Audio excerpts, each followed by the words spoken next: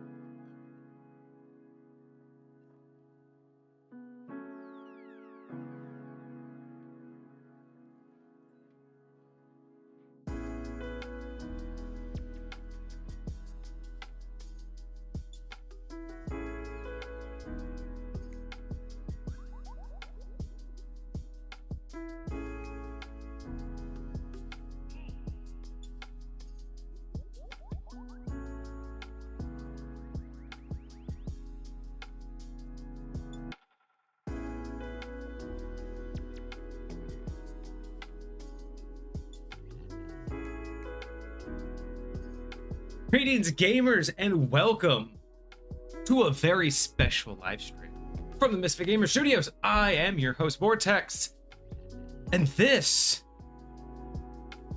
is OneShotRivals, the very first of its kind. We have created a game, and it is finally ready for you to test, and let us know how it works. It is so far beyond what we showed you before in the concept testing that we did last year. Let's just show. Hang on. Let me get Kage involved. Can't leave out half of the equation here.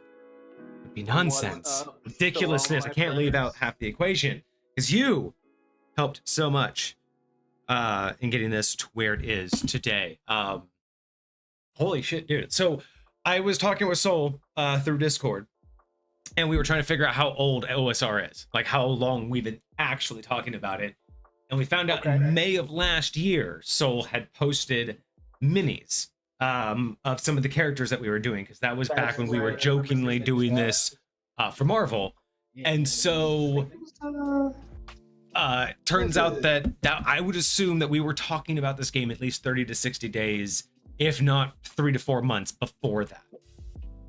So at bare minimum, we've been talking about OSR at least since February of last year. And then we had to take a break. We had to take a break, I think, in like September, October is when we hit that standstill where it was I could go no more until we got a proper developer. Yep. We have a product now. We have some, well, I want to call it a product. We have something. Prototype. We have an idea, and it works. It does work. Anyway, y'all did 2 races real quick. I gotta do a quick poll in chat because I need to know what y'all think. Because I mean, how dare I? Yeah, how dare you?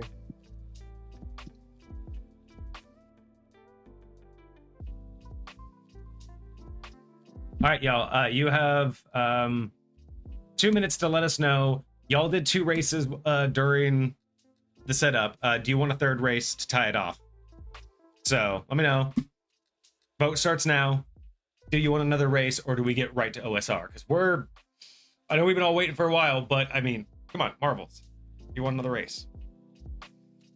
Let me know. Fair. Fair. Could I even do that? And put that like down there. Call it. Oh wait, whoops.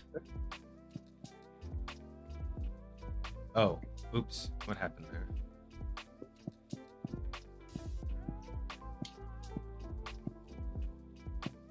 That's what happened. Okay, hold on.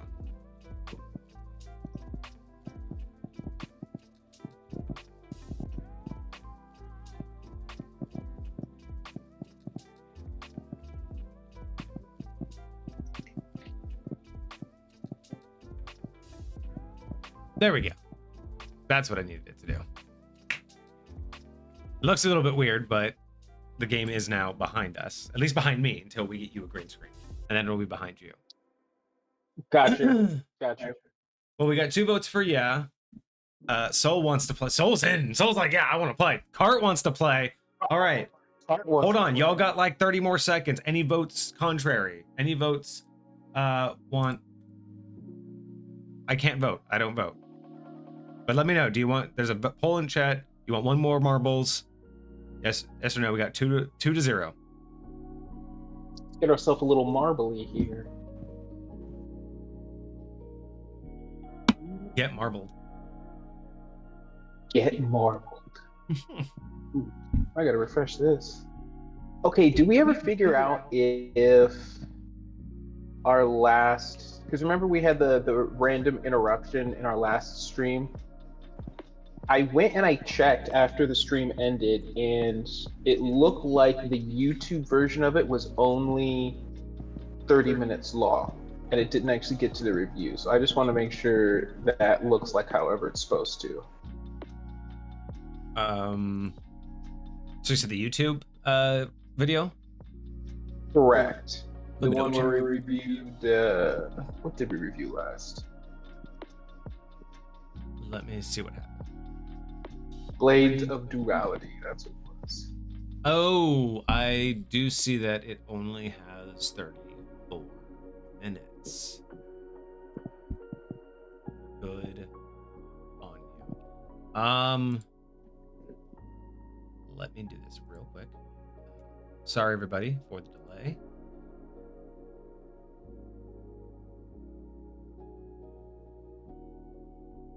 Hello?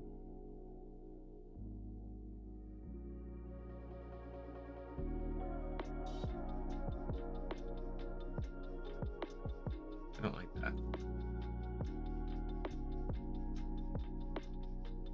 Can someone go to my profile on TikTok and go to my videos and see if they see anything? I'm not seeing any of my videos. Just tell me if, yeah, or no, on Twitch. Just go on Twitch to the profile and see if any videos, like our previous streams, show up. I gotta look somewhere else, but they should have been there.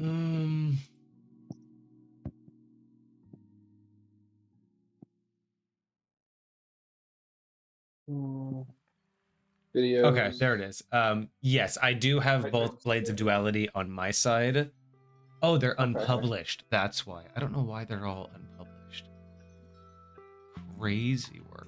I gotta check that. Okay.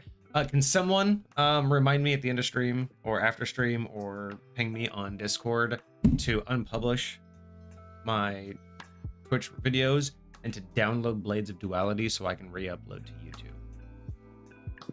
Got you.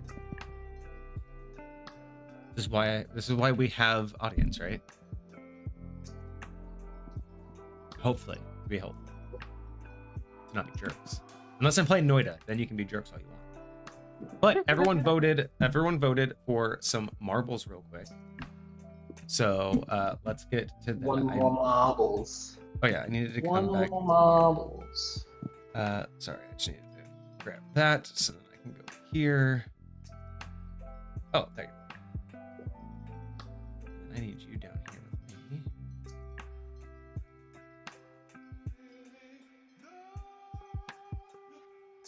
Except I need you in the game. I need you there. And you're gonna get really tiny for a second. That's cool with me. All right, cool. Next game, Castle Siege. Everybody! Exclamation point! Play. Who wants to get in on this? You were too quick, Cart. Do it again. Do it again. There you go. Kage got it. Soul got it. Cart. Hello. See, there's a delay. Is there a delay in the screen? Oh, there we go. There we go. There we go. Cart got there. Cart got there.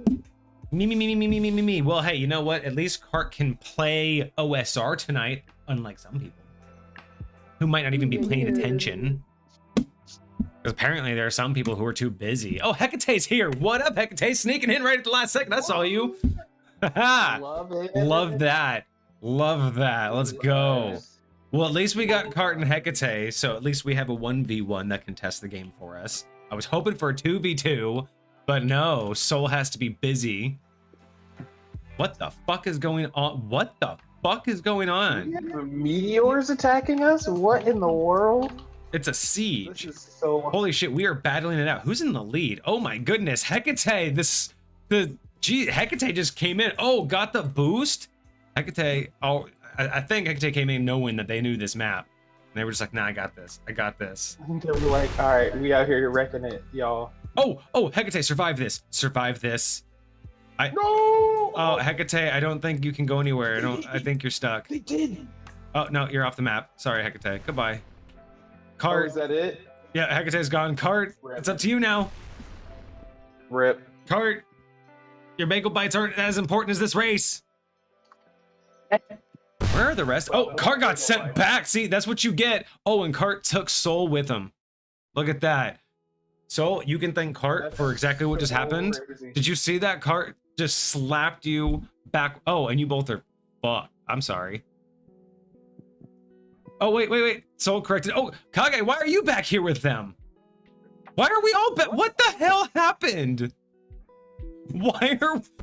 Oh, no! Oh, no! What the fuck, yo? That's so wild. Yo, these explosions are absolutely bonkers, dude. What a map to end it on. We're all stuck. We are all stuck, but hey, you know what? It's okay. We'll get to our game next. Everyone wanted the final. Everyone, you know, when you play something like this, you got to have the tiebreaker round. You know what I mean? Do a tiebreaker round, and then we can get to the fun stuff. But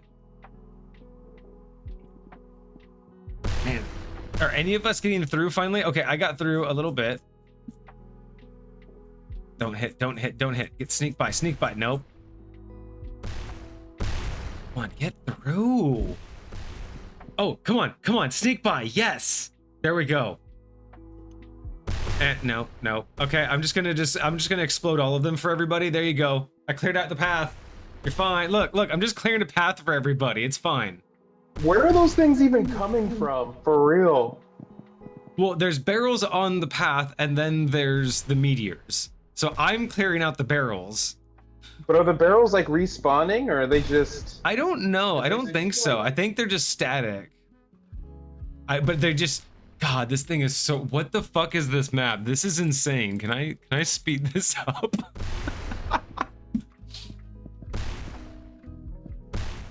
Oh, I'm dead. Goodbye. Oh, I can tell you, I joined you. All right, y'all. One of you has to decide how to get through these. So whoever made this map is truly just, that's it. Diabolical. Whoever made this, diabolical. Absolutely evil individual, just wants to watch the world burn. They're gonna make it, they're gonna take forever so we can't even get to OSR because of this map. Well, it looks like this is the whole stream, you guys. Sorry about OSR. We'll get 4.5 hours later, we're still gonna be on this damn bridge. All right, I give it like another minute and a half, and if no one makes any progress, except Cart just made a bunch of progress. Okay, come on, Cart. First person to win, we end this map. We're not gonna have everybody have to win, because... Wait, hold on. How long is this bullshit? You're telling me y'all have to go... Can you walk wait. again? So the barrels end, or they're just not spawning until the things get here? So that's it. That's it. I don't know if the barrels are going to keep spawning or if they're almost done. But it's just a straight shot. It's literally just seeing how long it takes you to get through these freaking barrels. That's so crazy. I want to know what this red line is doing. I don't know if it's doing anything. I mean, unless that's like the thing that pushes the ball forward. I mean, Cart's almost through, but then got set back. That's wild. Let's see. Come on, Cart. I don't know. Should we just end this here? Do we want to give? Does anybody want more time on this? I feel like it's gonna Cart's be dead. Cart. What? Cart's dead. Yeah, it's too easy to get blown off. Like this map was not meant to be beaten. I think we can just cut it here. Then I think Soul's the winner. Soul's in first. As Soul beats the map, I'm gonna. Oh my fuck! You're kidding me. The Soul just about to like fucking just speedrun the map now. And I think you were right. I think the barrels spawn as you go because there's a bunch of barrels that I don't think were here before. All right, come on, Soul. Keep going forward. You're almost there, dude. Soul's gone. Soul's back. Soul's gone backward. No, other way, Soul. Other way. And you're just sitting. Yeah, you're just sitting here, man. I feel like the only reason I would potentially win is just because I'm the last person alive. Like that's it. Yeah, no, okay. We're gonna call it. Sorry, everybody. I guess we'll call Soul the winner. And we're just gonna call that. All right. Soul? So we're gonna pop up here.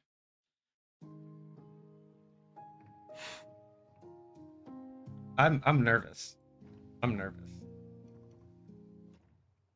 Bro, what you mean? We got this. We got this. I'm nervous, man. Mm-mm. All right, we'll give this. We'll give it 100 rounds. I don't. Well, no, we'll give it 60 because last time we don't know how much. How many people shout out in chat if you are going to be part of the beta test?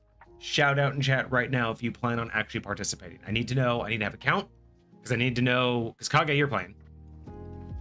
I'll play. Absolutely. I can play a character if needed, so I will fill if necessary. But I need a shout out. Just let me know in chat if you want to be part of the beta test. Because if you do, I also need to whitelist you on the website because not everybody can just log in and join just because you create an account. I have to personally whitelist everybody. If they've been whitelisted for gaming with us, does that count, or do they That's need different. to be on a different This is a completely different whitelist. Okay. This is a manual whitelist that I have to currently do in the back end of the game. So, shout out in chat.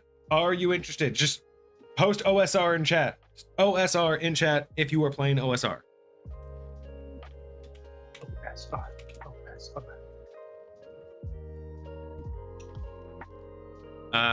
And if no one's going to fucking type OSR, then this entire stream was a fucking waste. And then you know what we can do? We can just show it off to anybody who actually is watching, and then we can go bounce and do something else or go fuck off and play a different game.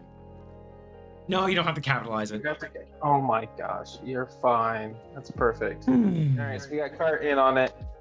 All right, so you and Cart can do a one-on-one. At least do the beta test just like you and Vixie did. For sure. I'm fine with that. Here for that. I'm here for it. All right, Cart.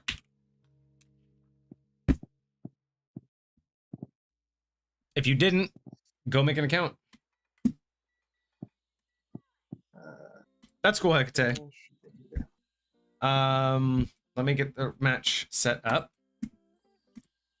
I will set it up for a 2v2 since it's only going to be you two. I'm not going to allow team select. I'm gonna make that random. I think that'll be fun. Like who's pushing and who's defending? Yeah, you both are going to select your character, and then you're going to find out if you're Well, okay. How do you guys like that? Because right now the way the game is set up is either you select if you're attacker or defender, and then select your character. Well, simultaneously you select both, or everybody selects their character, and then everybody's divided equally between attackers and defenders. So you don't know what side you're going to be on after you've selected your character, or before you select your character. Personally, I like knowing whether I'm attacking or defending. That's fair. When I'm selecting my character, but I'm for sure down for either, especially with this format. I mean, since it's just the two of you, let's just do the easier one. Just make sure that you both are. I will let you both know, and make sure that you guys are on different teams. We will do the hybrid model. I like that one the most. I mean, because yeah, I really don't think the other models will ever even be, beneficial, right? Like, I don't think the other models. The problem is they're both dependent upon whether or not they're currently in the hex. The hybrid model is the only one that makes sense. So we're just going to keep that model. Yeah, I think I'm probably just going to delete the others for now. We've tested the action-based ult system. Do we want to do the damage based and see if actually, you know what, let's do that in this round. Let's test the action based again and see if you both still feel, or if you and Cart feels the ults charge too fast, and if they don't, we'll move to the damage based system and see if that actually feels better. Oh, like if we get it too fast? Yeah, fair enough. I'm actually happy that you are doing it on your phone. So Cart, explain your situation. Are you both watching the stream and playing on your phone? Or are you watching the live stream like on something and plan on playing on your phone? Oh, you're doing both. Okay. That's going to be rough. Definitely be interesting. That's going to be rough. Too crazy. It shouldn't be hard for you to see what's going on. Well, because luckily that's where the narration phase differs, because once the narration phase happens, Cart can easily just change tabs. and watch the stream and listen to the narration. And then as soon as I say, hey, I'm going to start the next round, they just have to switch back tabs and be ready. And see, this is why I think it would be cool to have like a link to the stream in that window. So you can just like tap the link and just take you there. But, Yeah. I mean, on your phone, like it's easy as switching apps. But then again, you'd have already been on the stream before the game Mhm. started, right? You wouldn't be coming to the stream from the game. Yeah, fair enough. Okay, so cool. So we'll do action-based. Oh yeah, perfect. I forgot. I forgot right at the end there, we added the ability for me to actually adjust how ult charges work. So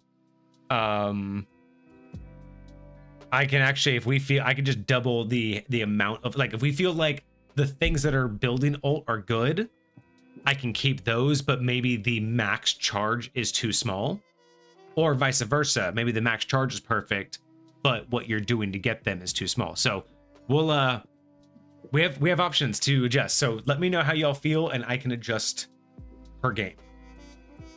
We are going to allow respawn, and I think for right now, we are going to start, I think 4, because we're still in the early phases.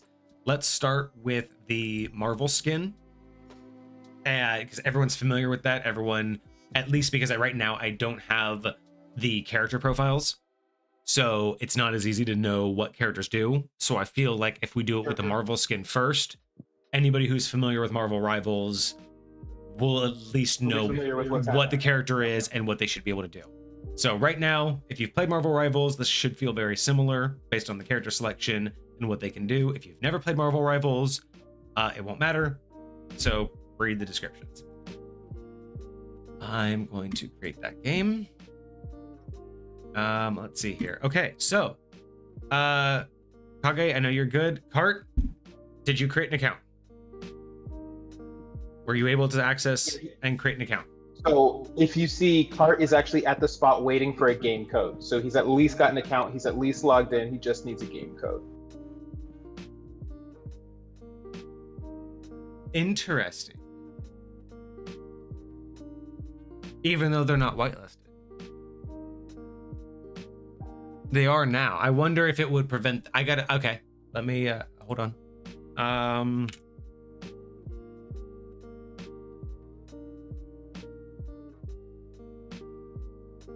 So the part of beta testing, gotta take notes, right?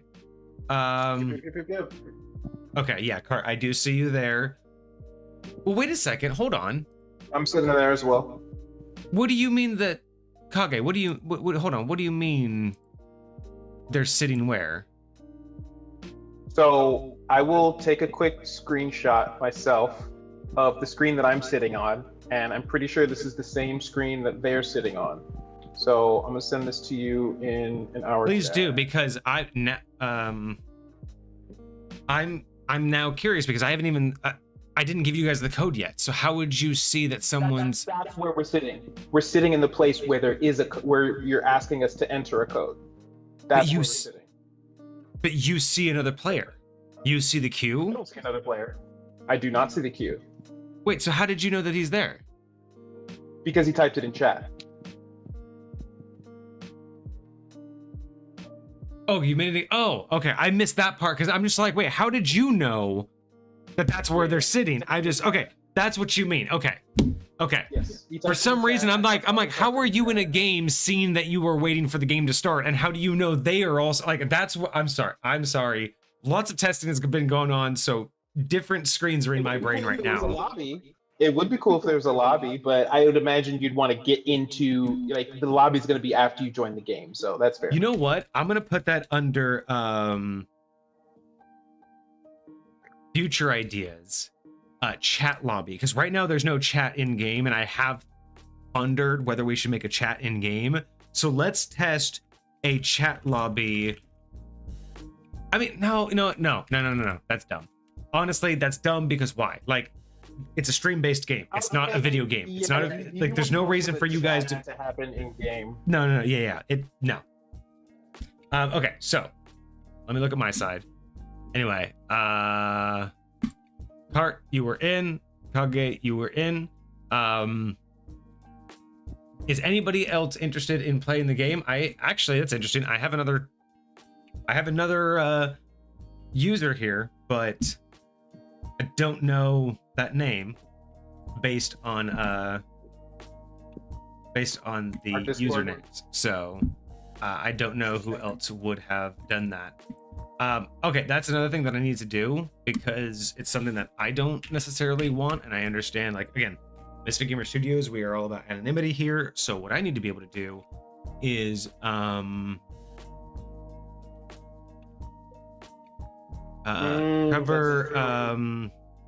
that's true. So in admin mode,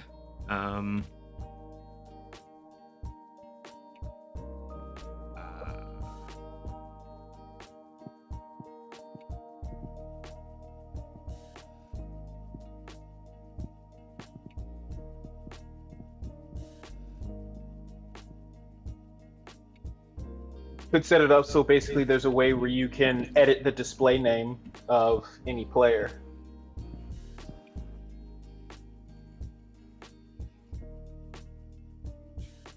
Okay.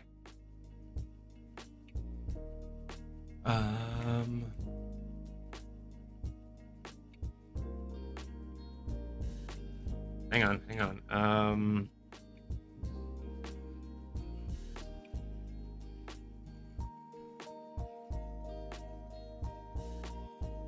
Okay, so I'm gonna offer this option because I didn't think about that before.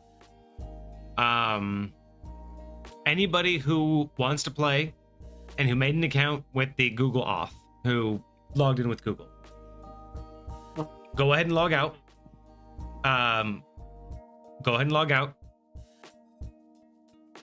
Because right now there is no safety feature for usernames, and I need to add that. So I've just added that as the note. As right now, if you were to create an account with the username and email, there's no email verification. It just creates that username and it's just in email format, and you're allowed to log in.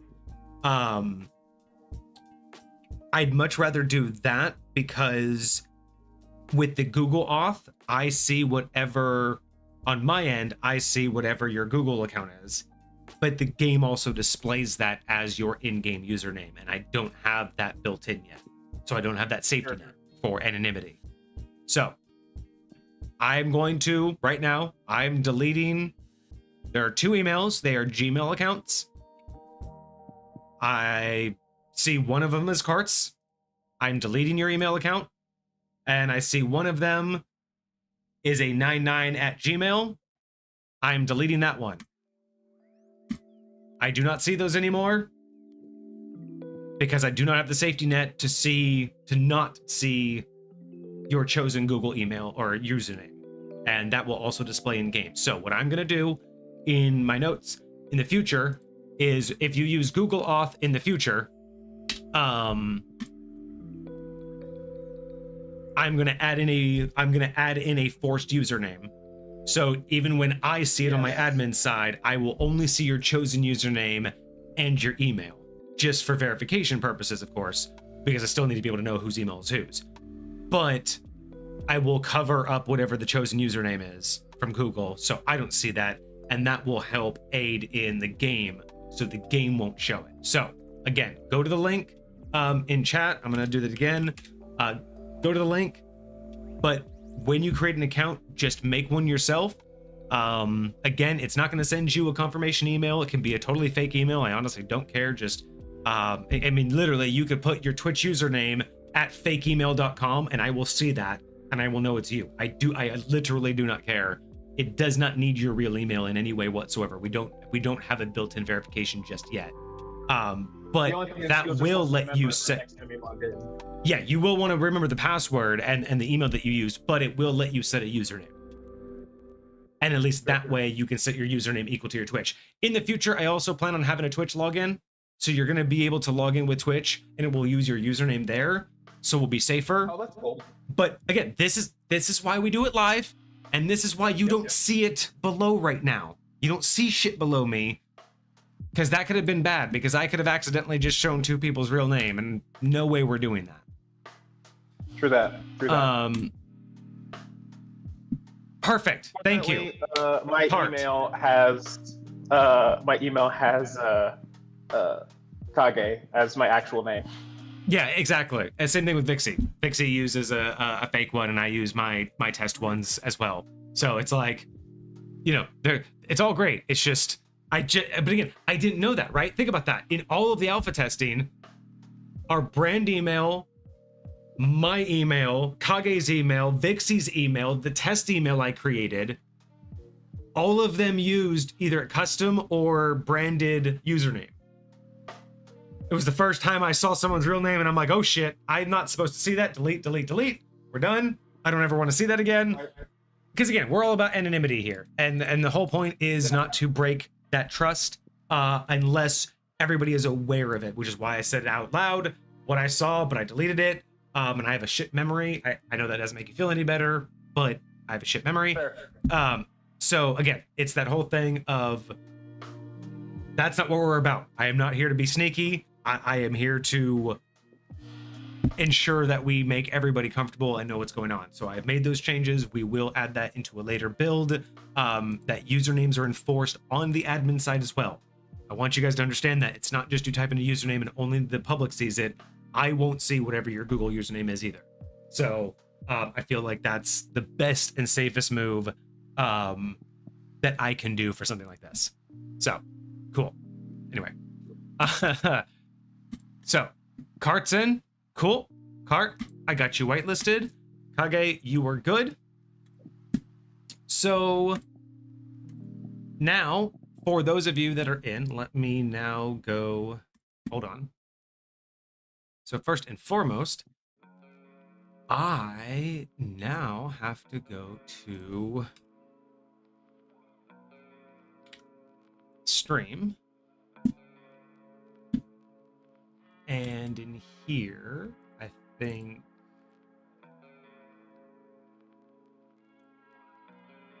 no, sorry, that's just your face again. Yes, it's that one. Luckily, it wasn't the other one, which is my admin portal. Boom. Cool. Okay, so all I have to do with this a little bit, I just gotta do a filter real quick.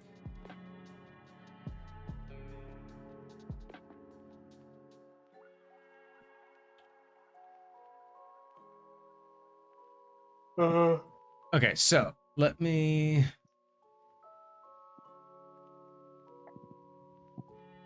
Let's see.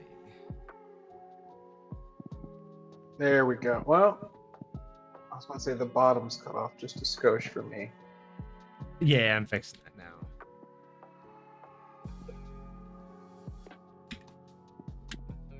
Okay, there we go. And then. Oh, did you ever get the stuff to display backwards? If you know what I mean? The resolves? Yes. Cool. Bad. Let's. Okay. Let's do. Oh, hold up. Hey. All right. So bottom and then right is. Yeah, that's pretty good. Left can probably be.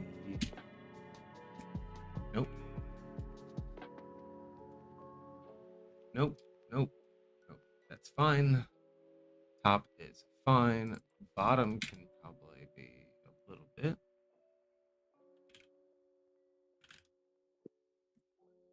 And right can probably be. Oh, yeah.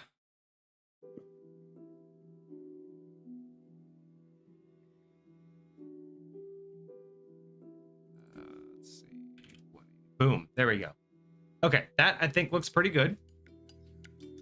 Yeah. On yours, can you see the cart?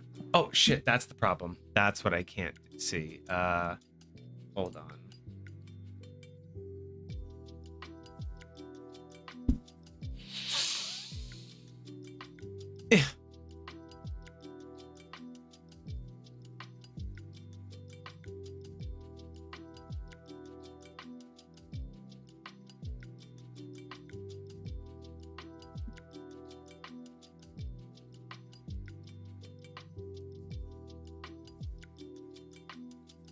It's not great that it's like that though. That's unfortunate that it has. I mean, I guess what I could do is now just scroll it.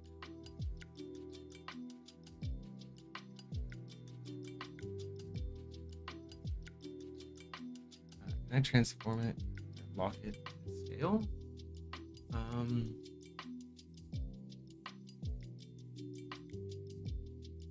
I mean, I kind of like this better, where it's like full screen, and then like you and I go back down to the bottom, like we were when we were doing marbles. Oh, okay. Let me hold on. Because having the bigger, being able to see like the map bigger, I feel like is super valuable.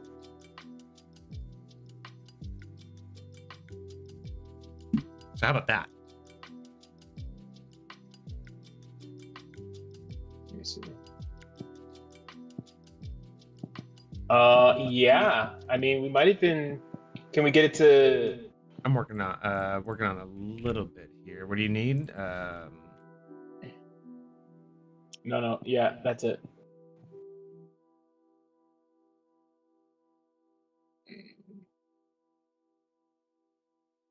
Boom. And then what I can do is transform. Bam. Let's go. And because my green screen, and I'm in a perfect position. Yep. Let's fucking go. This is perfect. This is perfect. This is absolutely perfect. This is exactly what I was thinking. Exactly.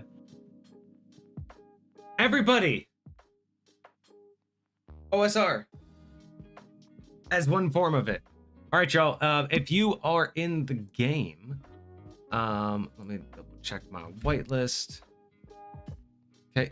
Cart is good. Session is good. If you are playing the game, code is in chat. I didn't move chat.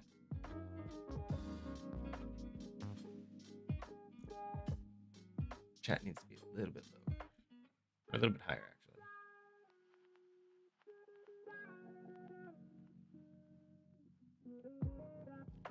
There we are.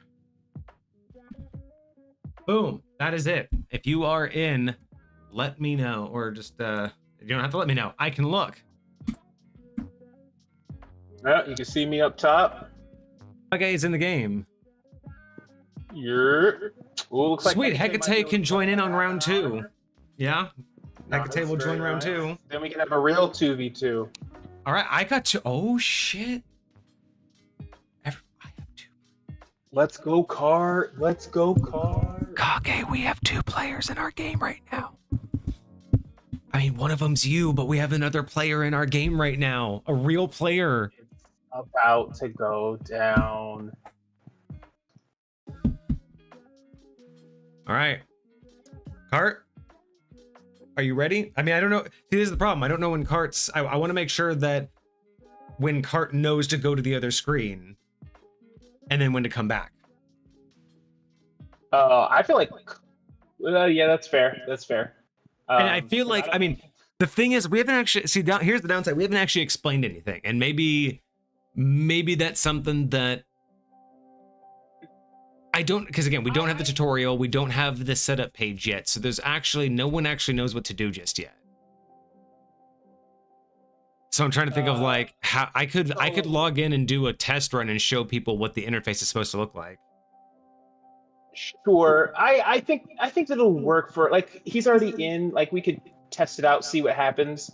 My biggest question is, when Cart is looking at the web app, can he actually hear us? If we're talking. No, so during the planning phase, but see, here's the beautiful. Once Cart's done during the planning phase, it will tell him to come back to the stream when he's done. So luckily he won't hear anything and he'll just drown out and everything and focus on the game. So again, should be pretty simple. Here's a very basic rundown, but again, we'll probably go through a bigger tutorial live on stream, but Cart kind of wants to get into it. So, and maybe Hecate will be able to watch. But what's going to end up happening is you both are going to go through a character selection. You're going to choose attacker or defender. So Cart, post in chat which side you would be like to be on. Attacker moves the payload forward. defender tries to stop the payload from moving forward. You're going to choose your character and what side you're going to be on. It is going to be a 1v1, so don't worry too much. I just need to know what side you guys are going to be on. The map is going to start in the default mode. So you're going to see where you are on the map, and it's going to have a highlighted grid around you. That's your movement space, right? So it's going to show your hex, and if you see a blue highlight, that's how far you can move. On the left, you would see a bunch of your abilities. Normally, you would have to click the ability. Then when you look at the map, you'll see a highlighted area that shows the range of that ability. So think of, virtual D&D. The problem is on mobile, that's very cumbersome to scroll, click, scroll, look around, click the map, because everything's on the map. So when you get in, at the top right of your screen, at the top right of the window, when the round starts, there's going to be a toggle called tap mode. I specifically designed this mode for mobile. So what this mode's going to do is, normally you would see your character with a big blue highlighted area, and that's your movement speed. In tap mode, you're not going to see a big highlighted area. What you're going to see is a bunch of distant hexes outlined in one or more colors. And once you look over at your abilities, you'll see that all your abilities have a color assigned to them. So this is a much quicker way. Once you know what your abilities are, you can look at the map and at a glance immediately know what the max distance of every ability that you have is. When you click a hex, it will immediately pop up a UI showing every ability you can activate on that hex. So if it's within your movement, you can click it and it will offer you the option to move. And if you click it and you have an ability that you can activate within that radius or within that hex, it'll be there. So tap mode is meant to use directly with the map always, once you know what your abilities are. The basic mode, you have to tap the ability and then tap on the map. So that's the two things that you can test. Tap mode is meant for mobile, but it's also nice on browser. The one thing I will say that I have just thought of is that in tap mode, your movement isn't as obvious. So I need to add an outline for movement radius. So keep that in mind. But your movement is usually 6 hex. So keep in mind, it should be 6 hexes from where your character is. Beyond that, hopefully everything else is intuitive. Post all questions, comments, and feedback in chat, or join the Discord and let us know there. I'm going to switch over now to the character select. So Cart, at this point, you can go over, select your character. Cart says they are going to be on defense. So Kage, you are on attack. I will know once you've selected your characters. So feel free. Well, okay. Once you select your character, just wait a minute. Don't need to come back once both of you have chosen. I will start the first round. And again, your map will light up. You will have 2 minutes to act. Once you've used up all of your actions, it will automatically end your turn. Or if you're done and have not used all of your actions, at the top right of your screen, there's a done button to let me know that you're done. Actions are labeled as primary or secondary. And then movement is free. You have a primary and a secondary, or 2 secondaries is your action economy. So you can move and attack into a secondary, move and do 2 secondaries, and you can move, attack. You can do it in any order that you want. But keep in mind, this is the downside of being on mobile versus browser. Browser has an advantage. The initiative, the order in which things unfold in the round, directly correlate to when you, the player, chose to do it. So when you click on the map and say, I want to move there, the moment you do that, that movement is in the initiative tracker. If you take 2 seconds to then say, I'm going to attack, but then Kage attacks you within that 2 seconds, his attack will go off before yours. It is directly based on when you two were touching the map and actively interacting with it. I think that's the best I can do in terms of what to expect. That's great. All right. So, Cart, if you've heard all that, now is a good time to go, because you are about to select characters. And again, don't come back until it tells you to. Until your screen tells you to, head on over to the character select screen, and we'll see you in a few minutes. And we'll do that in 5, 4, 3, 2, 1. Game start. So alrighty. they are now. So you'll see on for the stream, you'll see up here, character selection is in progress. Right there at the top. I love that. So even the audience can know we are in character select. And both of them are unknown. Both of those should update when, yes, please do something that you have not done yet. Do, honestly, if you want, okay, we got one chosen. You're not supposed to know yet. Do Jeff for Soul's sake, because Soul's not going to get to play today. Soul's at D&D playing Pokemon. So both do it for Soul, but also make Soul jealous. Then do a flyer. Honestly, do a flyer. Try me a flyer. I haven't got to play with one, and I'm very curious about the mechanics and like how that functions. So I love that character select. You can see both at the top screen there. They both chose. They both lit up. I love that. Look at that UI. It's simple, but man, just boom. Y'all are up there. We know.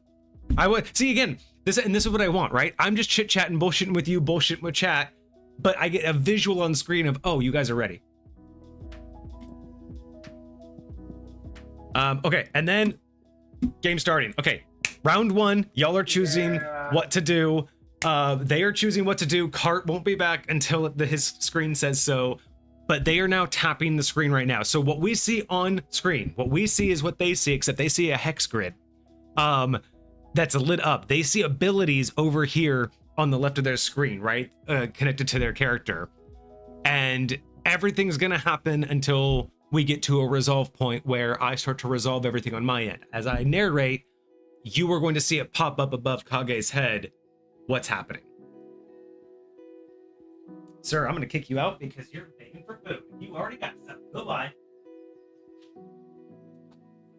I'm not going to deal with a begging cat for the next 2 hours. So curious how this functions. Which one? Oh, I shouldn't say. They're both still planning. We have another minute. I'm actually going to use the restroom. It'll automatically move to narration when you both are done, but I will be right back.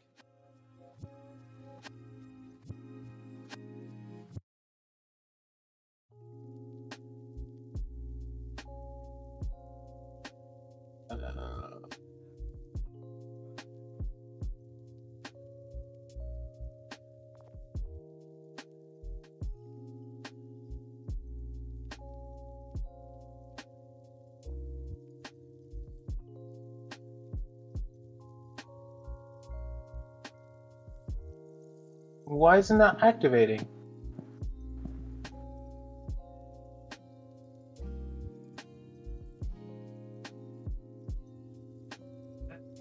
Freaking cat, so annoying. So, all right, we got 10 seconds. 10 seconds. So, real quick, Vortex, just so you know, I can see who he's chosen, and he can see who I've chosen looking at stream. That's fine. But that's totally fine. I don't know how to activate my prison, like the pyro prison. You have to have two blazing on the field first, and then. Oh, so I can't do it in the same turn. Correct. I have to wait. You have to wait till the next turn because it adds an extra round to them all. So the whole point is you put one down and it lasts for 2. The next round you put another one down, and then once that one activates, the first one only has 1 round left. But then you would activate Pyro Prison. Now it acts for another round. So it was a balancing maneuver. But yes, next round you'll be able to do your prison. Wait. So the thing that I put down was not the Pyro Prison. It was a blazing blast, right? No. I think I did the wrong thing. Okay. Yeah. If I can only do 1 per round, then I think you can do 2 per round, but it's not until the next round that you can connect them. You can't put them down and connect them in the same round. You have to put them down, wait for them to be on there. The next round you can activate them. But I haven't tested the fire line yet, so this will be good. Well, like I said, I think I pressed the wrong button, so I don't even think I put 1 down. So we'll see what ends up happening. But go ahead.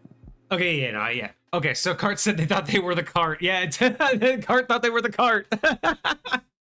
That's fine. But hey, you know what? Well, you said you wanted to be on defense. How did it feel though, Cart? Your first, dude, I'm so excited. So Cart, I mean, just say as much, type as much as you're willing to type, but just first touch. You were the first person who's not involved directly with the game's creation that has touched this. How did it feel? Like honestly, what was the interaction? Was it intuitive at least for your very first time? Did it feel good, or did it feel just like, what the fuck is this? Because it should feel new. It should feel different than hopefully anything that's currently available out there. That's my hope. I'm hoping that this is just different in a good way. Doesn't have to be the best. Doesn't have to be great. Doesn't have to be amazing. I just want it to just like be like, yeah, I'd play this again. And again, I know I'm asking a lot for the first 30 seconds of the game, first 2 minutes of the game, but sorry, I've been impatient. Do you wanna run through it while I was just letting Cart answer real quick. Giving me a base strong enough for me to attack my already sorry.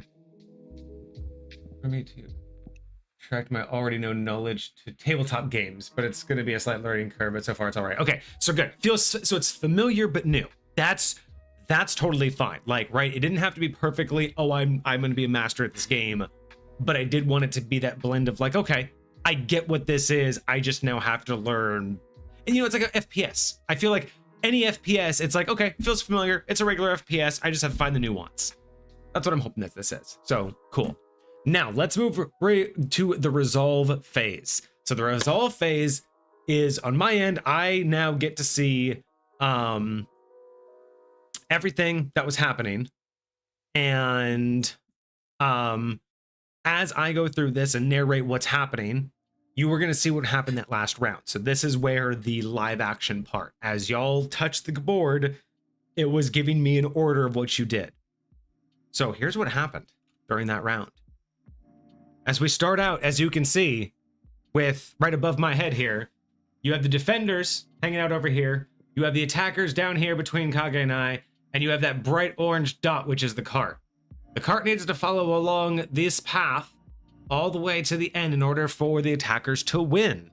These purple marks are checkpoints, meaning that once the cart reaches there, the cart cannot be pushed backwards beyond those points. So it's an opportunity for the attacker to at least have a resting stage. When they die, defenders will respawn in their defense, attackers will respawn in their attacking stages.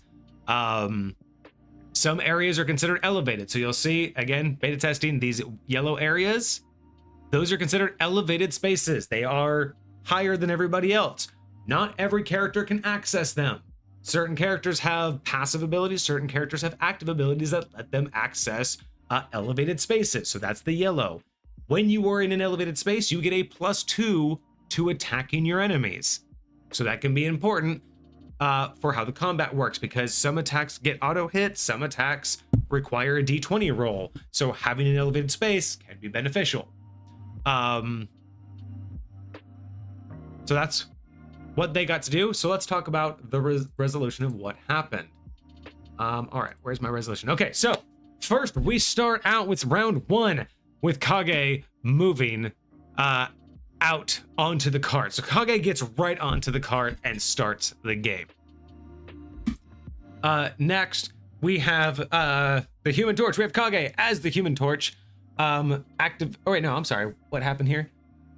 Kage moved first. Oh, sorry. Cart activated their dash ability, which I believe was going to give you extra movement. Wait, I'm sorry. Hold on. Yes. Oh yeah, rocket. Rocket, yes. See, that's the other thing. I don't have the descriptions on my side, so I'm gonna have to consider either learning all of the abilities. I should just learn all the abilities myself. You know what I mean? I shouldn't really work. Yes, but think about if you right now where you're at, if you could like hover over dash in the little display and it just gives the description. Like imagine it, or if you could just click on it and it could pop up a description. I think something like that wouldn't be a bad idea. Okay. Yeah. That's a good point. This is why we beta test. All right. So Kage as Human Torch moves on to the point. Cart as Rocket activates dash, and then Kage activates Fire Cluster. That's the ability that I don't think is the same. I think Fire Cluster is just a regular shoot, and the other one's the thing where it actually... Yes, Fire Cluster is, I believe, his main ability, which has like 3 attacks, and that's just his main fire attack. Yeah. So you shot that a couple times. Bam, bam, bam. All of them missed. Yeah, because I was trying to place them on the map, but... And that's why, so one of the things that we will be making in the future is even during now and before a game starts, there will be a character page where all of them will have character profiles. You'll be able to read up on them, what their powers do, what, you know, and then there'll be another page for like there is a guide right now, but there'll also be a how-to page where it'll actually show you like a mock screen of what tap mode looks like, what regular mode looks like, how to do it all. And we are getting improved. So hopefully improving how you see how the abilities work also improves over time. But then Cart moves eventually. So Cart gets out. Finally, we see that Cart gets out of the spawn. And that was round 1. So as you can see, everything happened based on how everybody touched it, right? So Kage was quicker at moving. Cart came out with the dash. Kage was able to attack, and then Cart finished off with their movement. So it really comes down to once you're familiar with the character, and again, this is designed to blend the better parts of an FPS, the dynamicism of a live game with that tabletop top-down TTRPG feel, right?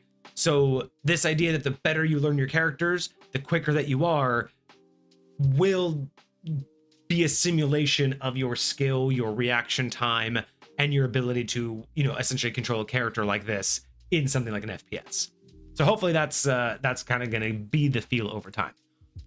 But enough talking. Cart, it is time for round number 2. Head on over and do not come back until it tells you to. As in, we will go to the next round in 5, 4, 3, 2, 1. Players, go act. You have 2 minutes.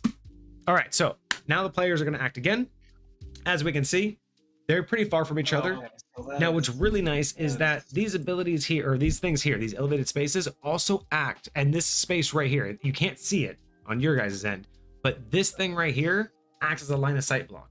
And so do these elevated spaces right over here. So when they're looking, if they were to look at each other right now, they wouldn't be able to attack each other because they have no line of sight.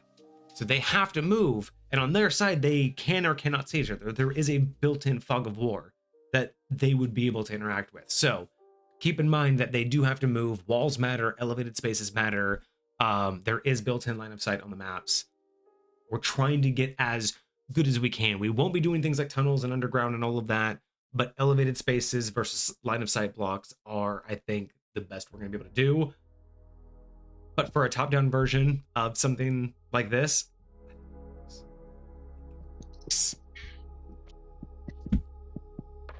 all right, we are still in the planning phase. Kage is done, which means Kage would be back again. Once they're done, they'll go to a page that basically lets them know to come back to the stream and say, yo, you need to, you know, oh, and there it is. See, look at that. Boom, boom, boom. Let's get to narrating, y'all. So, starting with this second round. Cart, hopefully you're back. But we'll go in to the second round. We start off with Kage as Human Torch setting up Blazing Blast. So, they put down a Blazing Blast. There were no targets, but now we have a zone placed. We will be updating the map, but as you can see on the map over here, we'll update it with the hex numbers. But boom, a Blazing Blast was placed way out there, well within their line of sight. Like I told you, he could have hit the enemy if he could have seen them. But because of these, Kage didn't have a line of sight, so placed it to the next best spot. Bam, got it right there. So threw down that Blazing Blast, and if you know anything about Marvel Rivals, that's that little cone of fire that it hurts if you go and touch it. It's hot, don't touch it. But it has a secret ability that he'll show you in a minute. But once that Blazing Blast came crashing down right next to Cart, Cart bounces out from that area. As he's passing by, the flame passes by his head, hits the ground behind him as he runs by. No worries, he's not worried about it. But he comes around and He knows where the cart is. He knows someone's on the cart because the cart is advancing. So what does he do? He comes around as Rocket and starts blasting the fuck out of the cart. That's exactly what cart does. Blast the fuck out of the cart. And here comes a bombard. And what happens? Oh, direct hits. Because we are on the hybrid system. So in this combat system, if the character that you are attacking, if the hex that you are attacking has an active token on it at the time your attack hits, it is auto hit. Period, end of story. Auto hits. If you attack a hex that had a character on it at the time that you attacked, but in the initiative count that character moved, it turns into a d20 roll. Now, so if you see something like an 8 roll versus 10 and it still hit, that's because it's an auto hit. But it always auto rolls no matter what. It always does a d20 roll for the potential of crits. So a crit is basically a headshot, gives you a little bit of extra damage. So with the bombard, all of those came right in because Kage was still there. Now the problem with this, and I need to make this different because I did this with Hulk. I did. No, not Hulk. I did this with Hulk, and I need to fix this. The second abilities need to guarantee a d20 roll. So the first one can auto hit because you were on the hex. The other two should be a d20 roll. Got you. I was gonna suggest that. I didn't know if that was too hard to program or not, though. No, I did it for Hulk. So cool. And third.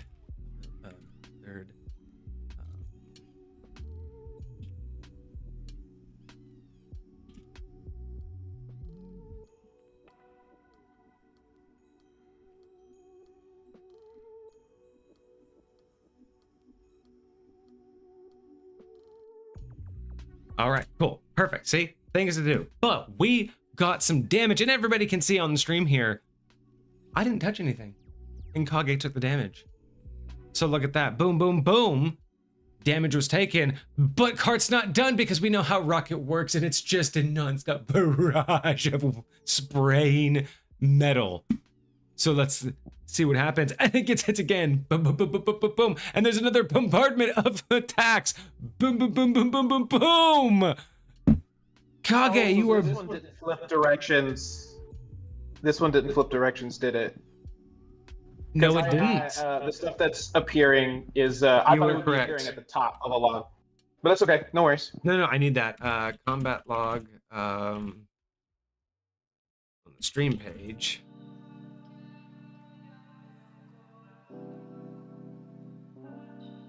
Perfect. Nope, that's good. We need that. Thank you for the point out.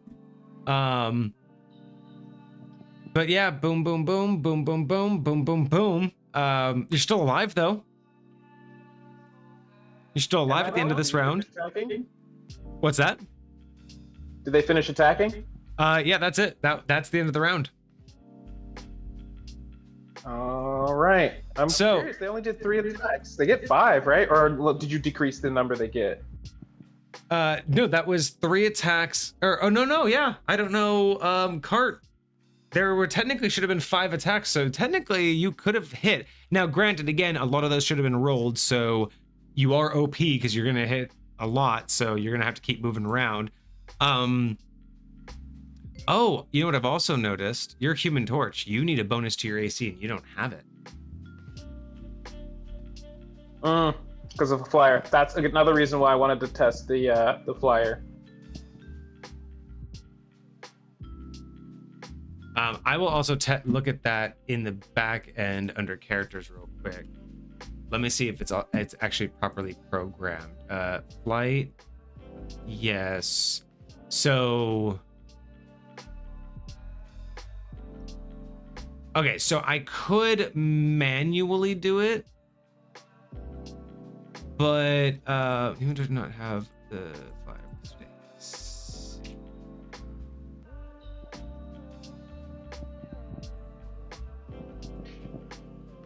Okay, cool. So that's fine. Yeah, I will add that to when the flyer mechanic is active, the +2 to AC automatically activates. Because yeah, everyone has a base 10. Certain things give you a bonus or a minus. Bigger creatures. Oh, actually, that's just a whole thing. let's see. So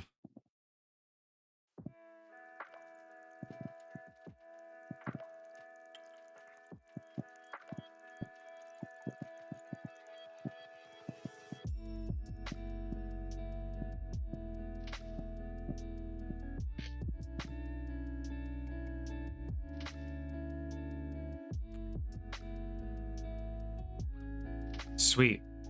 All the things we weren't able to test before, or just didn't think about.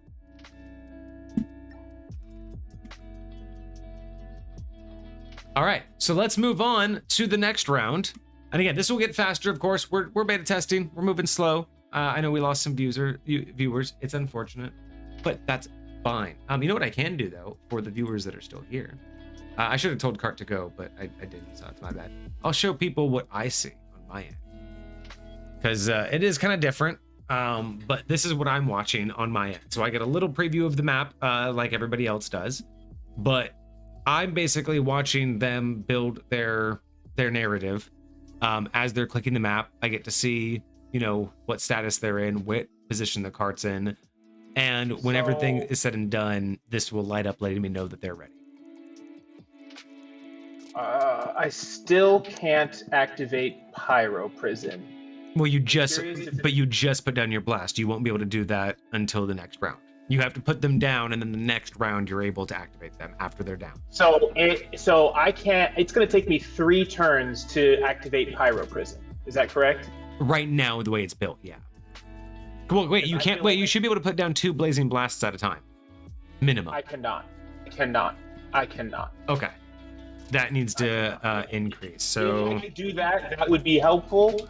But because, yeah, so I put down 1 last turn, I put down 1 this turn, and I was trying to activate my Pyro Prison, and was like, nah, bro. Again, let me double check. That's perfect. No, that's exactly the feedback we need.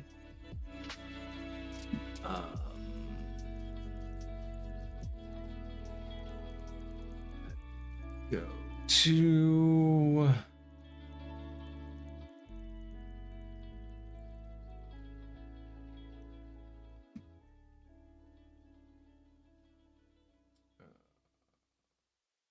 Torch, blazing blast.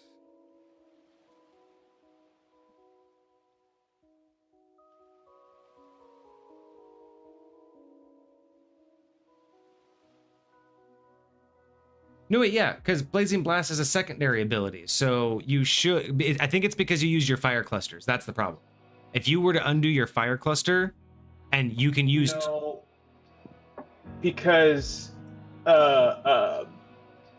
It's a free action. So as far as action economy, no, that's pyro. No, that's pyro. Blazing blast. You should be able to do 2 blazing blasts around because they're secondary abilities.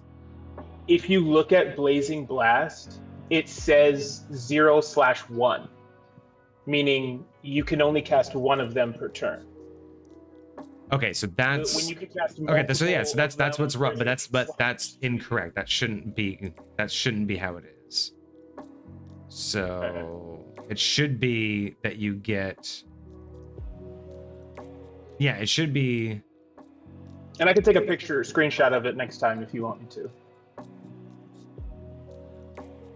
Well, I know. Okay, because the thing is, like, yeah, it's 1 per round, but it's also a secondary ability, so it should activate twice. Like you should be able to do it. Okay, so maybe I should see. Maybe the problem is you can do 2 secondaries, but maybe it doesn't think about doing 2 of the same secondary. Maybe that's the problem with the logic. Unless it says there's multiple of them, if that makes sense. Yeah. No, I think what it's thinking of is when you use it, it says, okay, you've used it and you only get 1 strike per round. But the problem is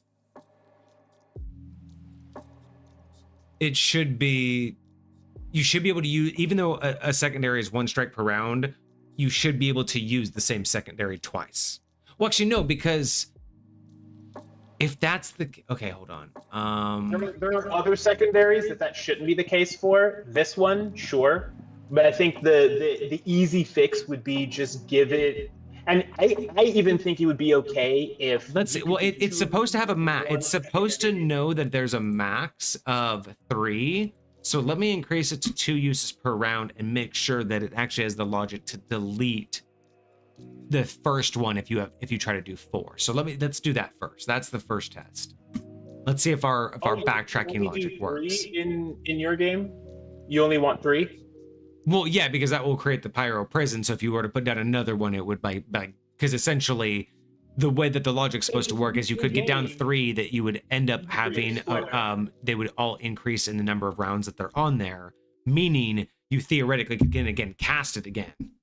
But the whole point is not to be. You can theoretically create a square. So you're saying you can only create a triangle. Yeah, the whole point's the triangle. Plus, I don't want the logic to break because again, pyro prison being a free action increases the rounds that they use, right? So if you were able to get 3 down and then connect them all, and it increases their rounds. If you were able to put down a 4th one, and then use pyro prison again, it would increase the rounds of all of them again. And then you could put in another one. So the thing is, I'm trying to prevent an infinite logic loop of, well, you put another one down and connected it, so they all go up a round. So the next round they're all up. So you put another one down and then connected it, so now they all get a round, right? Like I don't want to have to program out that infinite loop. So the idea is that max 3. I think I would see that being an issue with just 2 per round. But I mean, no. It's the problem with the max. It's the problem with the max on the map. There has to only ever be 3 max on round. That's where I'm confused. But it's fine. If you get it, then that's fine. No, it's fine. Run it however you want to run it, but yeah. So hopefully that will that should fix it. What I just did, it should make that work. I just don't know if that will activate this game or if we have to make a new game. So that's the other thing to test. I think last time when you tried to make a change mid game, it didn't take into effect until, because that's what we tried with that's right. earlier. That's right. So it'll probably be next game. All right, so I'll let everyone see what happens on my screen when I go through the resolve, because everyone got to see already what happens here on was supposed to be the main stream, but this is what I get to see. So I see that Kage is about to move. So he moves and I get to verify that it moved on the map. And then fire cluster. So I don't know who he's going to go after. I just know that he's going to do fire cluster, so it prepares me for the narrative. And then it says that he attacks Rocket with a fire cluster, gets a direct hit for 75 damage. And then I get to see the damage happens over here. And then another direct hit with another fire cluster. And another direct hit with the fire cluster. So look at that. They are basically at the same attack level. Now, here's the beautiful part is you both attack 3 times. You both did the same amount of damage. Now, Rocket does technically have 2 more attacks, but Rocket's is supposed to be a lot less accurate, meaning at least, out of the, 9 shots that he hit, 6 of those were supposed to be potentially misses. Have an opportunity to miss. Yeah. Whereas yours guaranteed hit. So hopefully you're seeing the balance in my head here of why I was trying to make these attacks and the damages work the way they did. Because while you both basically got the same amount of damage output, Rocket would have had 2 more shots with less accuracy. So it could have ended up being the same. Yes. And playing Rocket, you can take someone out if every single shot lands. It's just not very easy. So that's the skill ceiling aspect. How do you simulate FPS ceiling? For sure.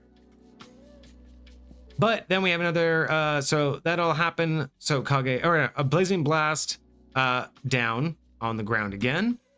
Oh, I wonder how, I wonder, I don't know if I don't think I produced a max length for Pyro Prison. So I don't know how big you can make, oh, okay. I'm just gonna make that as a question. Because now you bring, you're, I see what you did on the map and I'm like, like I'm looking at the, like how far these are and I'm like, that's exactly what you do in game. Like you can make a square around the entire point in the actual Marvel Rivals game and set it up so anybody who decides to go on point is taking damage. Okay. Okay, that's fine. Yeah, well, that's why I put it as a question. I'll put it as, actually, I'll even move it into the future bug. I won't put it in the bugs category. I'll put that as in a future idea of, do we want to make that a max size? But well, I like it. We're gonna test the OP-ness for now. The OP-ness. All right. So Cart shoots some bombards. Let's see. Oh, okay. So this is perfect, right? So the last thing you did, Kage, was move. but Cart had targeted where they knew you were. So this is where the D20 system comes into play. And you know what I just found out? You know how you just said that the last time I did a live update it didn't take place? Look what your AC is. Okay, very nice. So the live updates I just put in are working. So this next round, check your Blazing Blast. You should have 2 per round now. Let's see what happens. But as you can see here, so this is exactly what the hybrid system is for. If you attack a hex that has the player token, it's guaranteed to hit. If you attack a hex that a player just moved from, as you can see, it says dodge. Meaning Kage was there, now they're not. And just like in an FPS, you can shoot at somebody and literally the moment you click the button, they move. And that's what this is supposed to simulate. So it goes to a dice roll. You rolled an 11. Now normally that would have hit because everybody's AC is a 10. Except Kage's a flyer. So they get a +2 to their AC. Felt like that made perfect sense. So guess what? You skated by 1 point to not get hit. I don't think I'll survive because they got a lot more bombards to go. So let's see what happens. But I do think that's great. Although again, all 3 should have been rolled. You notice that it's they only hit you with 1, so they missed all 3. Versus if they hit you with 1, they hit you with all 3. That's a problem. Interesting. Yeah. Let's see.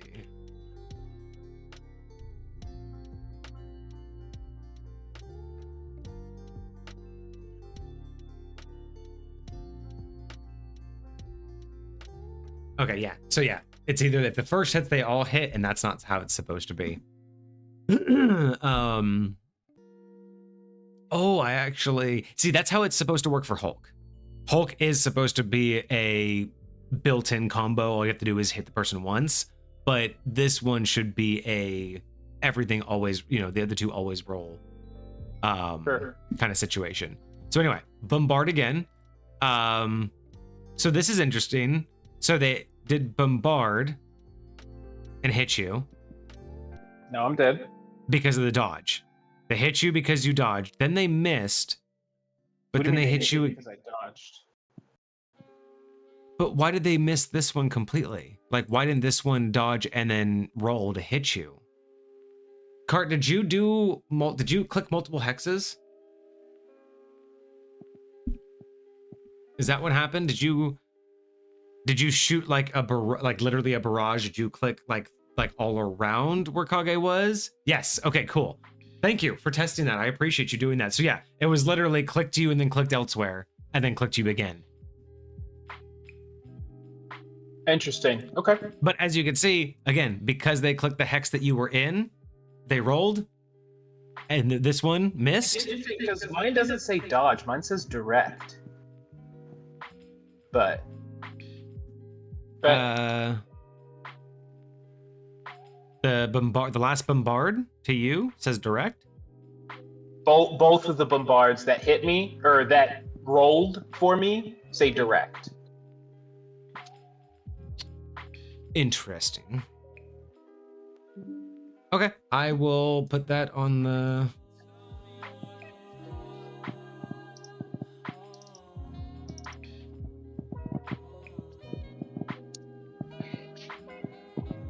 Perfect. I shared it with you.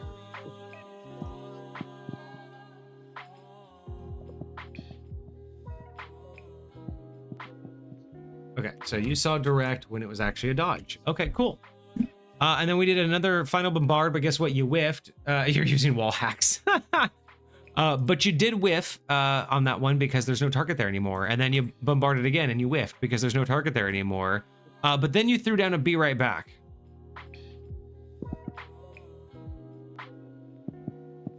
Not like he's gonna need it. I mean, he's almost dead. All right. Just gonna need it. So, we'll do, I guess, another round. I'll put that back there. We'll do another round. Cart, we'll see you here in a few minutes. Kage has to respawn. You know where he's going to be. Let's go. Boom. And now everybody can see Kage is back in spawn. By the way, Cart, Cart can't hear me. Cart doesn't know how to go near the be right back to get its benefits, but it's fine. Oh, the Blazing Blast does. You have 2 per round now? Yeah. All right, so do it and see if it deletes your first one, because your other ones are still on the map, but they should be gone this round anyway. Both At of least them? the first one. The first one should be gone this round. So see if you can drop the 2 and then do pyro. I still can't click pyro prison. Okay, wait till next round. Wait till next round and see what happens. Okay. And if not, I'll put it down that pyro prison isn't working. Hold on a second. I do want to change something though. This one to. I put that one first. So let me put this one here, I guess. Unless I did, you're on browser, right? Yeah. Put your mouse over Pyro Prison, like hover over it. There should be a UI that pops up. Does it say anything about a range? Nope. Okay, I wonder if the range, because I wonder if the range you can put it at is off, and maybe there is a built-in range, so maybe they have to be closer before Pyro Prison connects them. So try to put them within like a close proximity and see if that changes anything. You don't have to do that this round, just at some point. Well, I needed one more before, so it'll actually work next round, but it's fine. Figure it out. Gotcha.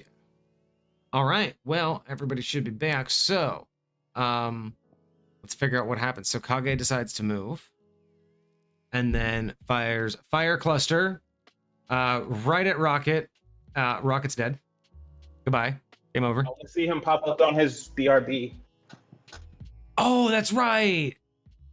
BRB should, yes. So Cart, this will be the first time we actually get to test BRB and make sure it actually is a spawn point. And then you move, and then you do a whiff, or you whiff and whiff, because he did. You whiff, and you put a blazing blast down. We have a let's see. Oh, I see. Okay.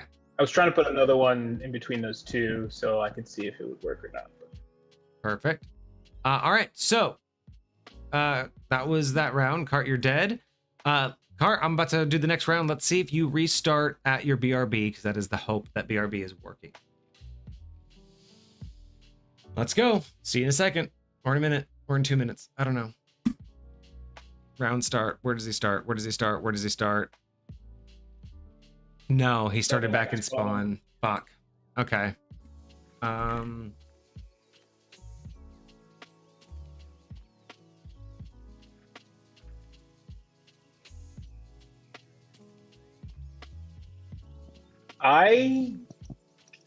So I have at least 2 on the field.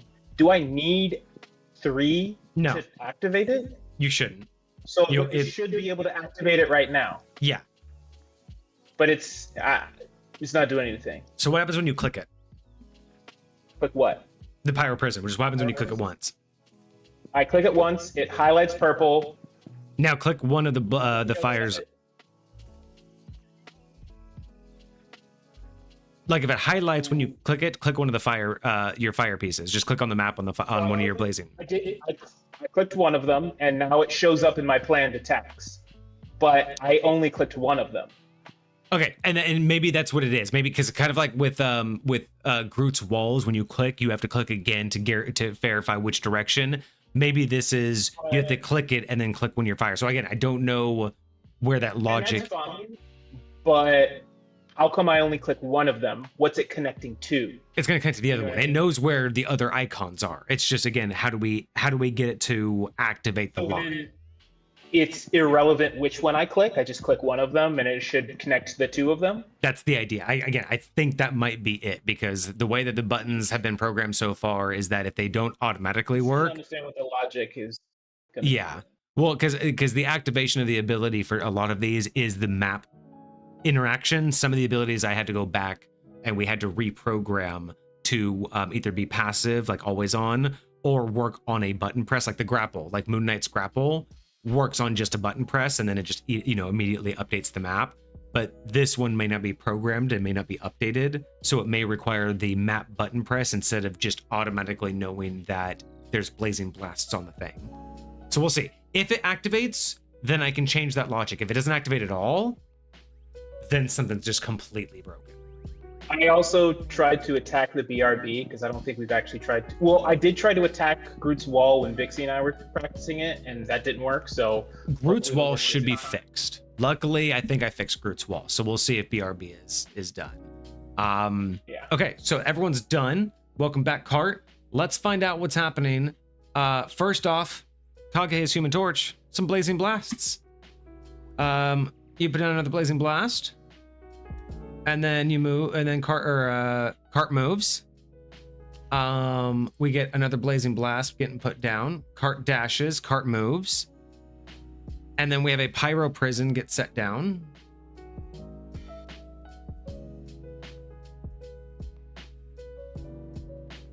Okay, so pyro prison is just broken. Cool, I will look into that and I'll figure out what's going on with the code for Pyro Prison.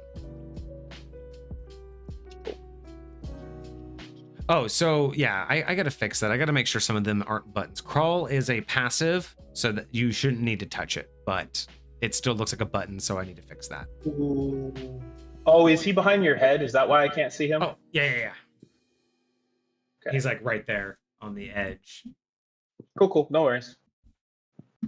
Now... Nice. So then you do a fire cluster and you whiffed. And then whiffed. Why? So that must have been stationary target. It's a stationary target. Okay, so okay, so I'm just gonna make sure that we check that all deployables are targetable. I know the walls are. I fixed that, but I need to double check all deployables are considered targetable. Sure. Okay, cool. Good. Testing. That's why we beta test. And then we do a rush ability where it gives you a bonus to your movement. But I don't think you actually moved. I ran out of time. I actually moved. All right, Cart, we'll see you in 2 minutes. It's back to the next round. This is round number 6.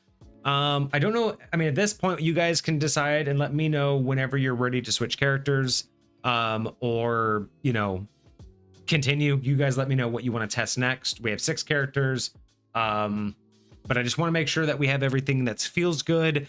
Do we have something here? Do you guys even enjoy this? Like, did I waste all my time and all my money and the last year of effort, or is this fucking a game? For me to get a real good idea, kind of similar to D&D itself, immersion's important. So a lot of the interruptions that we're doing for the figuring out of like what we want things to look like, once all that goes away and once we're able to like play a game and flow with the game, that like from start to finish, that's going to give me the best idea of like what we're looking at, if that makes sense. Actually, yeah, I got to learn how to narrate. I got to learn how much embellishment.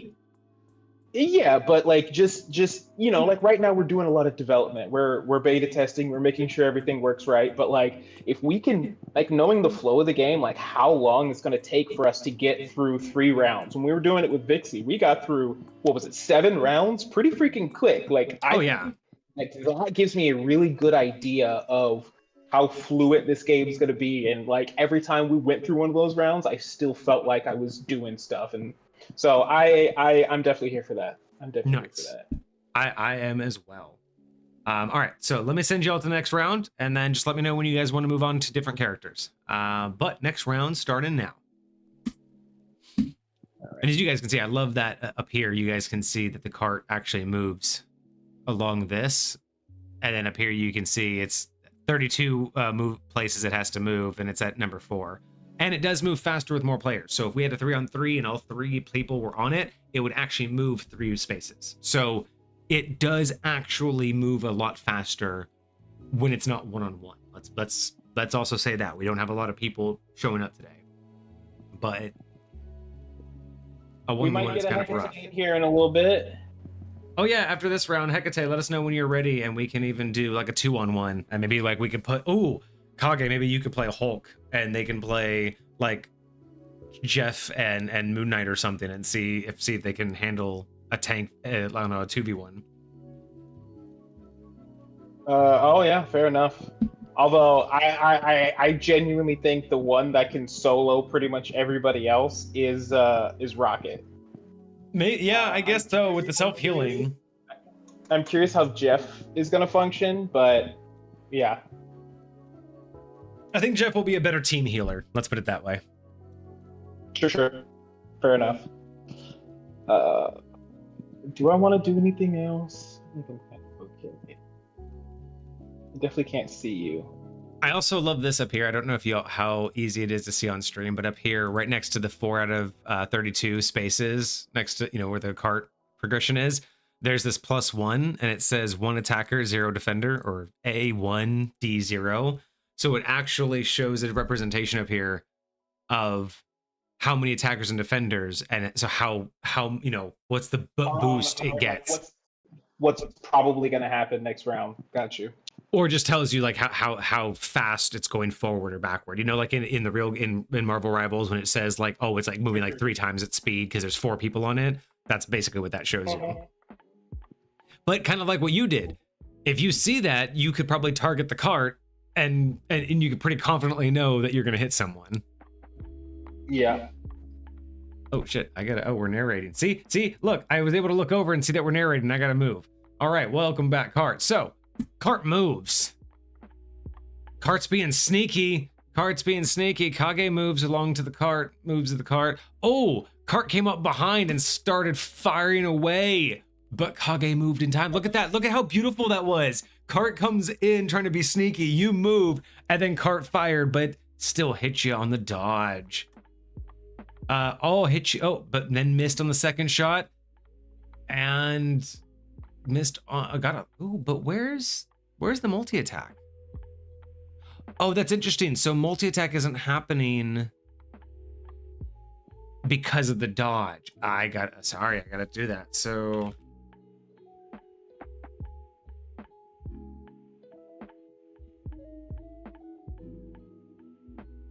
Actually, so how do you guys feel about that? So normally if you're on the hex, he guarantees hits you once and then has 2 more additional chances to hit. Whereas in this one, if it dodges, he only has 1 of 3 chances to hit. Do you think that's actually balanced? I like this better. I think this is more accurate to what a rocket would feel like. If a rocket is shooting a moving target, they're not getting a whole lot. If you're just standing there eating rockets bullets, then yeah, you're gonna get tanked. You're gonna get okay. So actually, we don't have to change that. So you get one. So you get one chance of 3 if you're moving, or a guaranteed chance and 2 potential chances if you're not moving. Yeah. Okay. So that's still for the first 2 hits, but then move for the second 2. Like I feel like that's okay. Across all 5. No, I see what you're saying. Because if I get that's. Because especially if you're going between 2 people, that's interesting. Okay, no, so that's one of those. That's what we call in the professional industry. That is not a bug; it's a feature. Right. Cart says, question: the BRB is not working properly. You said right, but if it does start working properly, does it itself as an item provide cover, line of sight for me, or no? So no. So when it starts working properly, something like BRB won't do that. Only walls like Groot's walls will give you line of sight cover and actual cover. But I will say that when BRB is working, it will activate as a spawn point. But if you activate BRB and get close to it, I think within 3 hexes, it will give you a shield, and it will give you an extra like 1 or 2 spaces of movement. So still use it. That still works. Just the respawn doesn't work. But BRB, the other aspects still work. So still try those out. But yeah, we do need to get BRB working with the respawn point. But yeah, so we're all okay with this, where Rocket, because it's 3 attacks per round, if you don't move, 2 of those 3 should be for roll. Otherwise, you only get 1 of the 3 for roll, because again, it's kind of like a spread shot, right? Only 1 of the bullets is gonna get a chance. Okay. So that makes him feel a little bit more balanced, because again, with as much damage, I mean, he can put out 75 damage 5 times is his max output. So that kind of makes him a little more balanced. 5 times, yeah. And we also know that he's a great healer, so that makes him not as, again, that balances him out against something like a Hulk. Because as long as Hulk's moving, this is gonna save someone like Hulk. Okay, cool. And then we get another bombard and another miss. Damn, so look at that. So this is the perfect idea of trying to simulate a first-person shooter. Look at that. We know that bombard can actually be pretty devastating until this happens. And it's just the fact that you moved, but he still got, but again, the hits weren't wasted, right? Just because you moved doesn't mean he wasted 5 actions. Sure. So that's still good. But we turn around and then we do another Blazing Blast. Blazing Blast. BRB gets put down. And then a fire cluster, and a fire cluster. I was shooting randomly. Maybe I'll hit him. I don't know where he was gonna. I mean, sometimes. All right, let's do another round. Let's see what happens here. You guys are both. I want to see one more ult maybe. So hopefully you guys can battle it out in this next round. And let me know how it goes. See you in a minute. I'm actually super curious what my ult would look like. I am too. We haven't tested anything else. If you're out there watching and you want to join, let me know in chat. Actually, I can probably check to see if anybody's joined.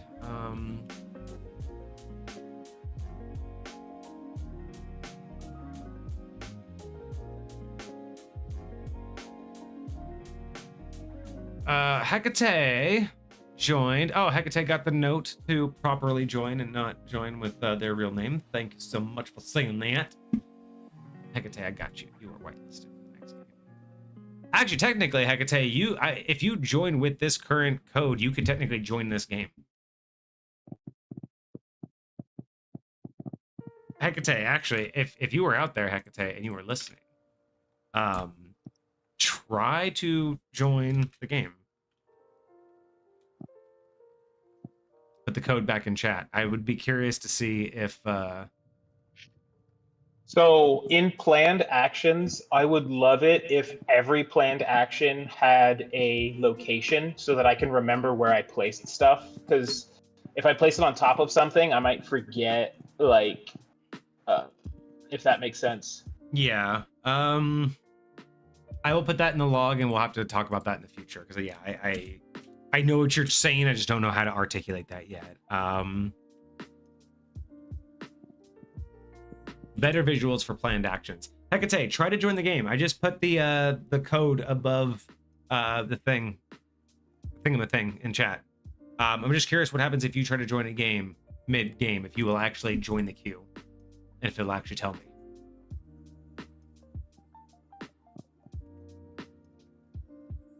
It might not. You might just say, it might just say that you've joined the queue, which is fine. But that queue is designed for a potential disconnect because the game's already started. But if you join the queue, if one of the two players disconnected, you'd be able to come in and actually like replace them. I mean, we could test that. We could have, you know, one of you quote unquote accidentally disconnect and have Hecate replace you. And see if that would feel any better. Actually have like 2 people. Hecate, are you on mobile or are you on browser? While we do that, let's figure out what's happening. So Cart moves. He's been sneaky. Does he get closer? So he's still not close to his he's still not close enough to his BRB, so he's not getting his shield. Oh, you're also on mobile. Okay. Might be a little bit easier mobile on mobile. You do Blazing Blast. And then Cart shoots and gets a hit. So you take some serious damage. You move. Oh, this right here, y'all. This is I'm gonna do this one because it's a little bit easier to see. This right here is exactly what I built the game for. This initiative tracker, the way I made it, is exactly how I want the game to feel. Exactly how this worked. Cart moved, knew exactly where to shoot, right? Knew exactly where you were, Kage, but moved. You fired your thing because you're busy, right? You're doing, you know, think about that. Think about the real game, right? You're like, oh, I'm going to do my Blazing Blast there. And then you get shot in the back. So Cart moves, you're doing your thing. You get shot in the back, then you move. Now, granted, you didn't move because you got shot in the back, right? But you're like, I do my Blazing Blast. And as you're moving, you get shot.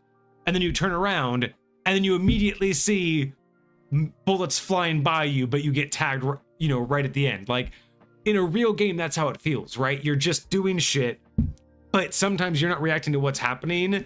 Just what's happening is also happening while you're reacting. And this is why I wanted this, how fast you type or how fast you click matters, because this feels to me so good that you got direct hitted like that, but then the very next one was a miss because of the roll. All because you were able to move faster than Cart could attack you. Sorry, I'm excited that that fucking works. That's my jam right there. That's the reason why I wanted this thing to work, because this isn't just this isn't just a top-down tabletop. This is supposed to be like a simulated FPS, and I love it. My bad. Let me geek out on my own creation real quick. All right, let's continue, because Cart continues to bombard the area that you were in. So just missing you left and right, but got one hit in. I do like that though. I like that you're not dying, but oh damn. How did you get that last bombard? Like how did you get that direct hit? You must have been, again, see, think about this though. This is perfect, because Kage, you've talked about this, about predicting where someone's gonna go. Cart, is that what you did? Did you literally predict where Kage might go next? And just, because 3 different spots. I moved into 3 different places. Yeah, because Cart moved, then hit you, then you moved, then he hit where you were 3 times, but then hit you directly. So yeah, so Cart literally was like, he's here, but he might move. So Cart randomly selected a spot and hit you directly. I did not think that was going to be possible. I really thought that was going to be a rare, once in a lifetime occurrence that someone would predict where someone else was going to move. I mean, considering every character has up to 6 spaces around them, to predict one. But if you keep going, you might see it twice in one round. No, but that's what I'm saying. But I mean, I didn't think that was going to be possible, but seeing that in a beta test means it is, and I love that. I felt like he would continue to try to push the cart, but look, think about that's so fucking. I love that it worked. That's what. I'm geeking out, dude. I gotta not do this when I'm actually narrating a game. I gotta just like act like it's a thing. But one of those was a crit. So you'll notice you normally do 25 damage, but you did get a crit, which means you got a headshot. So you did 150% damage, which means you got 37 instead of 25.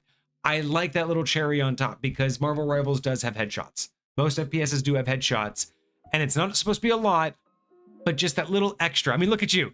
You're down to 13 health instead of 25 health. There, you know, it feels a little bit like, it feels a little more ouch, I think. You know, it's a little bit more like, oh, shit, I really am about to die. All right, but Cart dashes to get some extra movement. Kage moves again. Cart moves. And then we have a fire cluster fired out with whiffs. We have 3 fire clusters out, and then we have another blazing blast that comes in. And misses. Wait a second. Fire cluster. Oh, blazing blast. Blazing blast is down. Pyro prison still didn't activate, and they are closer. Wait a second. Why is one of them? Do you see that? One of them's highlighted different. That's probably the one that I activated Pyro Prison on. So did it code itself to where you have to? So if you, I wonder if you can build the prison yourself then. I wonder if you select which ones you want connected. I can't select more than one. So next round, select it. So select the one that's further away next round and see if those two connect. I want to see what the logic is trying to do to see what we need to fix. Sure. But make that your first ability next round is connect the furthest one to the one that's currently active, and let's see if it does it. Because if that's the logic, we can fix that. Like if the logic is working, it's just not quite there, it's easier to fix. If the logic isn't there at all, then I have to figure out why the current logic isn't working as intended. But okay, I like that though. I feel like this is really cool. I feel like it's a good round. We're not getting as much alts at this time, but I also think that we're not getting as much direct damage. Like we're getting a lot of misses, which is good. All right, next round. Hopefully we'll get an ult, and then we can do that, and then I'll check in and see if everybody wants to do a new round with new characters. But we'll see you in 2 minutes. Players, we'll see you in 2 minutes. So again, I got to think about like how to narrate, like just things I got to say to make it like, you know, consistent. On cooldown for some reason, so I can't activate it again, even if I wanted to. Okay, so yeah, we just got to figure that out.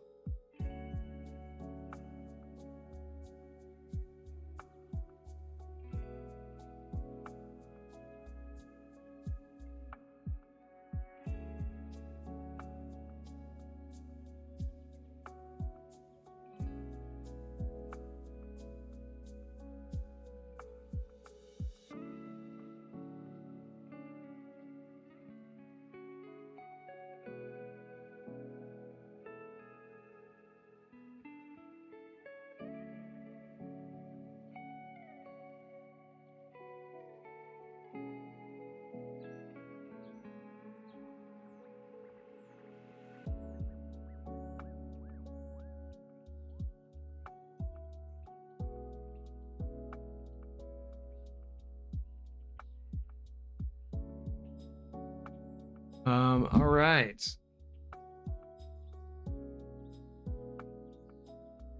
Oh, and we're already back. Wow, you guys went that fast. Okay, so let's start. Kage moves. Oh, you just got right up personal with him. All right, cart moves. Y'all are just running around each other. This is hilarious. You two went? What? Oh. we went so still. I was on my phone. You're just hanging out there, so he thought we froze. Wow. All right, so you fired the fire cluster. Oh, look at that. Because he moved, you fired fire cluster, but you did get a headshot. Dink. So you did do some extra damage. Did 112. I think what normally you do 75. So 112. Yeah, makes sense. Yeah. And then the dodge again, you got regular damage, and then dodge again. Oh, slap, slap, slap. He's dead. So like a flyer, you were just a bitch. And then you did flaming meteor for no reason because he's dead. But it did it move you, or did you do it where you were? I did it where he was, so I don't know if it should move me. I think that it should. Wherever the range of my whatever you call it is, but yeah. I can't believe he died before I did. I'm not even gonna lie. I got literally a sliver of health left. Although I'm not gonna lie, that is what happens in game. You get these 1v1s going on. Right? Okay, and I'm glad about that. I've got, you know, again, as long as it doesn't feel bad, as long as everyone's just like, damn, that was close. Like, okay, let's restart. Like, I'm just like, it's one of those, I really hope, again, and that's where the difference of, obviously, browser is gonna have an advantage over mobile, just like PC has an advantage over console. So, you know, there's gonna be those like things where not everyone's gonna have the same gameplay, but overall it should feel good. Did that give you your ult? Okay, so you have your ult. Okay, we're gonna do one more round or two. Hopefully you two can get near each other real quick. I want to see what Kage's ult looks like, and then we can switch up characters. So next round. Alrighty. Let's see. I can rush. Let me come over here. Let me supernova. I can only supernova in one spot. That's interesting. No. So I believe you activate it, and then you should be able to select where you go. It may not have a range properly, so you may have to select on the map where you want to dive bomb to, because you activate it and it will give you a dive bomb spot, right? So you're gonna move there and do damage potentially. Then you're gonna get tornadoes to activate on the ground. Okay, maybe I'm super confused. So when you click supernova, you're going to click on the map and that's where you're going to move to.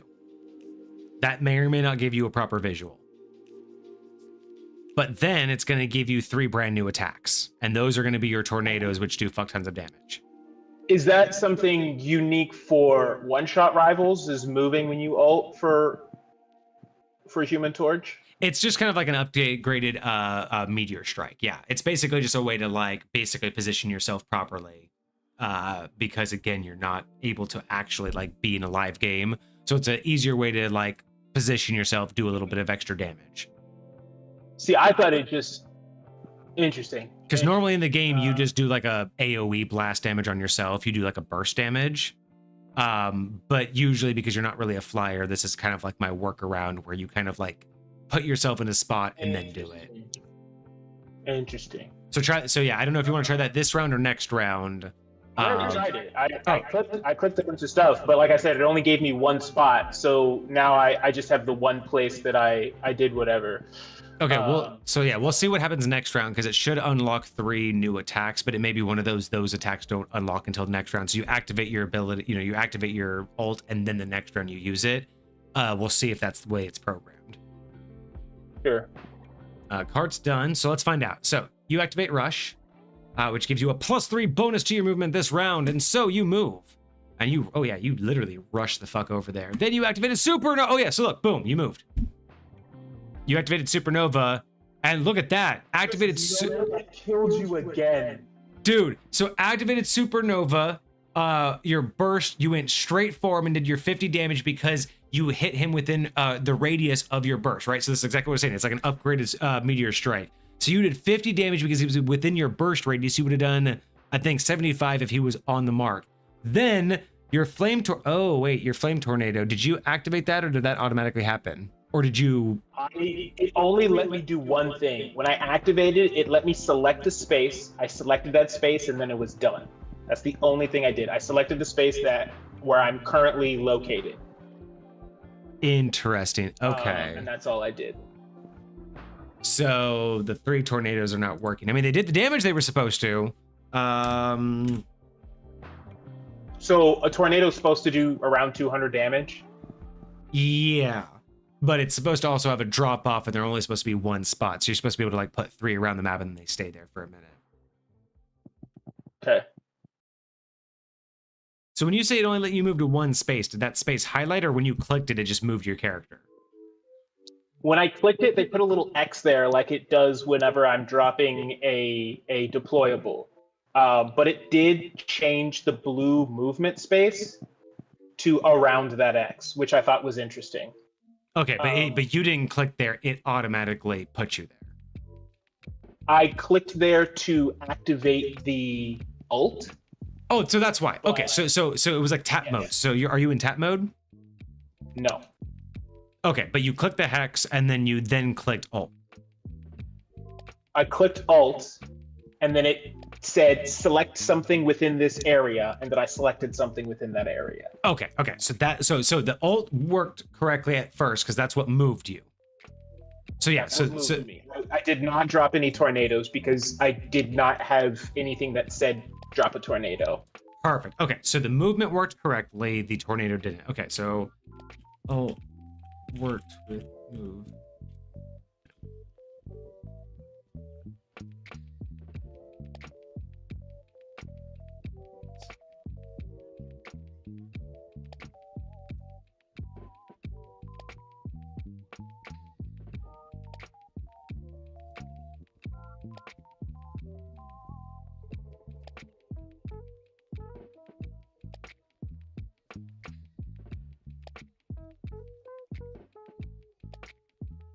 Okay, cool.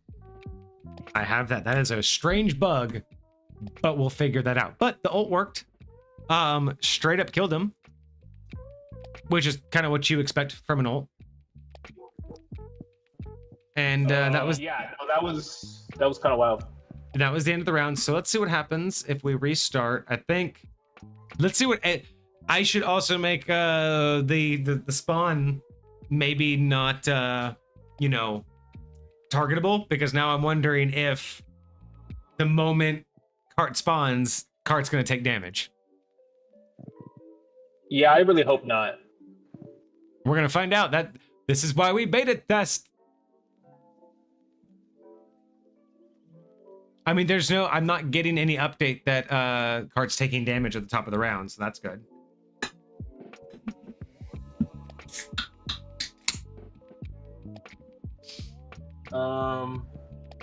I also don't have anything that says I can drop any more tornadoes. Okay, so that's, yeah, I will fix that on my end.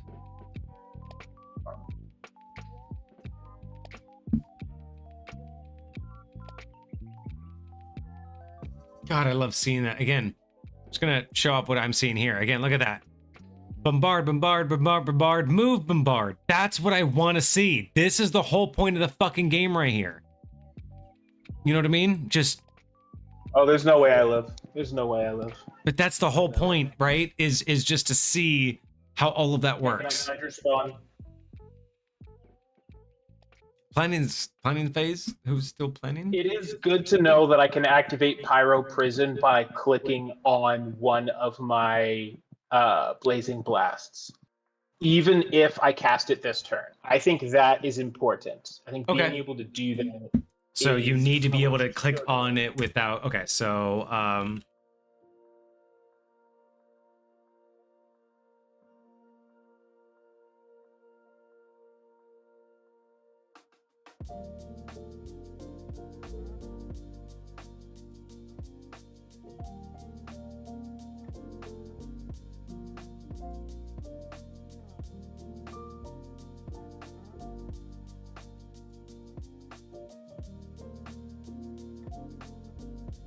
Okay, I got that. Good feedback. Also, Pyro Prison. Pyro Prison not working.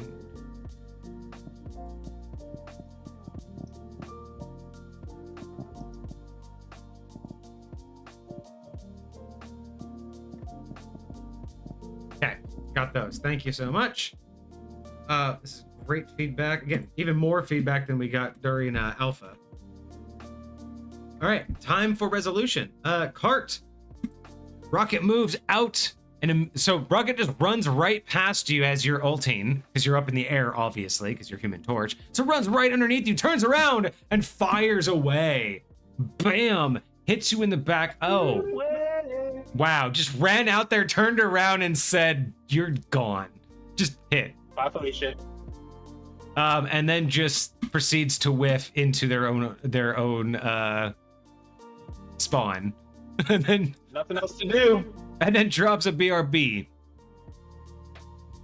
Oh, but now let's double check. Oh, and now Cart has their ult. Let's double check Cart's ult. So you two should meet up around BRB and then let Cart try their ult, and then we'll see what happens. Because I also want to see if BRB is working if Cart stays next to it. I want to make sure it works. So Cart, make sure that you get a shield and some extra attack when this next round starts. Let's move forward. What yours does? I forget. We're about to find out. Oh, if you hover over it, it should tell you. But he's on mobile. I think if he clicks it, it'll tell him. But I can't remember. I need to optimize this for mobile so badly. Oh yeah, look. Plus 25 shield and plus 3 dash. So Cart did get the bonus. Cart does it. I'm going to show it on my side on stream so everyone can see. Cart does have plus 25 shield and a plus 3 extra movement for being next to BRB. So it is an area of effect. Cool. All right, I'm going to wait till he drops his ult if you stay on the screen. Yeah, he just did. Then I'm going to... Okay, cool. Then I'm going to see what happens if I do that. I'm kind of sad that it doesn't move me, the Flaming Meteor. It should. So the ult moves you, but the Flaming Meteor does not. Okay, I'm going to double check that because Flaming Meteor should. That's what we found out last time. Yes, it should, but yeah. So it's no big deal. I'm going to... Oh, you know what? I don't want to... Okay, because it needs to move you, so we'll double check that. God, I really wish we had more viewers. I really wish more people would have showed up. Like, I know that this isn't a lot, and I know that we're going slow, but like, again, it's like I told you, and like I told Vixie, like I told Lucifer, your end product will never be as impressive as what it took to get there. Like, look at what's on the screen right now, dude. Like, look at everything, and it's like, this didn't exist months ago. This was a pure idea. This is so much more than I ever would have thought of when we first started about OSR.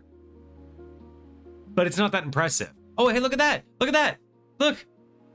Look who's in queue for the last 20 minutes that I didn't notice. So I do see that someone's in queue waiting for the game. That's fucking cool. Hecate, sorry, I didn't notice that before. So I can actually see Hecate in queue. So if one of you were to DC, we could bring Hecate in and Hecate could... Just around all DC and see what happens. Oh, we could test that. Hecate, if you're in chat, sound off because we will bring you in a couple minutes after this one. So let's resolve what happened here. So cart moves. I'll let you guys see what I see. So cart moves. Still next to that. So cart, I think you noticed here that you have a 25 shield and you have +3 to your movement. So that's what BRB does. Okay, so cart needs to tap out anyway. So cart can actually watch what it looks like and listens to on that. So cart can back out. Okay, but yeah, cart, I don't know if you noticed on your side, but you should have seen the +25 shield and the +3 to your movement. Yes, and it's a buff for you and your friend. So when you drop BRB, anybody within range gets a shield and a bonus to their movement. That's what BRB does. And then we'll see what your ult actually does, because I think it does more. So Kage, you did Rush, which is a bonus to your movement. Then you moved. CYA came out. So here's what CYA does for you, Cart. So CYA, shield +100. So that will do a +100 shield to anybody around you. And then +100 shield to allies and 25 damage. Now, here's the funny part is Cart already had 25 shield. And this gives him 100 shield and allies 100. So technically it gave Rocket 200. So it gives Rocket 200. But because he's also next to BRB, he gets a stack. So Rocket right now has 225 shield. And what gave him 200? So he had 25 from BRB, right? A measly 25. But when he drops CYA, it gives him 100 flat. But it gives all allies on his team 100. So technically that stacks on him. So it gives him 200. I feel like that might be a lot. I feel like that might not. It might be. Maybe I shouldn't stack. But so that's why we will figure out how that feels and how everyone, because again, when it's a multiplayer match, that only lets him last a few hits against a tank, but we'll see. So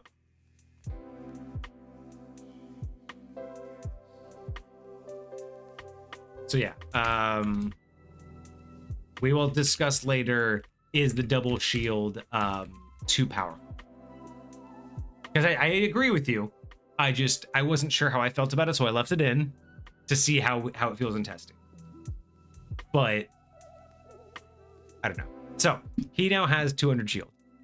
Flaming Meteor comes in, direct hit, but absorbed by the shield. This is where I would have moved. Because where he moved to is where I did my Meteor, because I didn't have the range. Yeah, so Meteor Strike is not... I have the Meteor Strike right there, but I didn't actually move to that space, so...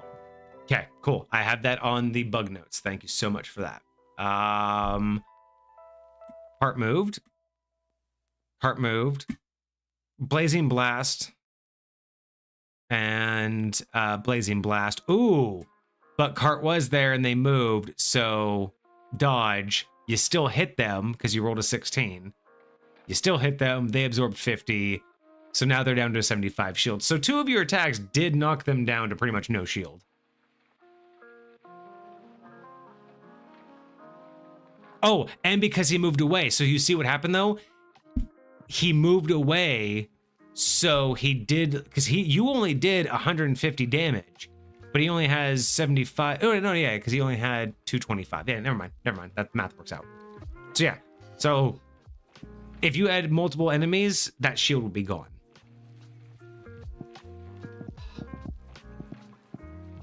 All right, so let's try this. Heart, on your screen, there should be a leave button. Go ahead and click that button for me. and you guys can see what happens. Watch Cart's person up there. When Cart hits the leave button, we should get a pop-up that, oh, look what happened. Look at that. Cart's gone. But I have a countdown.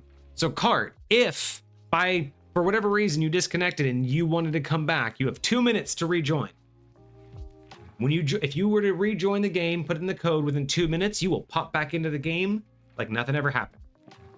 But what's going to happen is if that timer goes out and we have someone in queue, like Hecate. Try to figure out how to do that on camera. There we go. Like Hecate, right there.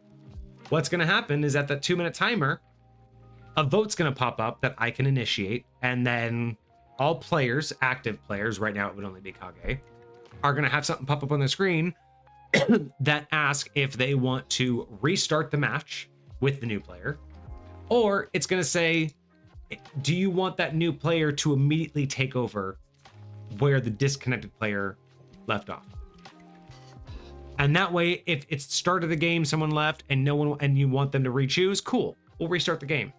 But if you're like this, you're 11 rounds in, you're like, no, we're almost to the checkpoint, you can just hop in and take over the character.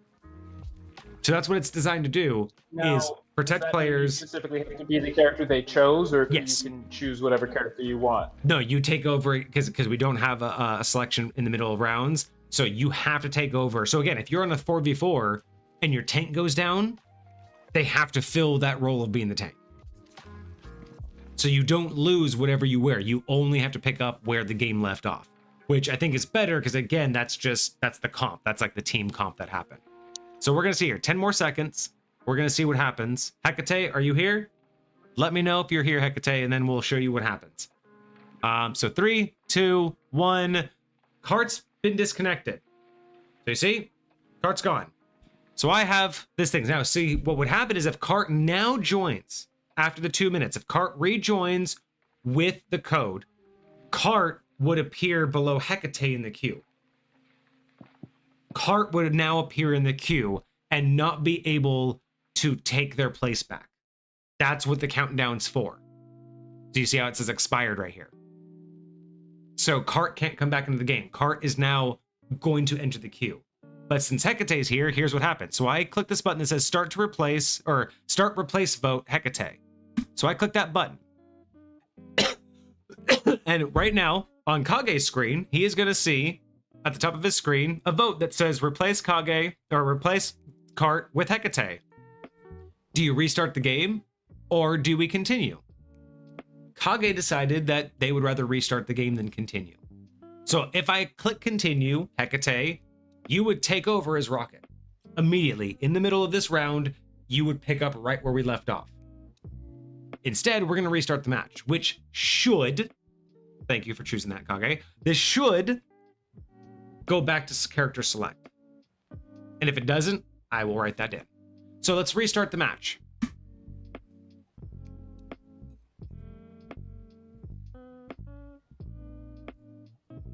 Okay, so here's what's happening. I voted to change here's what's happening. So it did go back to character select, but there wasn't a new countdown. So what I have programmed in the character select screen is you have a 2 minute timer to select a character, right? If you don't select the character in time, it will auto choose. But here's a bug that Vixie found right before she left, or right before our testing earlier. If you select a character and at any point before the countdown, you can actually back out and go reselect a character at any point in that 2 minutes. But if the timers run out, if you, like right now, Kage, if you were to back out and try to go reselect the character, you're going to go to the character select screen, but you should have a button in front of you that says reselect your character. Change character, yes. Yeah, so if you select that, you'll go back to the character select screen. But because the timers run out, the logic is, oh, there's no timer, I have to give you a random character. So it's a bug, but basically if the timer runs out, it will random select you. But if you, in this case, it's kind of a program. So if neither of you like your character, Hecate or Kage, just keep hitting the reselect character. Yeah, Fair it's enough. it's gonna random, but there's only 6 of them. Vixie and I did test it. It will cycle you through all the characters, all 6 of them. Just takes a minute. Sometimes it'll give you the same one over and Yeah. over. But there's 6 characters. Feel free to cycle until you get one, or I can just make a new game and you two can and join a new game. Either one doesn't matter. Oh, and it didn't reset the map either, though. So let me do that. So, Oh, interesting.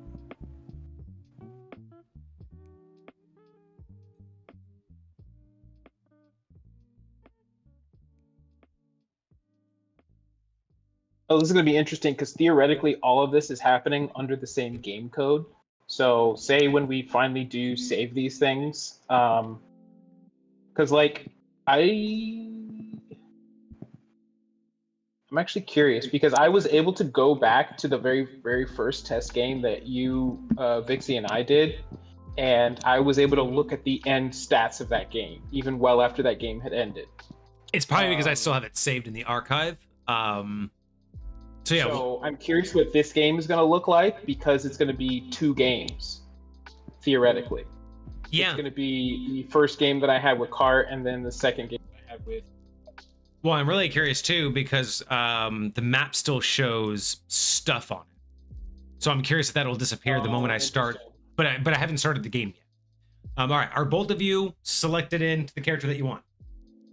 Sure. You're good. Hecate, let me know when you are good, and we will start the next game. We have Kage as Moon Knight, and Hecate wants Hulk. Oh, this is the very first alpha test that we did. All right, Hecate. Let me know if you have any questions. Good luck. We will see you in 2 minutes. If you're not watching us on 2 different screens, if you are, have fun. If you aren't, we'll see you in 2 minutes. Go. Oh, we're on the same team. Oh, well, that doesn't help. That doesn't help you two.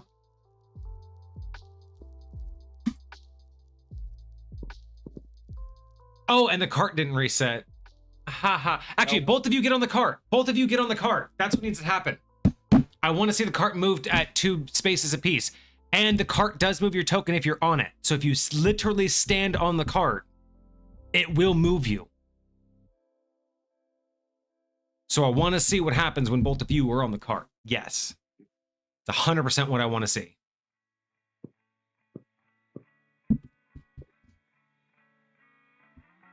Bro, this is dude, like this is actually happening, my dude. Yes, sir. This is actually fucking working. Like we built, dude, we made a game. Hell yeah, we made a game, dude. This is good shit.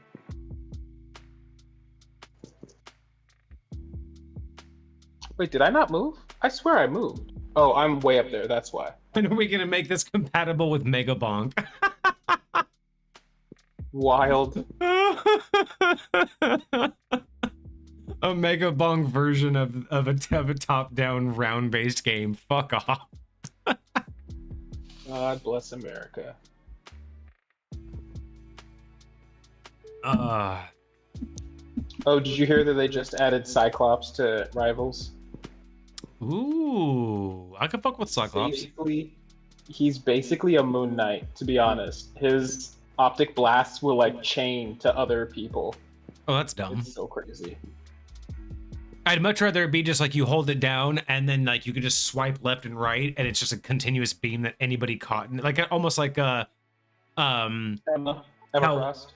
either Emma or Jeff, how his like gun is, but just a more straight line.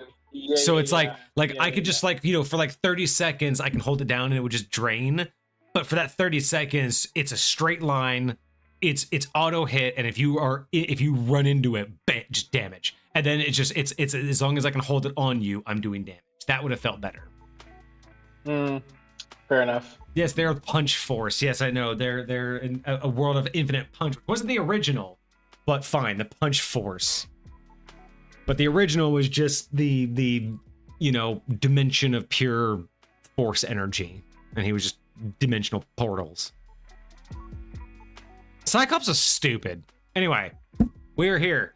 Hecate, hopefully you were back to the narration. Hopefully you were told to come back. So let's check out what ends up happening. Hecate moves somewhere. Kage moves somewhere. I didn't see where you moved. Maybe onto the point. Okay, you're on the point. It's hard to see when you're on the point, but that's fine. So you're on the cart. Hecate moves and is outside. And then you throw down your unk at the well just in case, you know, there's going to be any enemies coming. And then you're going to throw your unk at it. Or you're going to throw your crescent dart at it. But it's not going to do anything because there's no one around. So you just didn't. But you can see that, look, it has 50 HP, it has 20 AC, and it does a 50% redirect, and it lasts for 3 rounds. So it gives me all of that detail if anyone needs to know. But you throw your crescent darts down, you whiff, you whiff, you whiff. But Hecate comes in with a leap and repositions. So look at that. Hecate just gets, look at how far Hecate went. Hecate was here, behind you. So that leap may need to get nerfed.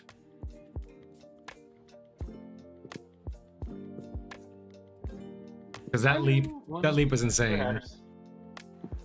Yeah, he got do you think you plan to add hit markers for places that you hit? Yes, there will be actual animations. So part of the 2.0 update, once we get beta testing done and everybody likes what we have and people would come back to play it and want to watch us play it, because that's the thing, right? If I put all of this money on and no one shows up and no one wants to watch, then it's not going to matter. But if you guys want to play this, the 2.0 update will have animations. So when you move, when I do the resolve, instead of just seeing the marker go from over there to over here, you'll actually see it slide across the map. When you attack, there'll actually be some sort of animation. If it's a ranged attack, you'll see something shoot to another token. If it's a melee attack, you'll see some sort of like, either they'll shake and hit each other, or you might see like a sword kind of animation. So yes, there will be indications things are happening as times go by.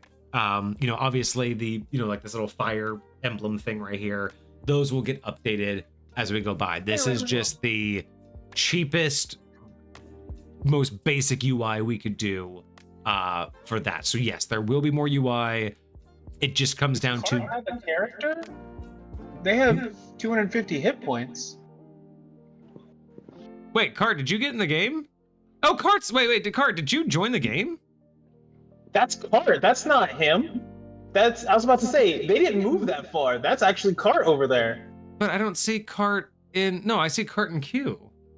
I don't see Cart as...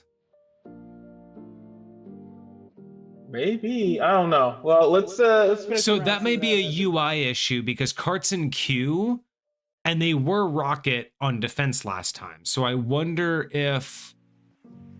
What does it say they are now? Because I can't see. That's a little blurry on my screen.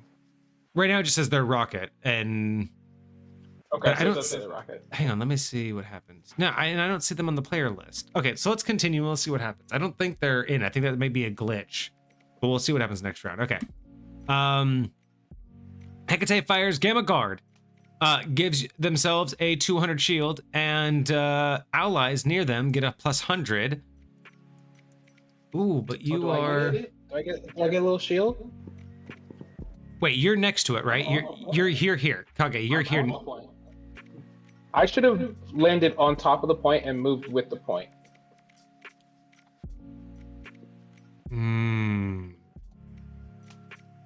Okay. So let's see what... Because you weren't close enough for the shield. Hecate, this is you. Weird. And Kage says they're on the point. So Kage should have gotten a shield, but Kage didn't. Did the point actually move 2 spaces? Can we tell? I'm not showing anyone on the point. Let's see what happens. Okay, so let's see what happens if I go next round. So now it's advancing 2. So now, oh yeah, look at that. Boom, the card just advanced 2 because now you were both on it. But you moved with the card. I'm still on it. I'm still on it, yeah. Yeah. So I should have gotten it. It's interesting that it didn't detect me because he did that when he was right next to the card. Yep, okay, so... Also, that blue dot where it looked like cart was, doesn't exist anymore. What happened? Also, I didn't use my Moonblade, but it's on cooldown. What the heck? My grapple's on cooldown. Why are all my abilities on cooldown all of a sudden? Interesting. Your abilities are on cooldown. I did not use my grapple. I did not use my Moonblade, but both of those are on cooldown right now.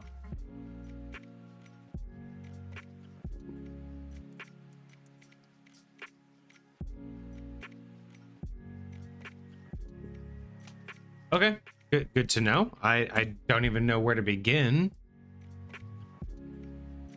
So yeah, this is interesting. There is I think the problem is the map still shows cart, even though cart logged out. So I do think it doesn't show it on my screen. So when I'm selecting what I want to do for my turn, it's like as if cart isn't there. yeah, okay. When we start over, it might be prudent to like, I don't know if there's a way to like reset everything within the same. That's the problem is it just didn't do that on its own. So I gotta program it that when we do a vote to restart the game, everything resets, because that's the problem. It's just the map hasn't reset. Sure. So there's still a random player. I am curious if you were able to have actually attacked that spot somehow. I can try. Hold on. It's 2 away from this raised area. It's too late.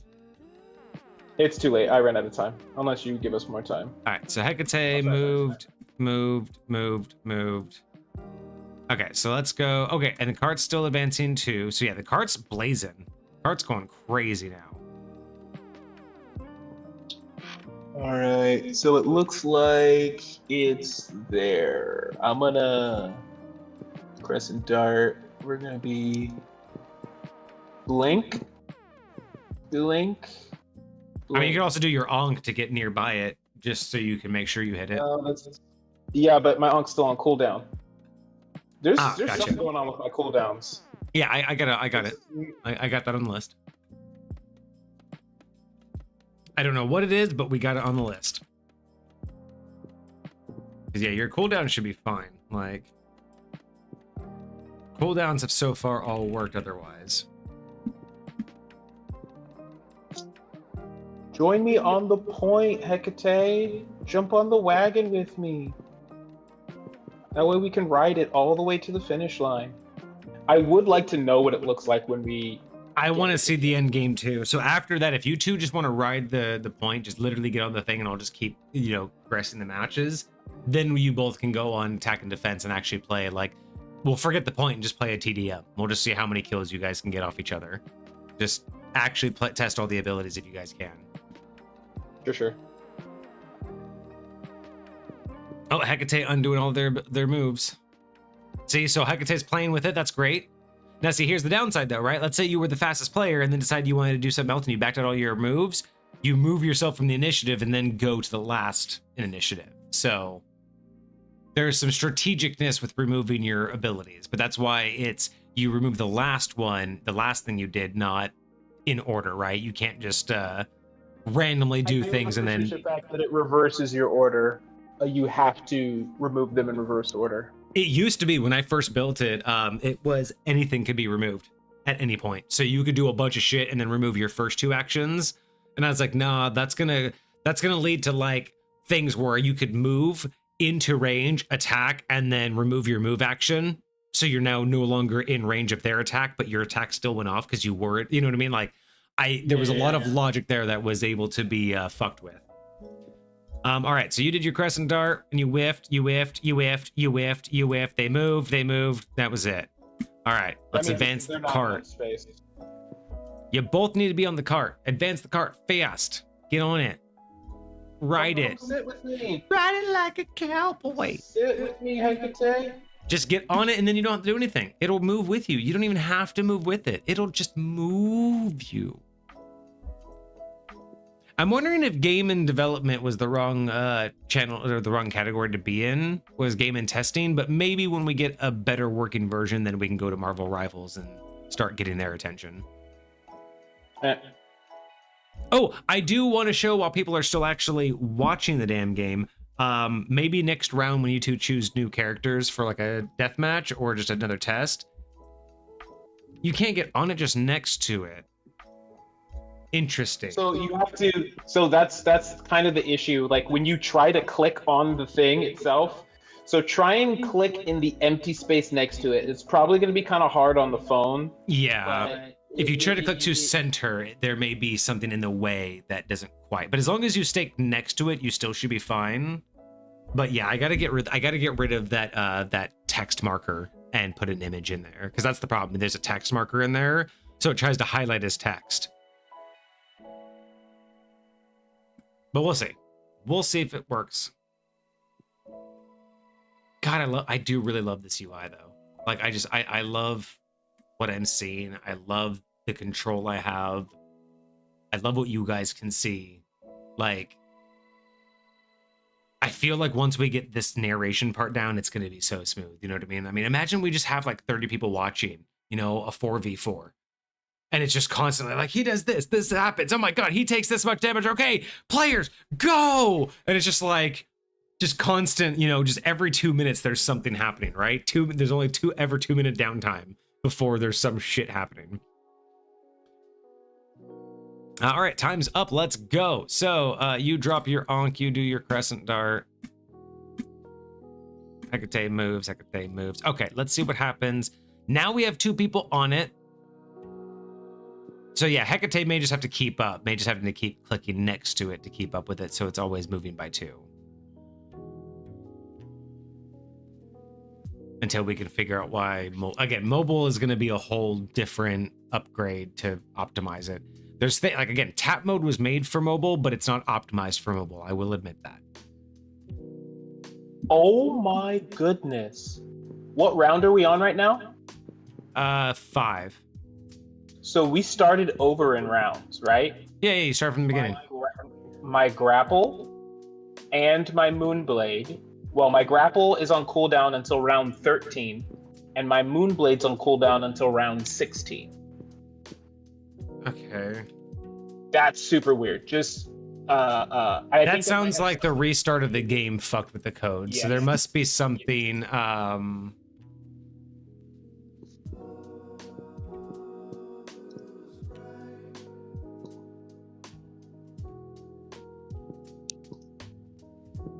yeah, that has to be a part of the restart. That's a great catch though. Thank you. Yeah, it has to be part of the restart issue. I'll also say I have 40% ult charge, and I have no idea what I did to earn ult charge as Moon Knight.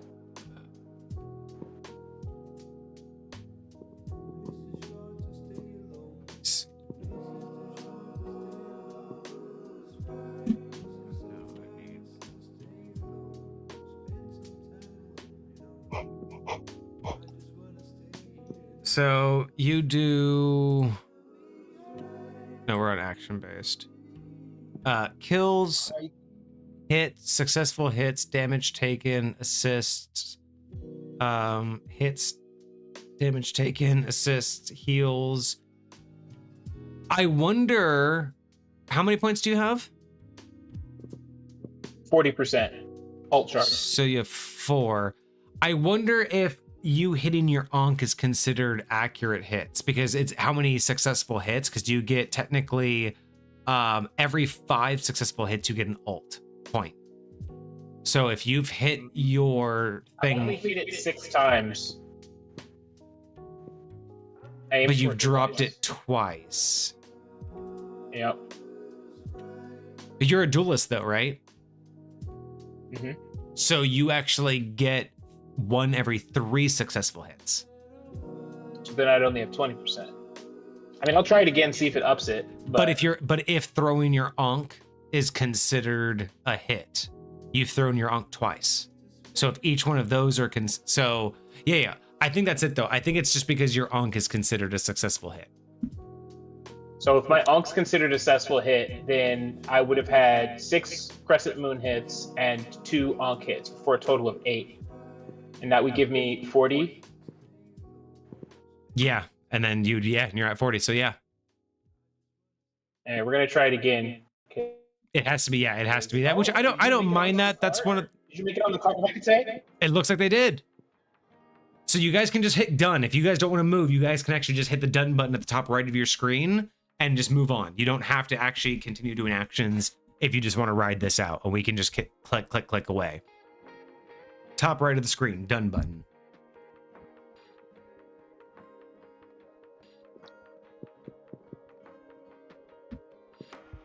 Yep, and there are no actions, so the cart should just move. Done. Look at that. Boom. Cart just moved. All right, we're gonna try this again, and I'm gonna see if it does anything for my ult.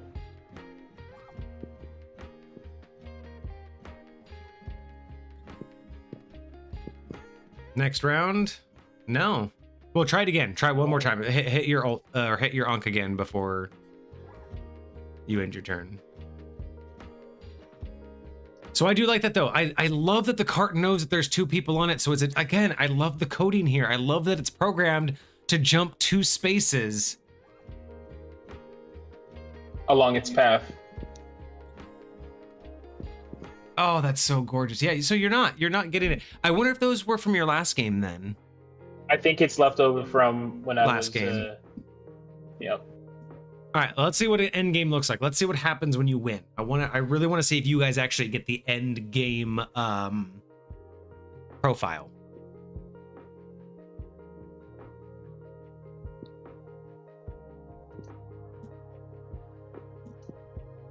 All right, yeah, it doesn't look like that's working, so. Actually, I wonder, can I just start narration and then move? Ooh, Did that work? No, I didn't want to do that. Oh, no! No! You did it too fast! I know, I'm just trying to move the cart along, because I can actually just force you guys into the next narration phase. I accidentally moved off the point, is what I was saying. But you didn't, because I think I moved too fast, so it didn't even count, because I didn't resolve it. Because if you do something and I don't resolve it, it doesn't happen. Because I programmed it in, so if you do something and I say no, because here's the cool part, right? So you did your Ankh, right? So you know where you did your Ankh, right? Yeah. Okay, remember where you put your Ankh. Here's the fun part. Okay. Actually, I can just cut you off and say, fuck it, you're not done. So watch this. You know where you put your Ankh?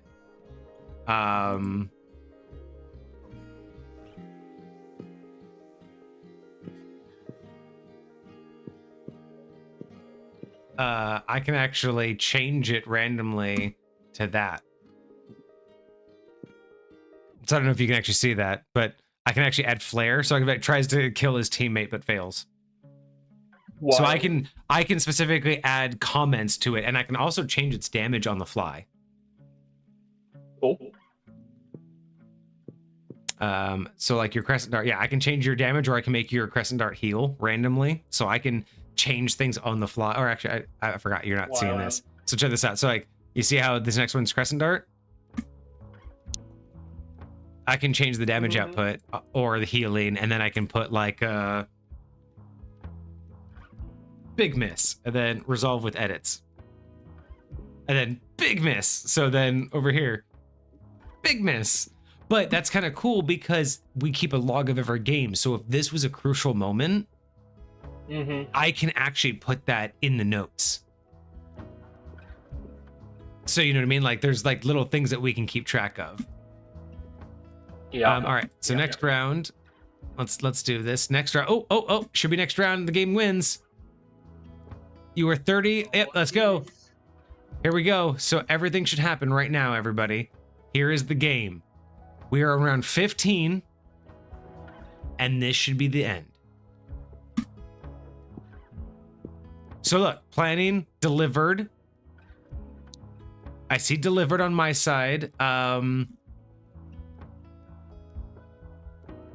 can still theoretically do stuff, it looks like. Okay, so let's see what happens when we end narration. So you grappled. Sure. You see here on my side, it says advancing, but cart reached the end. You see over here on the stream, it says narrating, but delivered. So I resolved your action, and then next round. Okay. So there's not like an end thing that like goes to. Well, I had this button here that says end game. So let's see what happens when I say end game.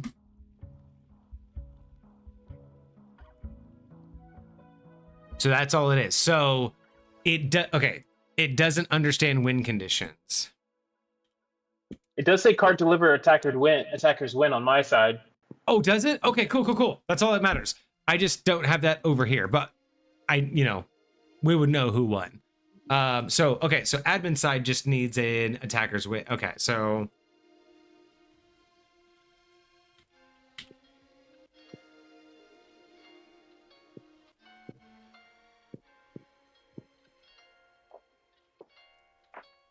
but so what does the stream show?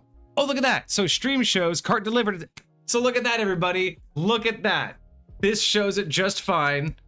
It shows you guys the damage amounts that you guys put out, the healing that you did, the deaths you had, and the number of spaces you were responsible for pushing the cart.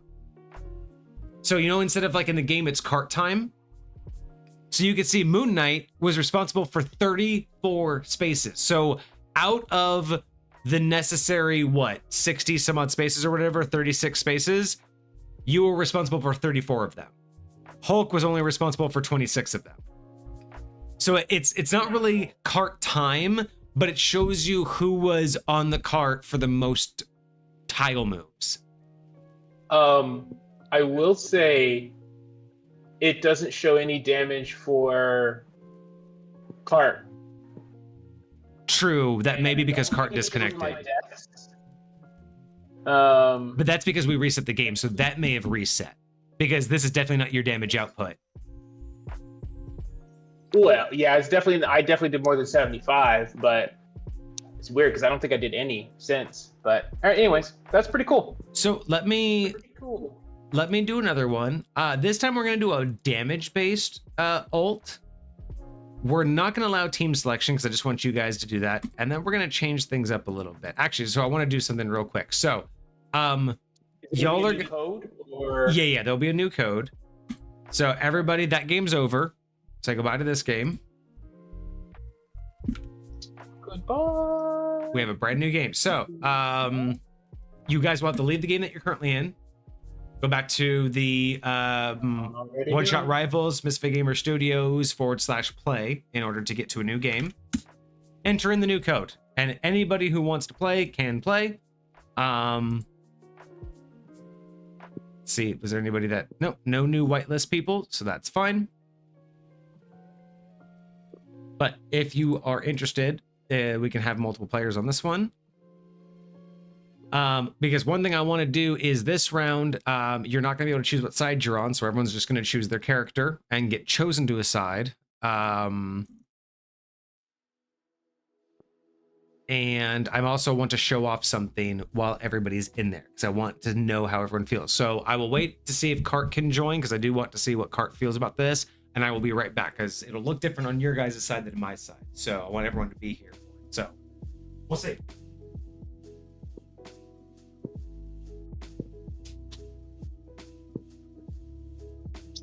Oh, very interesting so far. Very interesting. I like it. I like it a lot. I'm curious, Hecate, if you actually play any Marvel Rivals, or if this is just all new for you. But it's pretty nifty so far. It's pretty nifty so far. I like what we can do. I like how well we are able to move with everything. I'm so sorry, but I will not be able to join this round. I'm actually splashing in the bath. Hey, get you some. It's bath time, baby. See, I agree. I absolutely agree. I do think things are coming together very, very smoothly.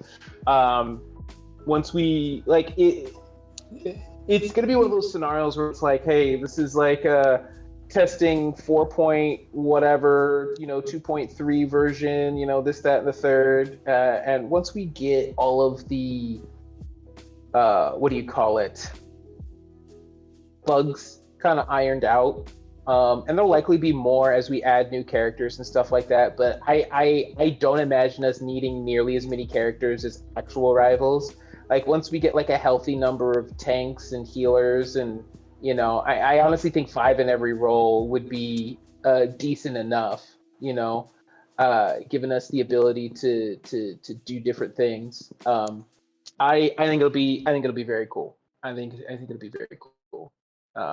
But so yeah.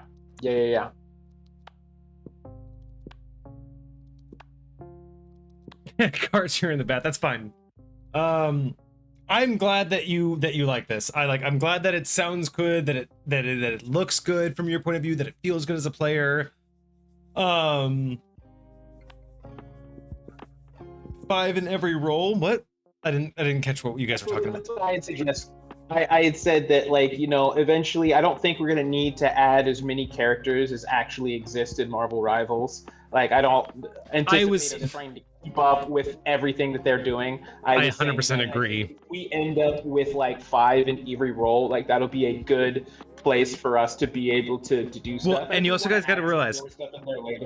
So actually, this is perfect. So I want you guys to get ready now. Hecate, tell me, are you in the same situation as Cart? Do you have to look away from the stream when you're doing your stuff, or are you watching and playing at the same time?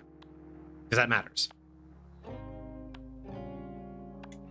But yeah, I agree with you and Cart. As I was building this out and as we were developing characters, I do have a character module creator now to where I can add creators individually. So we don't have to do it en masse. But I was realizing that as each player gets added, there's just little tweaks we have to make to special abilities. So yeah, all of them will just be a lot. Just in general, it'll almost be like overload for players. Because I mean, even now, even going to that video game, it's overloading. So I do agree, a limited number. I mean, yes, but if you get good at a character, it's like, hey, I can become familiar with this particular character. There's lots of characters. Like, they just got Elsa Bloodstone. She is weird. I don't know how to use her well. She's got this weird feature. Like, well, it's like we're not going to be able to do Deadpool. Like, we wouldn't be able to do Deadpool, right? But we also not like the way they do it. Yeah, but we also have to realize that, and this is what I'm going to show you guys in a second, is we also have to be careful of the whole IP switch, because there's eventually going to be a point that if we get popular enough, this will no longer be able to be a Marvel's based game. So I'm going to show you guys that what I have built in right now. So Hecate, you won't be able to, like, you'll obviously have to click away, but I'll prep you for it in a second. So, but yeah, so that was one of the reasons, right? Too much choice, but yeah, I just trying to keep up with Marvel and then try to rethink of an IP free, like trademark free version is going to be insane. But here's what we're going to do. So I want you guys to do something. So you have 2 minutes to select the character. Hecate, Kage, you guys probably know already what character you want. So what I want you to do is I'm going to move over the game to the character selector here in a second by clicking this button. But I'm also going to click this button. So here's what's going to happen. I'm going to give you guys a second. I'm going to switch you to the character selector. Hecate, you're going to be able to move over to your tab so you can see it. Wait about 5 to 10 seconds. Look around, look at the characters, look at their names, look at their images. I'm going to give it about 10 seconds. Then I'm going to hit a button. This little button right here that says switch to MGS. And in about 2 seconds, your screen's going to change. And then you're going to have the next minute and a half to relook at the images and the names and then pick your character. Nothing about how the character functions will be any different. But what you read and what you see will be different. And this is what's going to protect us in the long run. Right now, we're just trying to get an idea. We're having inspiration. But one day, we may not be able to use Marvel anymore. So that's what I'm going to show you real quick. Actually, you know what? I can even do. Nope. I don't want that. There you go. That's so weird. You, like, disappeared from voice for the rest of that. Weird. Explanation. Like on Discord? Yeah, I just couldn't hear you. I don't know if the audience could hear you, but I couldn't hear you. So here's what I can do. Look what I can do. I guess what? I'm now waiting for the game too. So I'm going to show everybody on stream. Actually, so Hecate, don't go anywhere. we might start a new game because I'm probably gonna talk and run out the timer. So unless you want to do the thing where you random select your character, you don't have to go back to your other screen. So I'm going to show you guys what it's like. So this is what it looks like for a player. When you join the game, like I just did, you enter in your code, and here's what the players are seeing on their mobile device, on their browser. So I'm going to show you all what happens when they go to character select, right? So I click this button, they go into the character select mode. And this is what happens. Instantaneously, they get all the players, right? This is our 6 players. We got Jeff, we got Groot, we got Human Torch, we got Moon Knight, we got Rocket, we got Hulk, right? You can even click this guide up here. You don't have enough time to read it, but you have this little quick guide.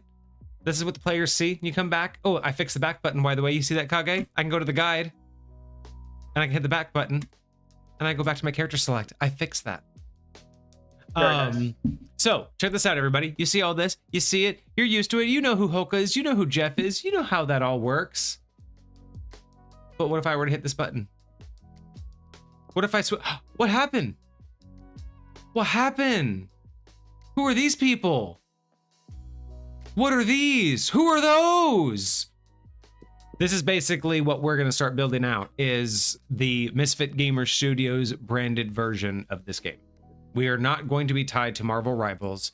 OneShotRivals will be a fully Misfit Gamer Studios game. So the abilities will be the same as we've dictated them for the tabletop, but these are the characters. You have Chompers, this slightly upset turtle, the slightly disgruntled turtle. You have Valum, the IP protected, exactly. You have Valum. You have the righteous Roman soldier. You have Inferno. Enough said. The Man of Flame. You have Midnight, the wandering warrior. You have Gunny, the troubled soldier, and then you have Titan. Just a Titan. So that is the Misfit Gamer Studios version of this game. And I can just literally, at any point, I can just decide we're playing Marvel. And see, look, if I hit Marvel, oh, look at that. I'm playing Hulk now. Oh, wait, no, we're playing Misfit Gamer Studios? Nope, I'm playing Titan now. That's how easy it is. One click of a button, I'm Hulk. One click of a button. So here's what's gonna, so yeah, so let's go. I'll start the game. And this is what players see. So I can actually show off what players get to see. So I'm Hulk. This is what oh, I forgot to select the map. So we're both in the same spot. This is bad. You can see here, so I can't show anything off right now because we're in the wrong map mode. But you can see here, forget the map, but you can see here, abilities. There is like a little bit of glow. My character's way up here. So you can see this blue glow around me. That's my movement space. If I were to move here, you see the glow changes because that's how much movement I have left. And that's where I'm currently at. I can click that. You see this is where I can leap. This is my new leap ability, so I can do that. And now my character is considered right there. So let's say I wanted to do heavy blow. This is a lot of damage. If I wanted to do heavy blow, even though my token's way up here, if I do heavy blow, it knows that that's an attack from this location. So you can see these are all the spaces I can attack. If I wanted to do Gamma Punch, these are all the spaces I can attack. Gamma Burst, this is the area. Gamma Guard is just an AoE, but Gamma Burst is my ranged attack. I can hit anybody in this area. That's the normal way to play, right? This is all the stuff I can do. I can take back my abilities one at a time. If I don't want my leap, I can go one at a time. I can take back what I did. You can see up here, I have way up here, I have my my timer. It says I can do 1 primary, 1 secondary, or 2 secondary movements, blah, blah, blah. And then I can also say I'm done way up here. We'll say I do a Gamma Punch there, and I do a Gamma Punch there because I get 2 per round, and then I get a Gamma Burst, and I'm going to shoot it over there just because that's what I could do. You can see I'm out of actions, so way over here, it auto said I'm done even though there's 10 seconds left. All of that was programmed in. Again, the final product is never as impressive as what it took to get there. All of these things seem regular and normal. And see, look, the timer ran out. And you see how that button up there automatically cleared out? It's because I can't do anything. Even if I had abilities I could do, this said I'm over. It's done. Oh, and look at that, boom, that. Because now we're on the narration phase, it just said, hey, look at that, play-by-play in progress. Sucks to be you. Go back to the stream. Go watch me, because now you get to watch this and as I talk about it. And that's where you would see me go blah, blah, blah, blah, blah, blah, blah, blah, blah, blah, blah, blah, blah, blah, blah, blah, and all of that would pop up. But on the player's side, as I'm doing it, this is what they get to see as well. They get to see all of those actions just like the stream does and just like I do. So it's all there for everyone to see throughout the whole thing. And then, as you can see here, when I go next round, the players go here. So this is what the players get to see, right? So this is all of my movement. That's the entire area I get to move. That's how the players get to move. You click on it, and that's where you've moved. Now, let's say that's my max movement. If I click here, you notice that that now becomes the center, and that's the remaining movement. If I click there, the remaining movement. I click there, the remaining movement. It's very smart. It's very easy to use. And again, every ability that I have. So that's the normal mode. Let's look at tap mode. Right up here, there's that tap button. This is that mobile version I was telling you about. So you'll see this disappear, and suddenly I get a bunch of colors around. Oh wait, no, I did fix the movement. So the movement still is there. That used to not work. I forgot that got fixed. So now you'll see that I get all these colorful things. And now all of my abilities have a color associated. So you'll see that my leap, colored purple, I see it, all of these are half colored purple. That means that that's the furthest I can use that ability. But it's also blue. So if I come over here, oh, hey, look, Gamma Punt Burst is also the same distance. So you'll see orange, this one's only orange because only Gamma Punch has that radius. This one's only red because only Heavy Blow has that radius. But when two things have the same radius, you get both colors on the hex so you can visually know. So once you know what your abilities are, instead of me having to go Heavy Blow and then tap the map because you see it disappears, that's not how tap mode's meant to work. Tap mode, you forget about all of this in front over here. You forget about all that. You go to the map and you go, oh, I know that I have an ability in here. I have an ability in here. I know I can move within here, and I know I have two abilities within here. So if I were to see an enemy right here, I could go click. There's an enemy. I can move, or I can Gamma Burst. Those are the abilities that are within that range. If an enemy was here, I can move, Gamma Burst, or Gamma Punch. If they were right next to me, I can move, Gamma Punch, Gamma Burst, or Leap. Or I could do Heavy Blow. So that's how tap mode is meant to work. Tap mode is an easy visual that you only ever have to watch the map, touch the map to do all of your actions. Whereas normal mode, if I turn tap mode off, you click the ability and then you get your visual update.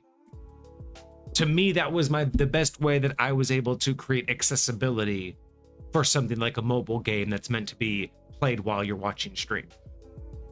So if that helps the explanation of what tap mode actually is, if it wasn't intuitive for those of you that got to test it, that's what tap mode's all about.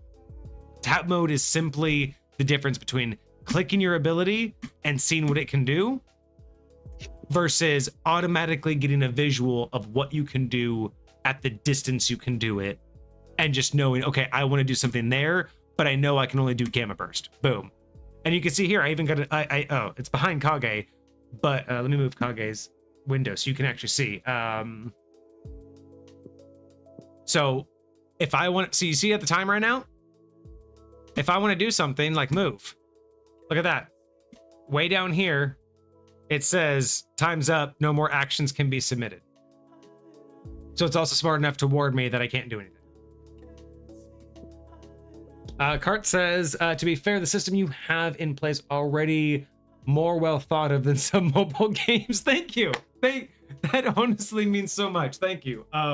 Like I said, I have learned that as an aspect of a developer or as someone who's trying to create something, I'm not the developer, but like as someone who's trying to create something, the struggle is that the end result is just never as impressive as what it took, right? Like this is like, cool, this is all great, this is well thought out. And that's cool. I'm glad you guys are excited, but like the amount of hours, the steps, the trials, the tests to decide this is what it needed to look like. That was like again, it's like that feels so much more impressive. And then when I display it, people are like, "Oh yeah, that's cool. Yeah. I like those two versions. That makes it feel good." And I'm just like, that's the response I expect, but man, it's not the response I deserve. if that makes any sense without sounding so egotistical. I think Kage understands. Kage gets it during the development cycle. Like what you end with, yeah, it's like what you end with is great, but it's just it doesn't stand up to the explanation of what you did to get there. But yeah, now that I can actually show you guys from the player's point of view, this is what the game was meant for, right? This was designed to be the standard. You click, you click, you click, you click, you click, you click. But I realized that would suck on a phone, right? You'd have to literally scroll to see your list, click it, scroll to see where you needed to be, zoom in real quick, accidentally click a square. That would suck. So tap mode, being able to just see it right out the gate, click, and you know what you need to do. I'm hoping though, because I know it is not optimized for mobile. I get that. But I do hope that those that have tested it on mobile, I hope that the tap feature works and is at least in the right direction. And please let me know in your feedback, whether you do it here on the Discord channel. Let me know. I'm fine with either. I'm fine if it sucks. Let me know. But this was my solution. When I was originally designing it, when I realized that the way I envisioned how this working, which is not tap mode, this is how I wanted it to work. This is exactly how I envisioned this game to work from the very get-go. But then I realized that there's going to be people who play this on their phone or on a tablet. And I realized this is going to suck. So my idea was to do it like this. I'm not saying that's the best way to do it, but I want to know how it feels. I want to know if this is intuitive, if it makes sense. I mean, granted, now it makes more sense because I've explained it. But if there was a tutorial that I could give you, or at least a visual that you would have known before the game started, is this the right direction? Obviously tweaks, bugs, but is it the way we want to go? That's the most important part. Ooh, you finally used the wall. You finally used the wall. How did you like it? Because I was stuck in the corner, I couldn't really see it. Oh, that's right. Okay, so let's do this. I'm gonna delete this game. So here's the other downside. I delete this game, the game's gone. Y'all are still never gonna know until you leave. I guess if you refresh the page. Oh yeah, even if you refresh the page, you go back in here and nothing happens. So yeah, you guys will have to leave the game manually in order to get out of that.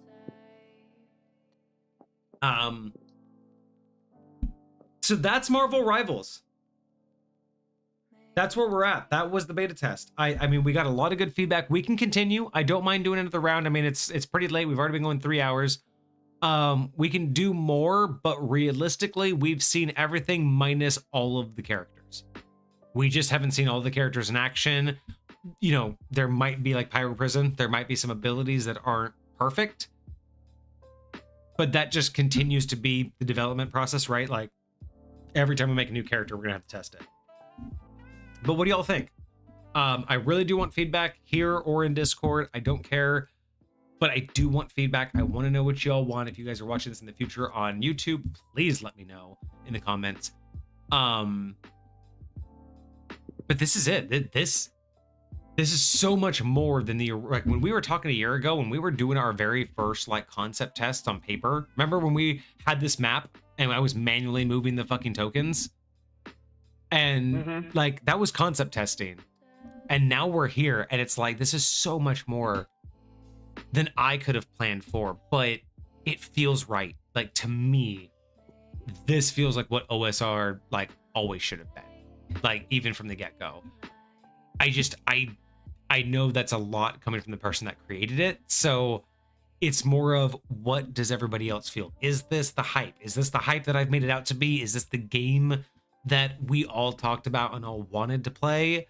Is this going to make you because my biggest thing is, we will never get rid of reviews on Mondays, but is this good enough to like could this even potentially be our new Friday thing? Like, if we were only ever known for two things, D&D review and one other thing, is this on the right track to be that? To be the thing that could just like be what we're known for? Because this cost a lot of money to make. I've put hours and so much money into this, and I am happy with it. I am never going to say this was a mistake. But if the hype is not there for this, I should not continue to I'm just being realistic, right? I should not continue to sink the money that I could into this if this is not where it's at. I think this is what Twitch needs. I think this might be the new generation of Twitch type gaming, where you get this Jackbox level kind of like interface. So, let me ask you this. Do you see a vision for this outside of Twitch? Like, even if it's just in Discord or something like that, where we can just get together with our viewers. We don't even have to stream it. We can just get together with our viewers. Oh, yeah. And we can play this game in Discord. Like, absolutely. I would say that if this is something that is locked to a Twitch-only thing, then that might right now. So honestly, right now, beyond that, right now, this is only locked to a all you're seeing really is just a round-based version of what you see in any TTRPG, right? Like, my dashboard that you're seeing right now, like this, me going in here, is my DM screen.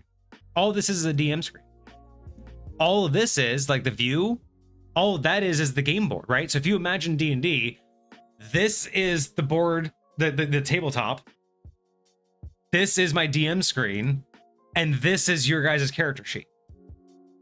So realistically, this doesn't even need a quote-unquote narrator, because it tells you everything that happened. You could play this completely silently, as long as someone's controlling the game and other people are there, right? You could play this at Discord. We could play this live. Like, you could come over with the Wanderer and Lucifer and Vixie, and we could all sit down in my living room and we can play this game. As long as I have my tablet to look at the dashboard, we could play it live. I'll say that in and of itself gives it what I would call longevity and worthwhileness. So it's like, even if this isn't something that necessarily blows up on stream, like, there's so much potential for you to be able to do stuff with this. And think about if I could package it. It's going to be versatile, but think about if I could package it and let someone else get a blank version where they have no characters, but they could just say create character, and they can identify a primary like, they had all the blank spaces, and then everything was customizable. Their quote-unquote alt charges or their super abilities, they could label that. They could label super ability anything they wanted. They could make it whatever charge they wanted. And then again, the way that you charge them, I can make those editable. They're editable for me. Like, I could make this completely blank to where another streamer could buy it and make their own game. So I agree. It'll definitely be interesting to see how well it can say, I want Moon Knight's alt, or an alt like Moon Knight, an alt where I put it down and it stays in the battlefield for a couple of turns, but I want the damage it does to be different. Or there's definitely going to be something to say about like how you put it together and how, like, what you make available. So like what an alt can look like, stuff like that. Like, there'll have to be like standards that you can select from, because otherwise, like you're seeing right now, we're having to program the specifics in, like, exactly. Like, and that's the big thing, is I can change any of the damage outputs. I can change like the size. I can't really change the sizes. I can change damage outputs. I can change the type of damage, but like there are some specifics that are hard coded. I can lay this down after the ult for 3 turns after the ult is activated. Something like that would be important for something like the Human Torch's ult. Being able to do different things like that, being able to program those things in there and say, hey, these are selectable options for you to be able to choose. But then again, the problem with having selectable options is that you would have to have a like repository of ideas, and the thing is the more we go away from Marvel Rivals, the less we're gonna have those like creative ins and outs. So yeah, packaging it for someone else's game might be like more challenging to have like these infinite options. But being able to do base stuff like AoE attacks, you know, being able to do superpowers that have certain sizes, certain lasting, like you can set a size, like a radius. We could have an editable like round last, like how many rounds does it last? We can have a selector that says, do you do damage at the top and bottom of every round? Do you do it only when active? Like there are some things that we can make toggleable. Yes, toggleable, right? Like on or off. But something like, you're right, when it comes to something like Human Torch, when we have like the 3 tornadoes, that's more difficult to make soft coded, right? Where you say, hey, I want this ult to do something, but then add attacks, and then these attacks do X, you know what I mean? Like that kind of nested logic, I think, is going to be beyond our capability. But being able to say, like a Moon Knight ult should be easy to program. Saying, hey, I want an ult that when I click a button, it makes an area this great, this big, for this long, and it does this much damage once, or at the top of every round, at the bottom of every round, or only when a character like ends their turn in it. Like there should be things that you can just click yes or no, right? Like basically, like, you know, you should be able to click a toggle, and the logic should be, is character starting turn in space? Yes, do damage, right? Or did character end turn in space? Do damage, yes. Like there should be simple logic that we could make to where that's just an on-off, right? Your toggle is just a true-false. I just don't know if the customization is within our capability. I think there's a space for it. I think it's possible. I think it'll take some doing out the gate, like we're experiencing right now. But I think once you get the programming like functional, like once we get all of the characters that we want functional, then I think basically setting those up as selectable options won't be the end of the world. Right? Just basically being able to turn something up or turn something down, or turn something on or turn something off. Like I don't think that's gonna be too crazy. So, you know, it'll just depend on how, because I think as we start creating characters, we're gonna start realizing what's more doable, what's less doable. Trying to do something like Human Torch, we can recognize is going to be a little bit more challenging, and we might have to do something that's slightly different. Because even Rocket's ult, the way you programmed it is different than it works in game. It's not a one-time thing. It's something that stays on the field for a really long time. But the way you have it working is not the end of the world. I think that's functional for what we're trying to do. But there's no way to make that in an editable fashion. There's no way to say, there would be no way to make a UI where you could have enough buttons to make that ult from a list of selections without some sort of... I think you could. I absolutely think you could. I don't think it's possible. Not with our capabilities. Like the way that this is, I don't think that there would be enough logic behind it to be able to I to add all of those on layers. your perspective on how you're trying to turn things on or off. But like I said, like even with what you have right now, unless you're talking about doing something different than what you already have, I think all you're doing is just basically saying, hey, do I want this to heal? Do I want this to give shields? Do I want this to... Yeah, but like, again, the tornado, like but like with Human Torch's ult, again, like to have someone that could say, I want an ult that then moves me, does damage when I move, but then adds attacks that then when they move... I'm actually surprised you had it move you. I wouldn't have even done that. I would have just set it up to like drop tornadoes.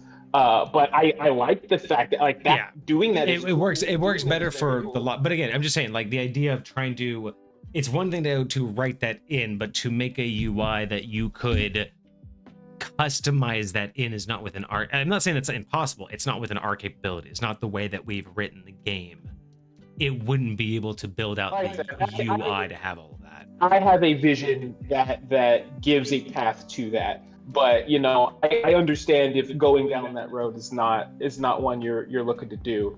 It's not about what I'm looking to do. I just know the capabilities of what we would be able to pull off. That wouldn't be within the capabilities of what we have built. Like that would be just that would have to be a completely different thing. It wouldn't be able to be implemented in what we have, at least at its current state. If you say so. All right, later, Hecate. Goodbye. Thank you for testing the game. You didn't break it though, unfortunately. I told you all to break it. You didn't. But that's fine. We found enough bugs though. We did find plenty of bugs. How many bugs did we find? We played 3 games ish. Let's see. How many? What did we? Let's see. We have 5 future updates that we got through this playtest. We have 4 bugs that we found during the pre-stream test. And we have, let's see, 2, 4, 6, 8, 10, 12, 14, 16, 18, 21 bugs found in this one playtest. And some of those bugs are specific to characters, which means that there's underlying hard-coded logic that's the problem. Because see, this is where part of the issue is soft coding fuzzy boundaries versus hard coding what the character can actually do, right? Like being able to code in a passive ability was possible. Like that was pretty easy to get a passive ability like flight. So when you create a character, you can mark this new character as being able to fly, which basically just gives them the +2 to AC, which is supposed to, and the ability to elevate or to go to elevated spaces. That's something that can be like a easy toggle. Because that's just, you know what I mean? Like it has a end, like a, what is it called? It has a end value, like, right? It's that yes or no, right? Like flight means can fly, and if flight on, then has +2 to AC, which is like how the current logic works. Whereas building out a character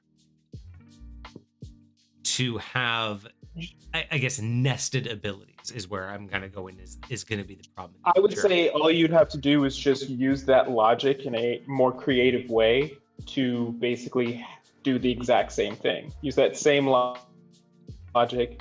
Hey, this is on, this is not on. This is or this isn't. You don't necessarily have to nest it or hard code a specific thing. You can give it those same features that are on or are not on. It's just all about how you set up what each individual ability actually looks like, and how you say what's available at this moment in time, whether my ult is activated or not. You can put a little checkbox to say, is your ult active? Do you have a instantaneous ult, or do you have a ult that lasts over time? If you have an ult that lasts over time, then this is what's available during that time frame, and then you can just go from there. So, but see, it's not the integration wouldn't be as easy as that though, because then because again you have to affect the map, you have to affect the UI. It's not just a series of if this then that. There's the multiple connections of making sure that the UI understands it, matches it up with the right hex, matches it up with the damage output. That's a part of you know the. But that's what I'm saying is like to something, and you put stuff together in like bricks. He's like, hey, this is what happens when you activate this brick. Now, where does this brick activate? Well, there's something else that determines that. So like I can make sure that this thing activates anywhere I choose, any point that I put it on. I can make sure that if X is functioning, that this doesn't work. But if X is not functioning, then boom, I can do this all day long. You know, and you just kind of play with it, and you go back and forth and determine what ends up coming out or not. Okay, yeah, I get you. Do you have any final notes for this last playtest, since you were actually involved in it on the player side? Because you played through browser, right? I played through browser, and I was trying to test it on mobile too, because the first time I played with it on mobile, I was having difficulty getting anything to actually press.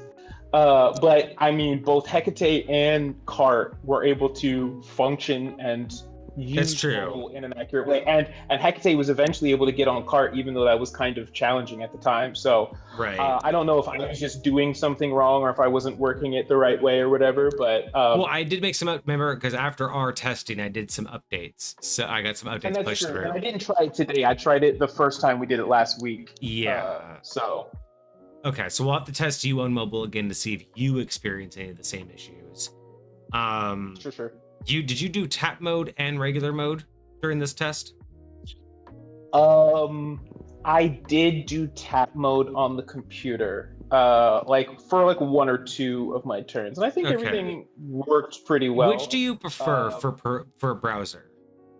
Browser, I absolutely prefer not tap mode. Standard mode. So quick, and it's like I select my thing, I do my triple taps, because like if I want to, for Moon Knight, if I want to do 3 of my crescent darts, I can just click.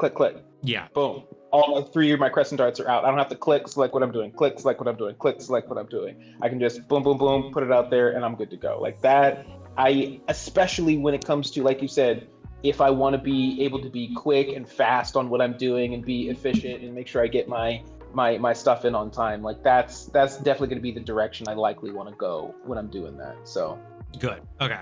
Because I know browser it's going to be optimized for browser at all times. Like browser's always going to win.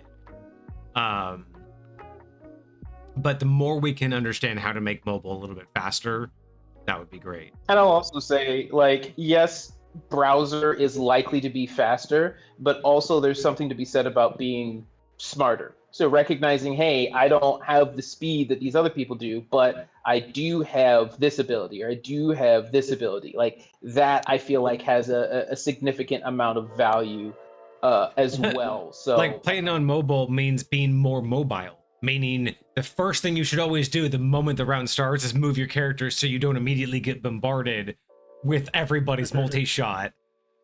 That's kind of funny, being more mobile on mobile, because you know everyone's going to be gunning for you because you're the slowest player.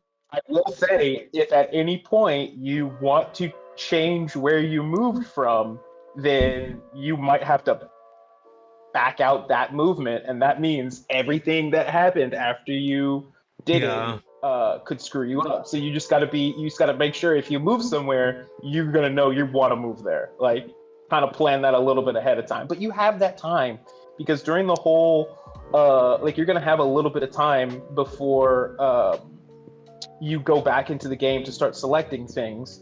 You're going to have a little bit of time to determine, to see how things ended up and to see how you may or may not want to change things, if that makes sense. No, yeah, that's absolutely true. Trying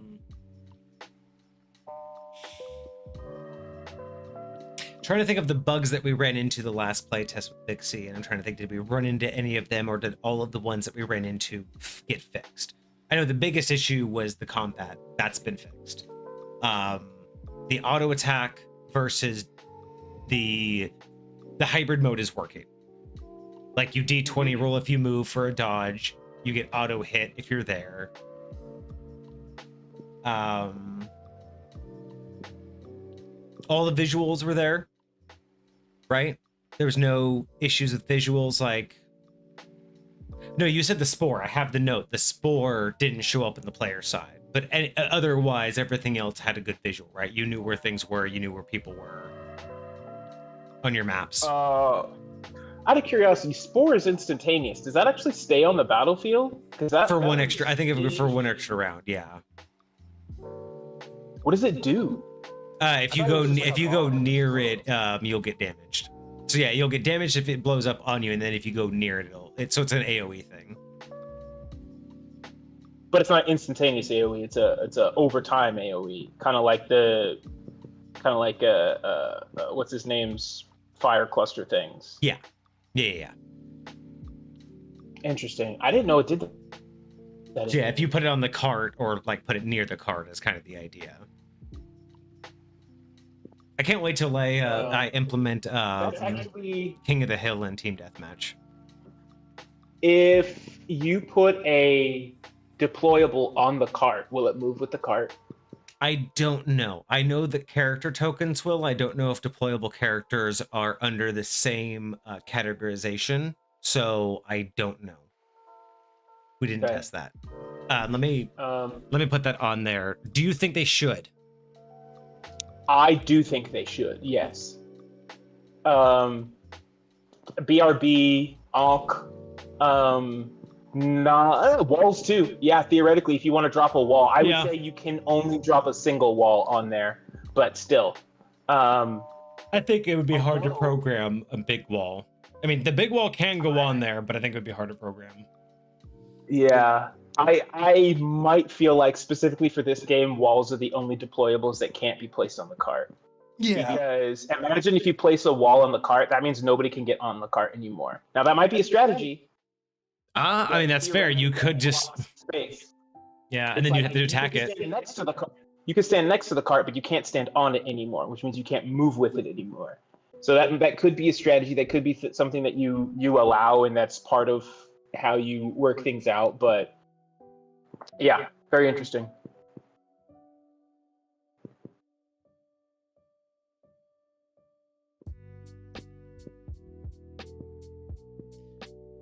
Okay. So I got a lot of notes to work on. May or may not get to those this month. Depends on budget, because that's a lot. That's a lot of bugs to work through. But oh my gosh, I am hopeful. Oh, one of the other bugs that we did run into is the rolls aren't working correctly.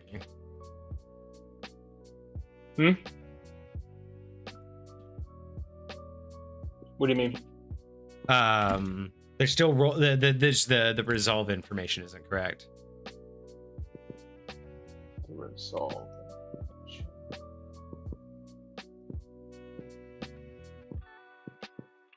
Okay. Let me go pee these cats real quick. They're whining again. I'll be right back. No worries.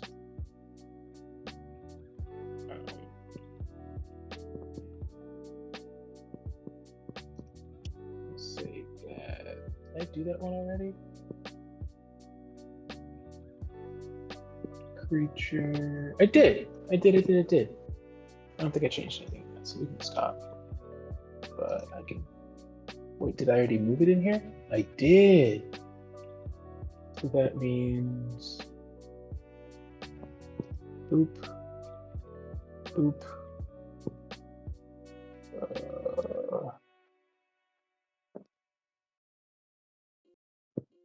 Oops. Did that work? It did work. I want this one. No, I want the X one.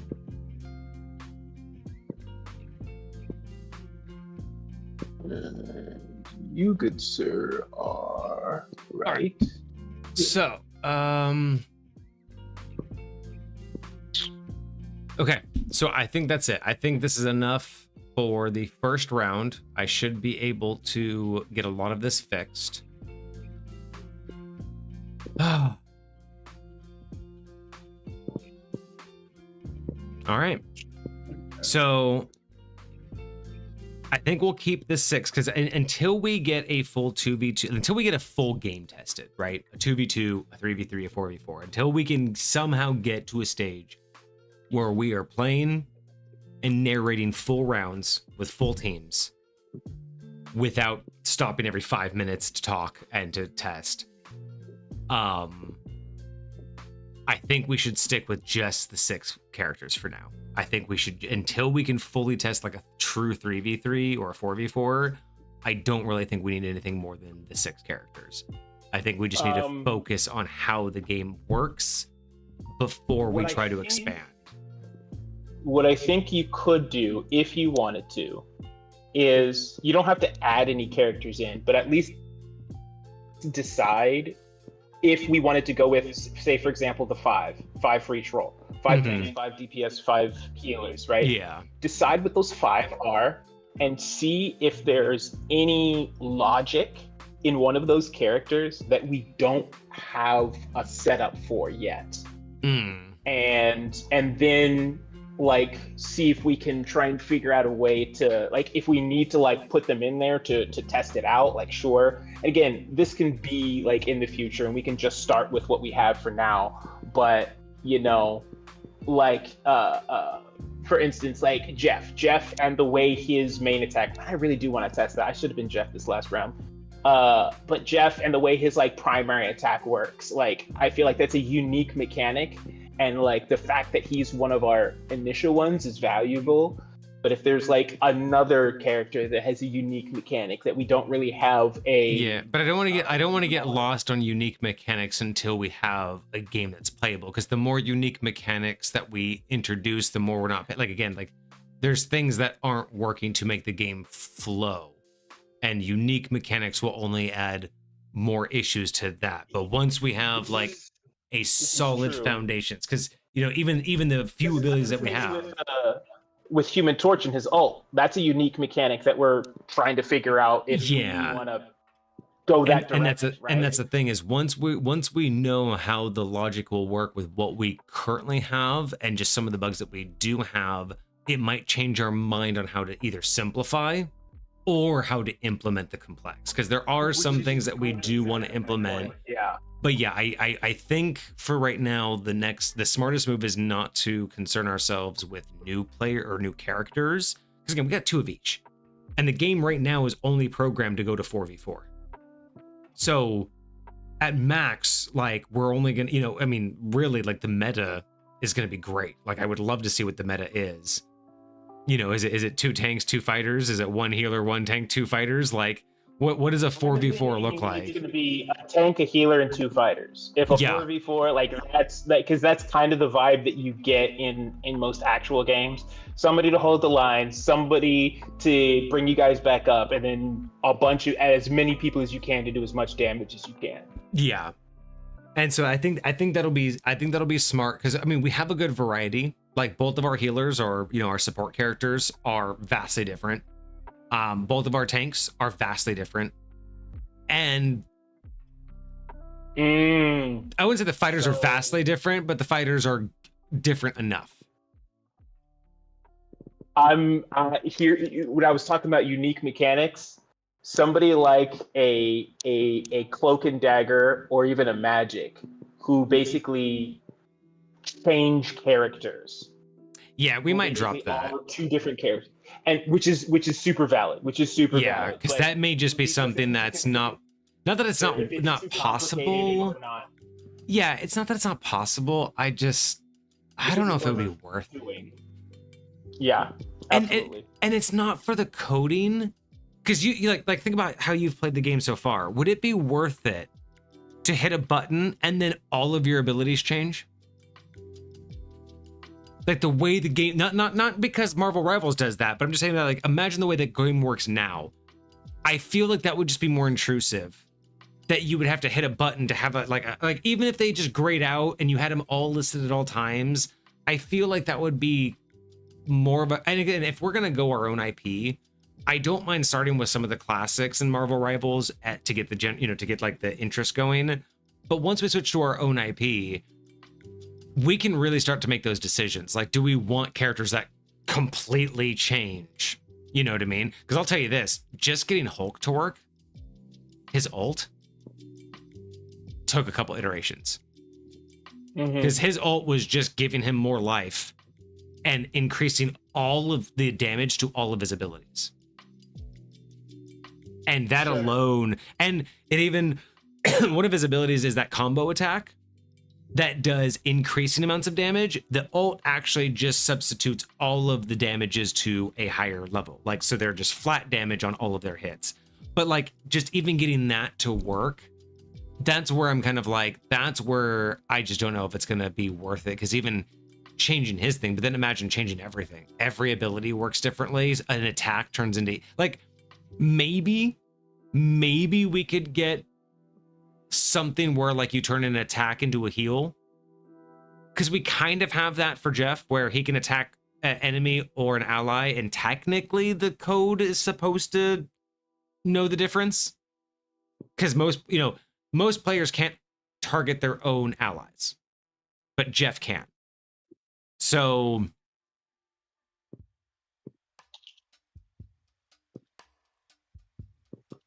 I don't know. I don't know right now if it will be worth it. Because I mean, to be fair, we have Hulk, but we don't have Bruce Banner. I didn't even think about the concept that he changes form. Said when we first started creating this that we're not gonna worry about a Bruce Banner. Like, okay, having like the very basic Bruce Banner, like that's super unnecessary. With a Cloak and Dagger, like they have very comparable yet very different abilities. Like one is my healing screen, one is my damage or my damage vulnerability screen and blinding screen. You know what I mean? So like, if you wanted something that could, reduce somebody's field of vision, so where they couldn't aim past a certain thing, I think that'd be a cool mechanic.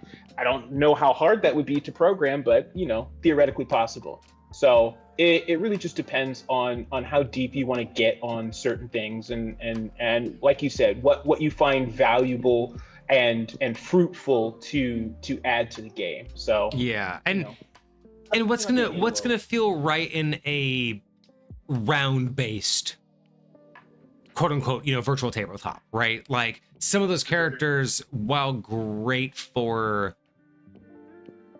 the like the concept of the game, would they be great for the mechanics of how we're playing the game? See, I'm still very curious because I know one of the big things we talked about was Scarlet Witch's ult. I'm super curious what Scarlet Witch's ult will end up looking like when we program that. And that's one of those ones where it's like, is that even something? I mean, we can make it look different, obviously, but we keep talking about, like, what feels good to play. Because I think that's what it's really going to come down to, is like, can we find something that actually, not necessarily that replicates exactly what's there, but like something that feels good for us to play on a regular basis. And that's the thing, again, we don't have to stick with Marvel for very long. The moment we're comfortable with a working model, we can just start banging out anything we want. We can just create, we can just start creating out D&D characters. We can make a druid that literally is completely built around whatever we think of D&D. Like, we could turn this game into a D&D version of Marvel Rivals for all we care. You know what I mean? Like, we're only going off of Marvel Rivals because that was the original inspiration. But we can start creating characters based off of anything, as long as they're balanced. Absolutely. I mean, you gotta think, like, genuinely speaking, most people just think Marvel Rivals is reskinned Overwatch, right? Yeah. So yeah, of course you can create whatever the heck you want. Like, that's what people have been doing this whole time. Like, everything that Marvel Rivals is, like the way that Jeff works is not exactly how Jeff works in the comic book. The way that Deadpool works is not exactly how Deadpool. Like, they take their own interpretation. Like, that's all we'd end up doing anyways. It's like, hey, this is what works and what feels good for this medium of us to interact with these things. So, that's, at the end of the day, all we're really worried about is creating something like you do with High Point. You see what everybody else built in D&D, 2nd edition, 5th edition, whatever. You take what works for you and you add it to your game. And that's really all we're doing with this. So, man, I think we really have something here. I agree. I think a lot of it is just going to be it's going to be a lot of problem solving, but I think it's all doable. I know it's all doable.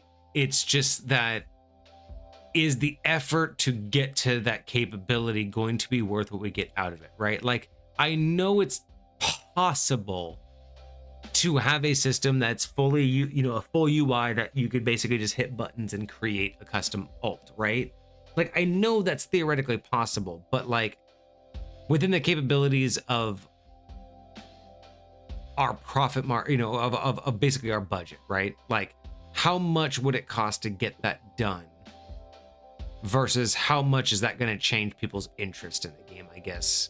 Now, granted, if we were trying to sell, like, an unskinned version of the game, that would be definitely a valuable feature.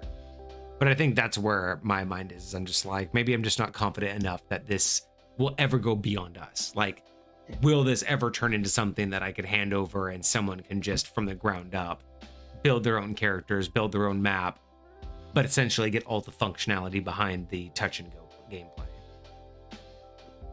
Yeah. I think it's super doable. We definitely got to figure out what the best category is, though. Like, I don't mind this category. What is it called? Games and demos. I don't mind this category. I really do think we need to infiltrate Marvel Rivals once or twice, though. Dude, I absolutely think we should. Especially if we get some, because I know there's crossover between, nerds that like D&D and nerds that like Marvel. So finding people that like see what we've done and like, oh, that's cool. I like that. Like, I feel like that's gonna like that other, what was the Naruto thing that the other guy does or whatever. Yes. Like, I know that there's definitely people who exist on the what do you call it? On the Naruto side of things that are like, yo, this is mad cool. Let me mess with this. You know what I'm saying? Yeah. So I think it's valid. I think it's valid, at least for a while. Because, like, otherwise, what is this, an indie game? Like, is that what you would call it? Like, I mean, and the Naruto, it's a TTRPG. yeah, and the Naruto person does it under the D&D category. Yeah, because it's the only reason why I found him. Like you were saying earlier, all you created here was a very unique VTT, virtual tabletop. Yeah, for that's all it is. That's really all this is. So. It just has a unique UI. That's honestly the most unique thing about it is its UI. It's really what makes it stand out is the way that you interact with it. But otherwise, it is just any other virtual tabletop game. But yeah, nah, it's pretty top tier. I'm here for it. I love what we're doing. Dude, we just played a game. We just actually did a live test of it. That's crazy. That's so crazy to me that this. It's stupid. It's stupid, and I love it. Absolutely. All right, man. What do we got going on Monday? I forgot. I think we mentioned it last Monday, but I forget what is happening Monday. Monday. Let's take a look at our schedule. It'd be cool if there's a way to like post the schedule in Twitch chat or something like that. But we did Blades of Duality last week. This upcoming week, we have something from Cart, Skybreaker Vanguard. You know what, Cart? You're in chat. I got a question for you. So, I found something in our files, but I cannot find when you submitted it to us. Okay, so as you mentioned in chat, I've been going through what's going on in our review submissions, right? I mark everything, like I put a check mark next to it if I've seen it. I put a little scroll next to it if I've actually transcribed it, or check marks for when I add it to the leaderboard, and the scroll is for when I actually finish transcribing it and turning it into something we can review. And then I put something else when it's actually been reviewed, but I've slacked on that. Anyways, there's something I received from you. I have the whole thing. I converted it already. I have the original, but I have no idea how or where I got this from because it's not in our submissions channel. Let me look. It's an item, and I don't think we've reviewed it before. It's called Altar of the Hollow Saint. Altar of the Hollow Saint. It is an item, and it's on our list. I've probably been sitting around. Like I said, I don't remember where it came from. I don't remember when I got it. I don't know how it snuck past me, but I was just curious if you know when you submitted that, whether it was like during a stream or something, if you sent it to me some different way for whatever reason. But yeah, doesn't really matter that much. I have it, unless you don't want me to review it. But yeah. But yeah, to answer your question, I just mark all of you. I respond to all your stuff with emojis just so I can keep track of what I've done, what I haven't done, and all that jazz.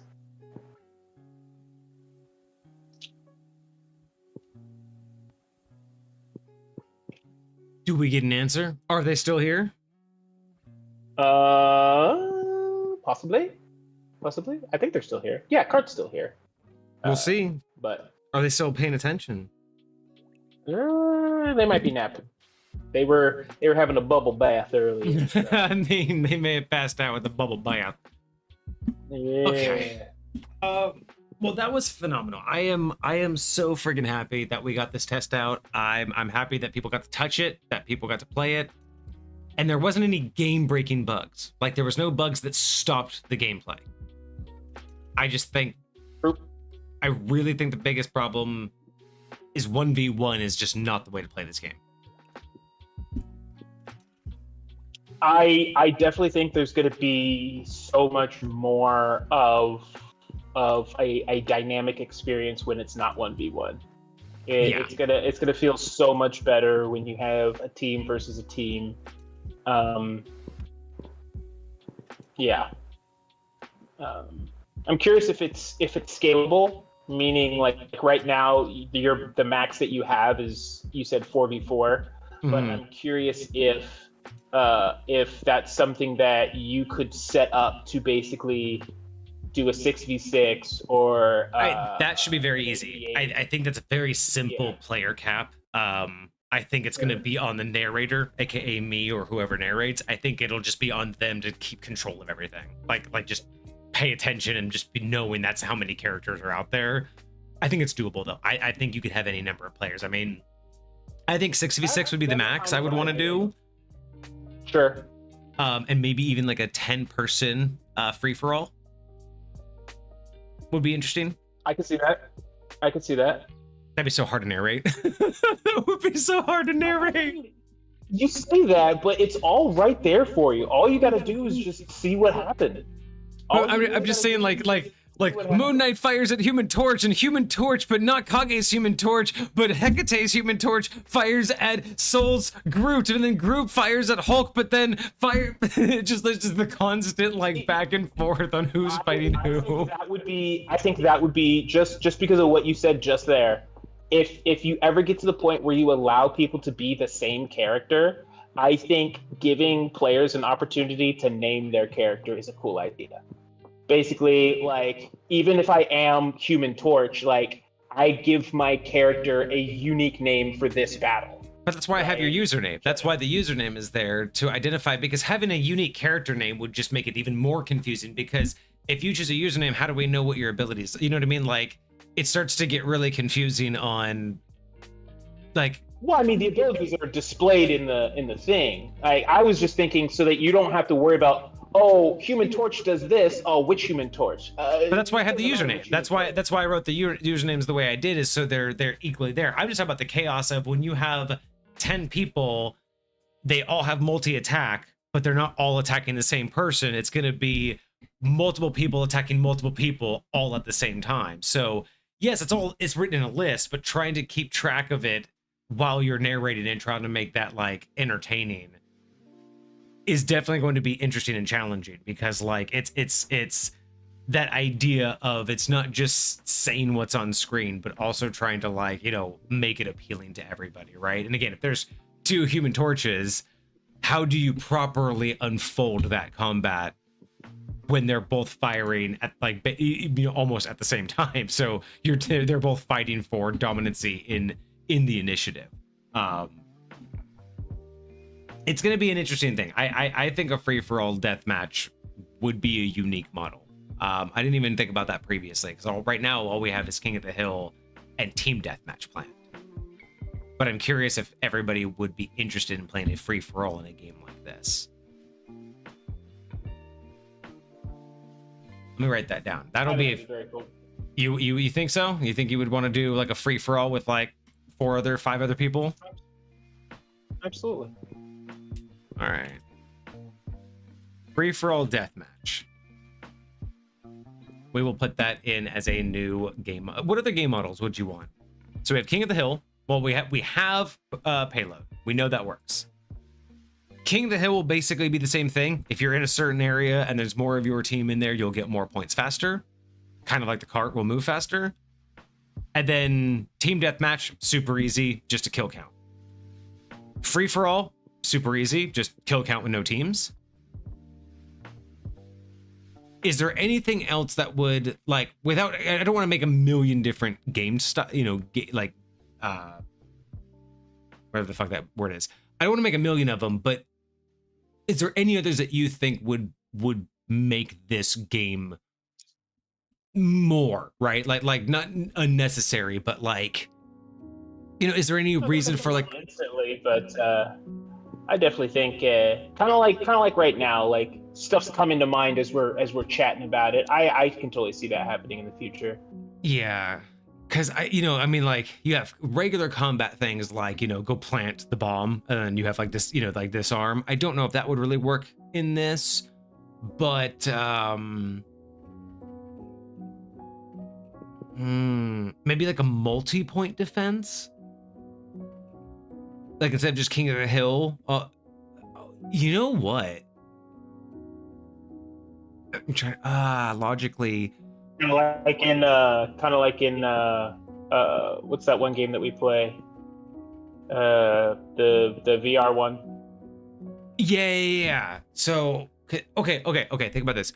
In this model of gameplay, do you think capture the flag could work?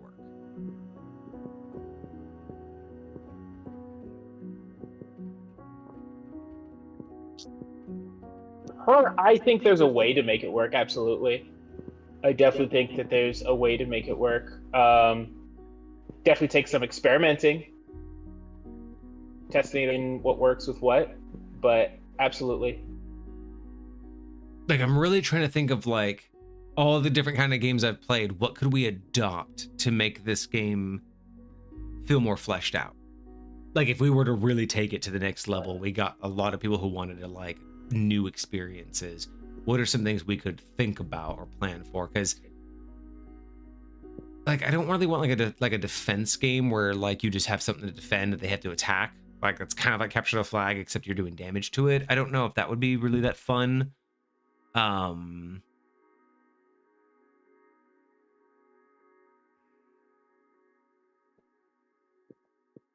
Yeah, maybe that'll just come over time. Maybe that's just one of those things that has to come over time. Free for all's on the list though. Free for all's on the list. Okay, so real quick here. I'm just gonna kind of blaze through these. Let me know if anything new comes to mind as I go through these. During the pretest, we talked about translucent hex numbers when you hover over a grid. So you can see what hex grid each one is on. Same thing when you click on it. During tap mode, it'll also show you what hex grid you clicked on. Just so you can have the number. Specifically in the area where it says what you've done. Does that make sense? Yes. The planned actions area. And I sent you a screenshot of what I was talking about. I did get the screenshot and I added the note that it's specifically in the planned actions area. Perfect. Cool. And then the Spore deployable didn't appear on your side, even though it did appear on the stream. Groot's large wall, Vixie had mentioned that when you click it, you get all the numbers around it. She suggested that when you, let's say, hover over 2, normally you just click 2 and that 2 and the opposite 2 will grow. She suggested that when you hover over one of the numbers, that one, the middle one, and its adjacent one all get highlighted, so you get a visual of like how the like literally end up looking. Yeah, you'll just know exactly, okay, that's where the wall is going to go. So just a second extra visual. You suggested hovering over deployables will give them names. So like if it's a wall, Yes, and I think that should just go with anything on the battlefield. So if there's like a character on the battlefield and you hover over it, it should like say what it is. So because like imagine two people are stacked on top of each other and like there's really no way for me to tell that. But if I hover over it and I'm like, hey, I'm looking for this character, where's this character, so I can choose them to attack them, because that's what I'm trying to do right now. Being able to know where they're at, I think is super valuable. That's perfect. Yeah, so hovered over any hex will give a translucent list of any deployables or characters in that hex. Otherwise, it'll also just show the hex number. That's phenomenal. That is a great thing. Because normally if there's multiple tokens and you click on it, it should update with a list of targets, right? So if you and another character are on the same hex and you click that hex to attack it, it should right now pop up a list of both characters and say which one are you attacking. But just being able to hover, it should. But being able to hover your mouse over to know whether or not there's more than one target is even better. So if that's even better. That's phenomenal. I love that idea. Future editions. This is a smaller list, so we'll just go over this one first. Description of the abilities in the narrative. So I can quickly, easily say what's actually happening instead of just the ability name.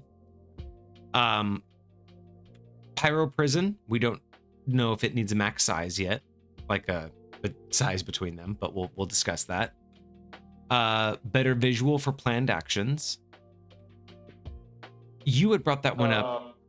I'll also say for Pyro Prison, just getting it to work properly so that it actually is in a square. Oh yeah. That's the. These are just future ideas for like improvements, not quite the bug fixes yet. Gotcha. Yeah, I do have Pyro Prison isn't working at all as part of the bug fixes. Do you remember what you meant by better visual for planned actions?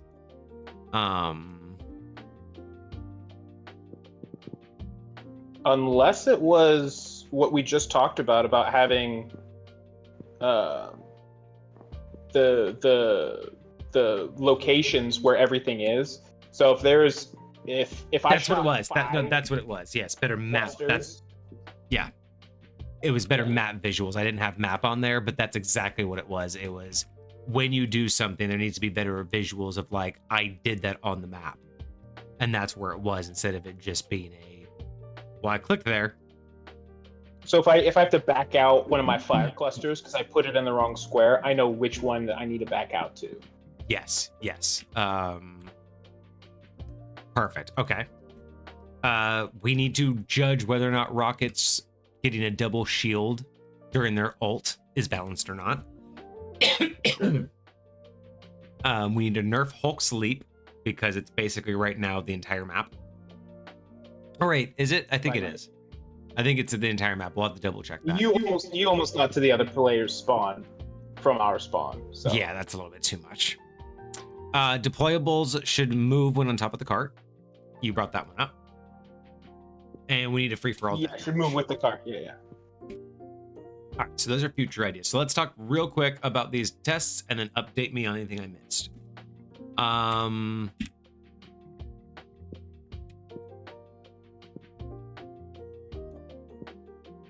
Oh, the whitelist does work. We know the whitelist works. Okay, so well, yeah, just in general, like person that joined that was not on the whitelist. I deleted them and they never came back, so don't know who it was. I was just saying for the effectiveness of who's not on the whitelist can't log in. You know that's fair. I mean? Yeah. We didn't see them try to log in at all, so hopefully that actually made it impossible for them. But yeah, we didn't actually officially test like. So I didn't let someone stay off the whitelist and have them try to join a game. So technically, we didn't test that. So I'll put that in the future ideas is actually test the whitelist denial. Yeah. Okay, so admin mode, I have to cover up Google names and make sure that I only get the forced usernames, so I don't accidentally fucking dox anybody or do anything. So that needs to get fixed. When logging in with Google, only display the chosen username. Yep, that's the admin mode.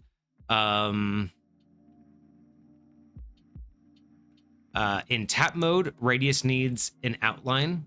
No, movement radius was already there. Never mind. I fixed that. Was already fixed in my previous update.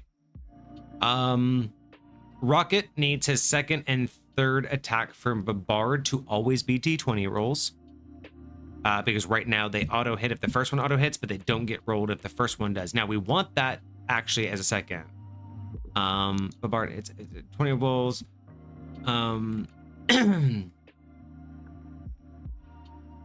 So Rocket has first attack.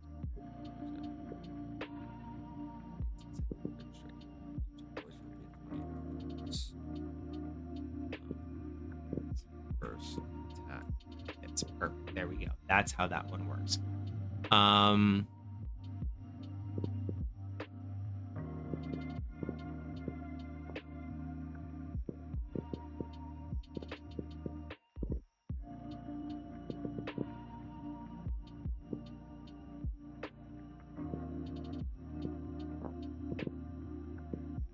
Okay, perfect.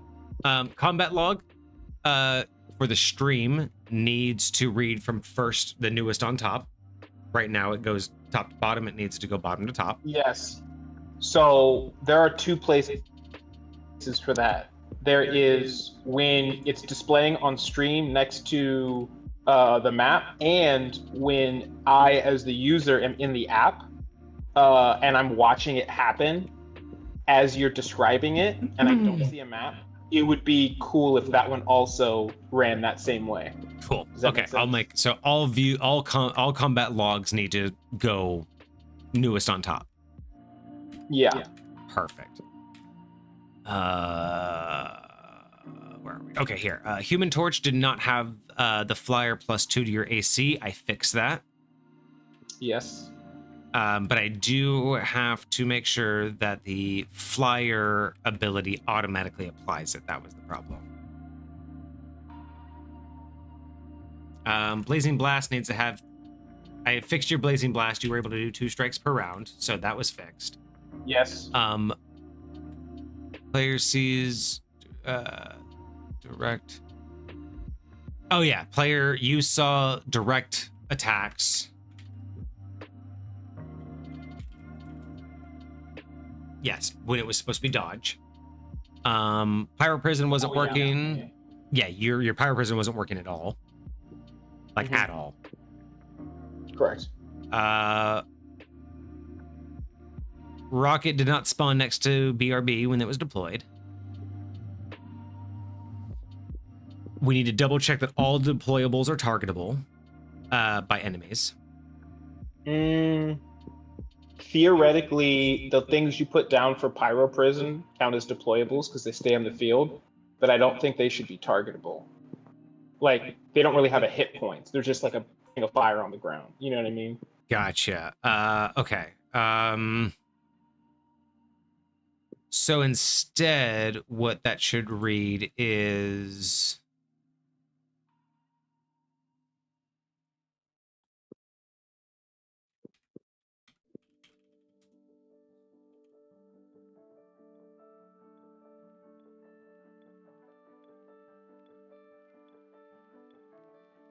Okay, so I need to implement, this one will be a little bit harder, but I need to implement, actually, you know what, I will change that to a future plan instead of a bug fix.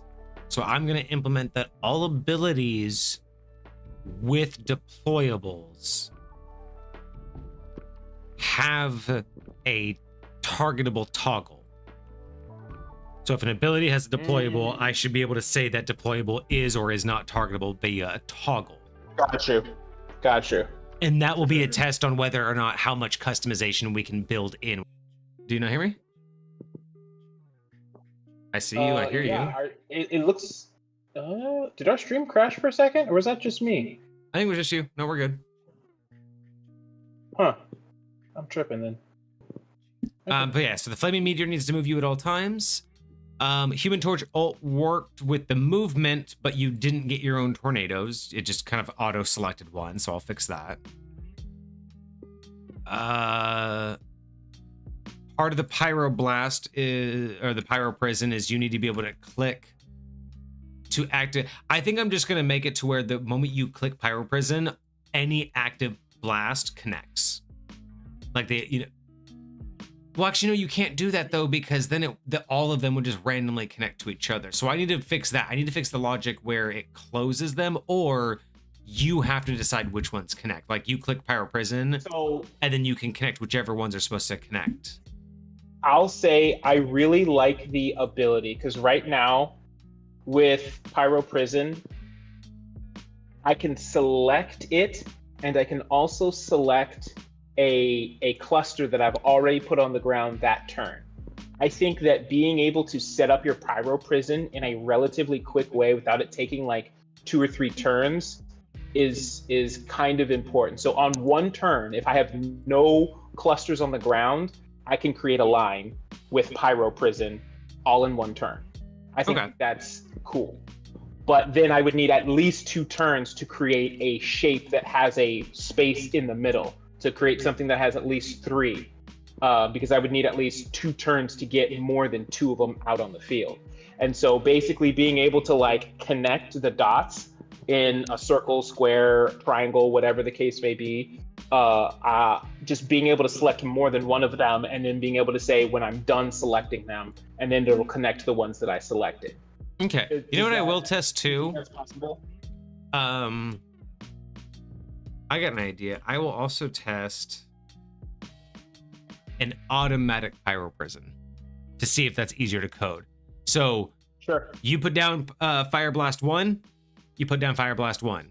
You put down number 2, they automatically connect, and now you have a fire line between them. You put down number 3, boom, boom, boom, they all connect. Just I do like that. It could just be possible. Yeah, maybe that's better for the TTRPG, is they just auto connect.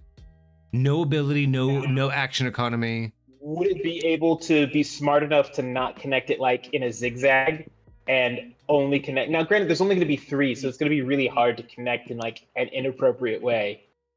Yeah. And if it did it in order, as long as it does it in order and always reconnects, and then the 4th one would break the line, but then reconnect the triangle always at the last to the first.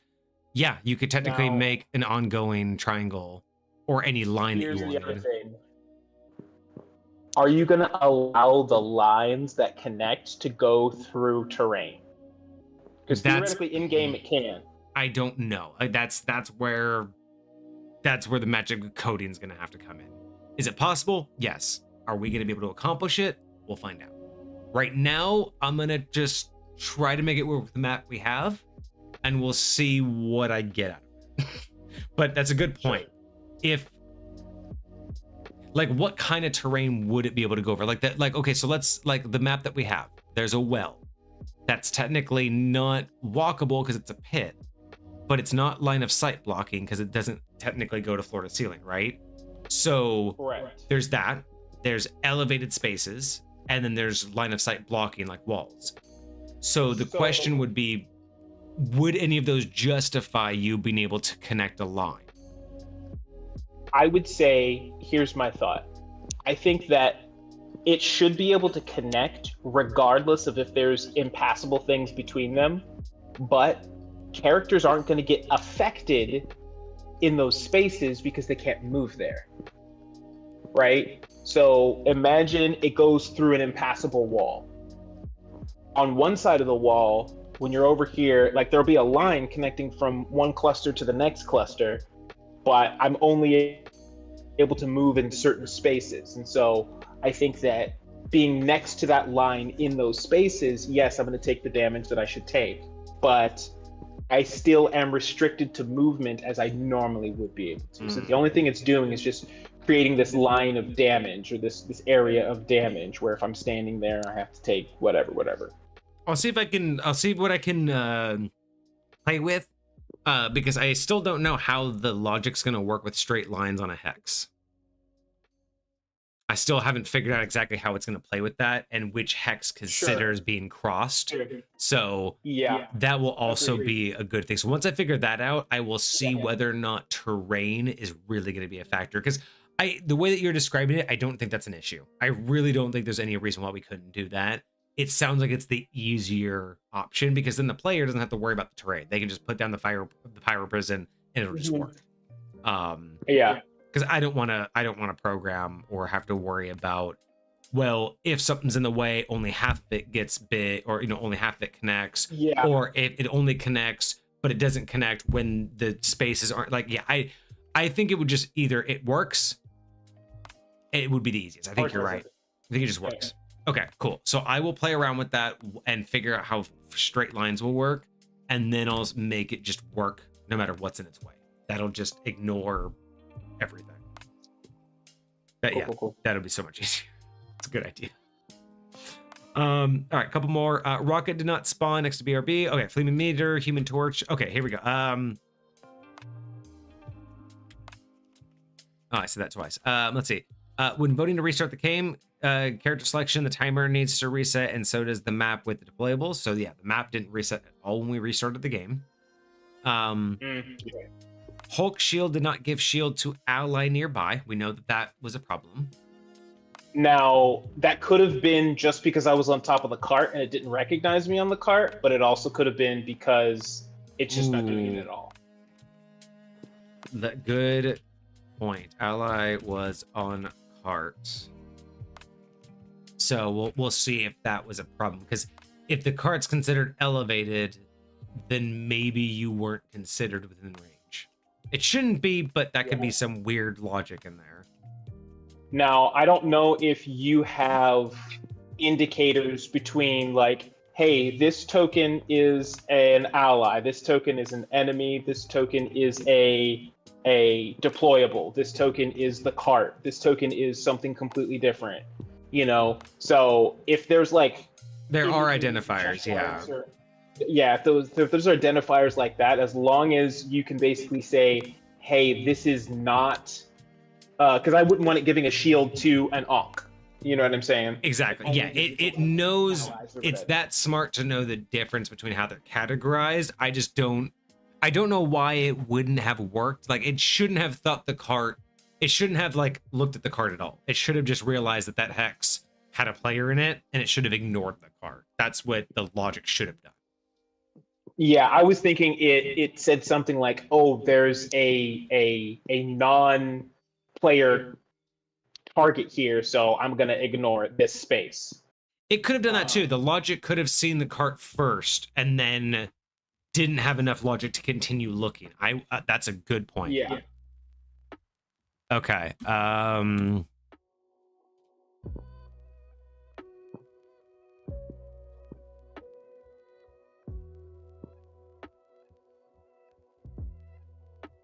That's honestly, that might be it. Like the fact that it just realized, oh, there's a cart there, there must be nothing else, and didn't think to look through a list of all other entities. Sure, because I don't know if there's like a hierarchy that like shows up where it's like carts on top, players next players here, deployables here, something like that. Yeah, but, and it's probably, honestly, there probably is a hierarchy, and it's probably the order of things that were there first. So the first thing on that hex is the cart. Yeah. Good point. Good point. Okay, I got that. Ally was on cart. Did it see the cart and stop looking for other entities is what I have to look into the code for. Cool. Last 4 here. Moon Knight's ability went on cooldown without use and had extreme cooldowns. This happened after a player was voted in and the game restarted. So when I do the other fixes to the restart, we'll see if that persists, but I'll put that into the restart. Fix it.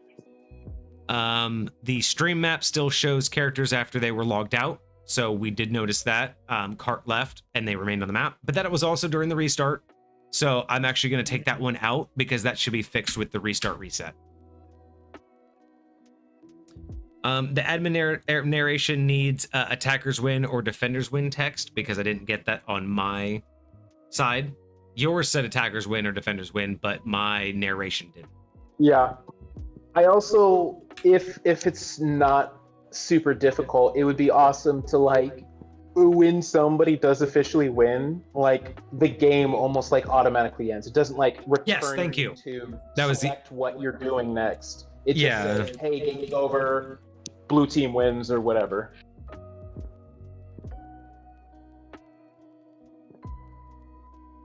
Perfect. That's good.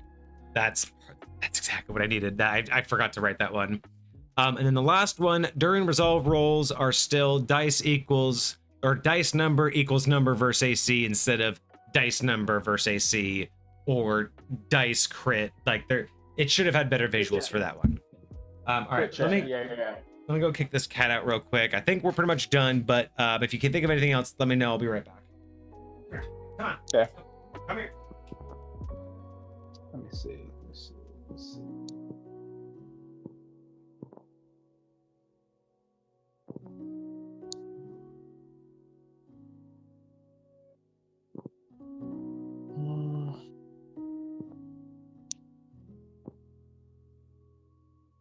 No, I don't think that's super important. I think it's kind of fine though it is.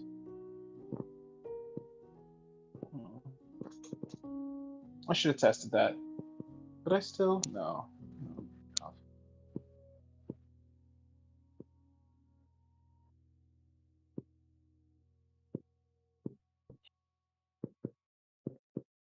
right. There is one more thing that we will have to think about, mainly just you and me. How do we want to go about selecting the other characters? Do we want to just do it ourselves, or do we want to put it up to a vote? Like, if we're going to go 5 each, at some point, how do we want? Because I mean, I think we're going to want to keep some of the Marvel characters like we have now. I think we're going to want to select a couple of them, you know, for our like mainstays. But after a while, like you said, it either we're just going to have too many characters and we're going to be done with it, or we're going to have plenty of Marvel characters and then want to make some of our own from scratch. I think, and you tell me how you feel about this, the way I feel about it is the first 5 in each category can be from Marvel Rivals, and we'll just create our own versions of them. And then anything that we want to create, build, add on top of that should and could be our own creations. Just, you know, stuff that we feel we would like to be able to see or whatever. I like that. As far as the what those first 5 are, I kind of like the idea of putting it up to a vote, but at the same time, there's going to be certain things that we're like probably not going to want to mess with, kind of like we were talking about just a second ago of like, hey, I don't really want to mess with Cloak and Dagger and switching characters and that whole thing. So maybe you and I get together, pick our top favorites, and if it's more than 5, then we put it up to the vote, so the official 5 get voted on. There you go. Yeah. Because I agree with you. Because you and I will probably come up with several characters where we're like, no, we're not gonna try and code that. But you know, maybe you really want Thor, and I just didn't even care. So it's like, okay, well, you want Thor. I really want Thing, so we already have 4, you know, tanks decided here. Audience, you tell us, which one would you rather have? Yeah, exactly. Which one would be more fun to actually play on a regular basis? So, yeah, I think that'll work out. Okay, so you're gonna have to start thinking about your top 5. I'll think about my top 5. We'll come together, and then I got a couple already. Ones I play most often. Because I'd love to see those like, actually play out and see how well they work. But yeah, I think that would be cool. I think if we both come up with our top 5, we come together, and because I guarantee there's no way that we don't both have some of the same top 5. Like, I can't believe we would both have a completely different list. So if there's only like an extra 2 that we don't agree on, those can be voted on. Sure. Sounds legit. Oh, even better. So if it's like, hey guys, these are 3 that are guaranteed tanks, but we can't decide on the last 2. Do you want Thor or Thing?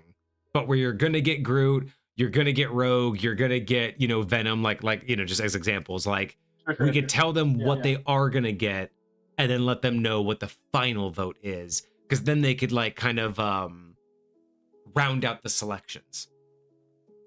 Yeah. I'm stoked, dude. I'm stoked about this. I know it's going to take time. I know it's not just going to be all done like next week, but I'm really stoked. We have come so far. We're moving towards good shit. We're moving towards some really good shit. So I'm super here for it. Absolutely. Awesome. All right, well, let me know. Hit me up offline if you come up with any other ideas for anything, whether it's characters, abilities, bugs that you remember.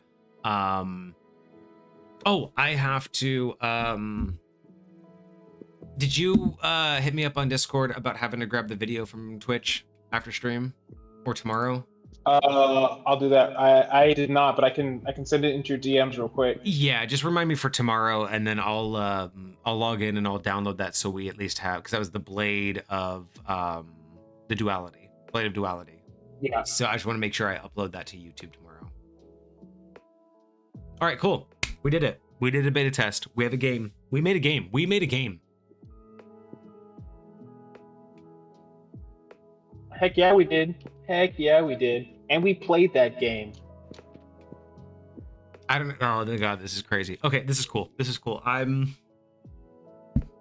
excited. I know there's a lot of work to do, but I'm excited. So thank you all so much for joining us today. This is so exciting, dude. I'm so excited for this. We will have more for you coming soon. It may take some weeks because it's a budget thing now. Like literally everything at this point is just, do we have the budget to get it input? But it's working. For sure. It's happening. This may take over Fridays. Like honestly, I would not be upset if all of our stream from here on out is review Mondays and OSR Fridays. I would not care. I would be so okay with that. Hey, if people vibed with it, I think that would be awesome. I think that would be so cool. Yeah. We can only hope. And I think we'll start getting people asking for it. Hey, can we do another episode? Can we do another session of OSR? Hey, when are we gonna do OSR again? I mean, the only thing people ask about is review. The cool thing about OSR is it doesn't say the word Marvel. Exactly. OneShotRivals is literally just rivals, and no matter what we call them, they are rivals against each other. They are battling against each other. So yeah, and it's a one shot because each game is literally you just hop in and it's like predefined characters. That was the whole deal. Like and it's just, doesn't that sound cool? OneShotRivals, OSR, like both of them just roll off the tongue. Oh, it's very good. All right, brother. Well, I hope you have a good night. Thank you all for joining us today for the test. Thank you for the beta testers out there who helped us out. We will not forget you. You're already subscribers, so there's not much we can do for you at the moment, but we do appreciate it. We will be looking for some artists who may want to dedicate some time or maybe earn some extra cash. We don't have a lot of it, but maybe we'll be able to throw some money towards artists if they want to help get us some better artwork for our trademark friendly stuff, because I just found some royalty free images for that stuff, so I'd much rather them be nice. A little bit nicer. I do like the idea of a little although we probably want them all to be like the same style. I was thinking like a little art competition in the Discord. People submit stuff and just we vote on like whichever one we like that. But I would imagine if like 4 different people won, we'd have 4 very different art styles. But I'm kind of not mad at that. Like genuinely, at least for now, unless we pay someone to do like official artwork for us, like I wouldn't even mind like having random different artwork for each one of our characters that we end up having. So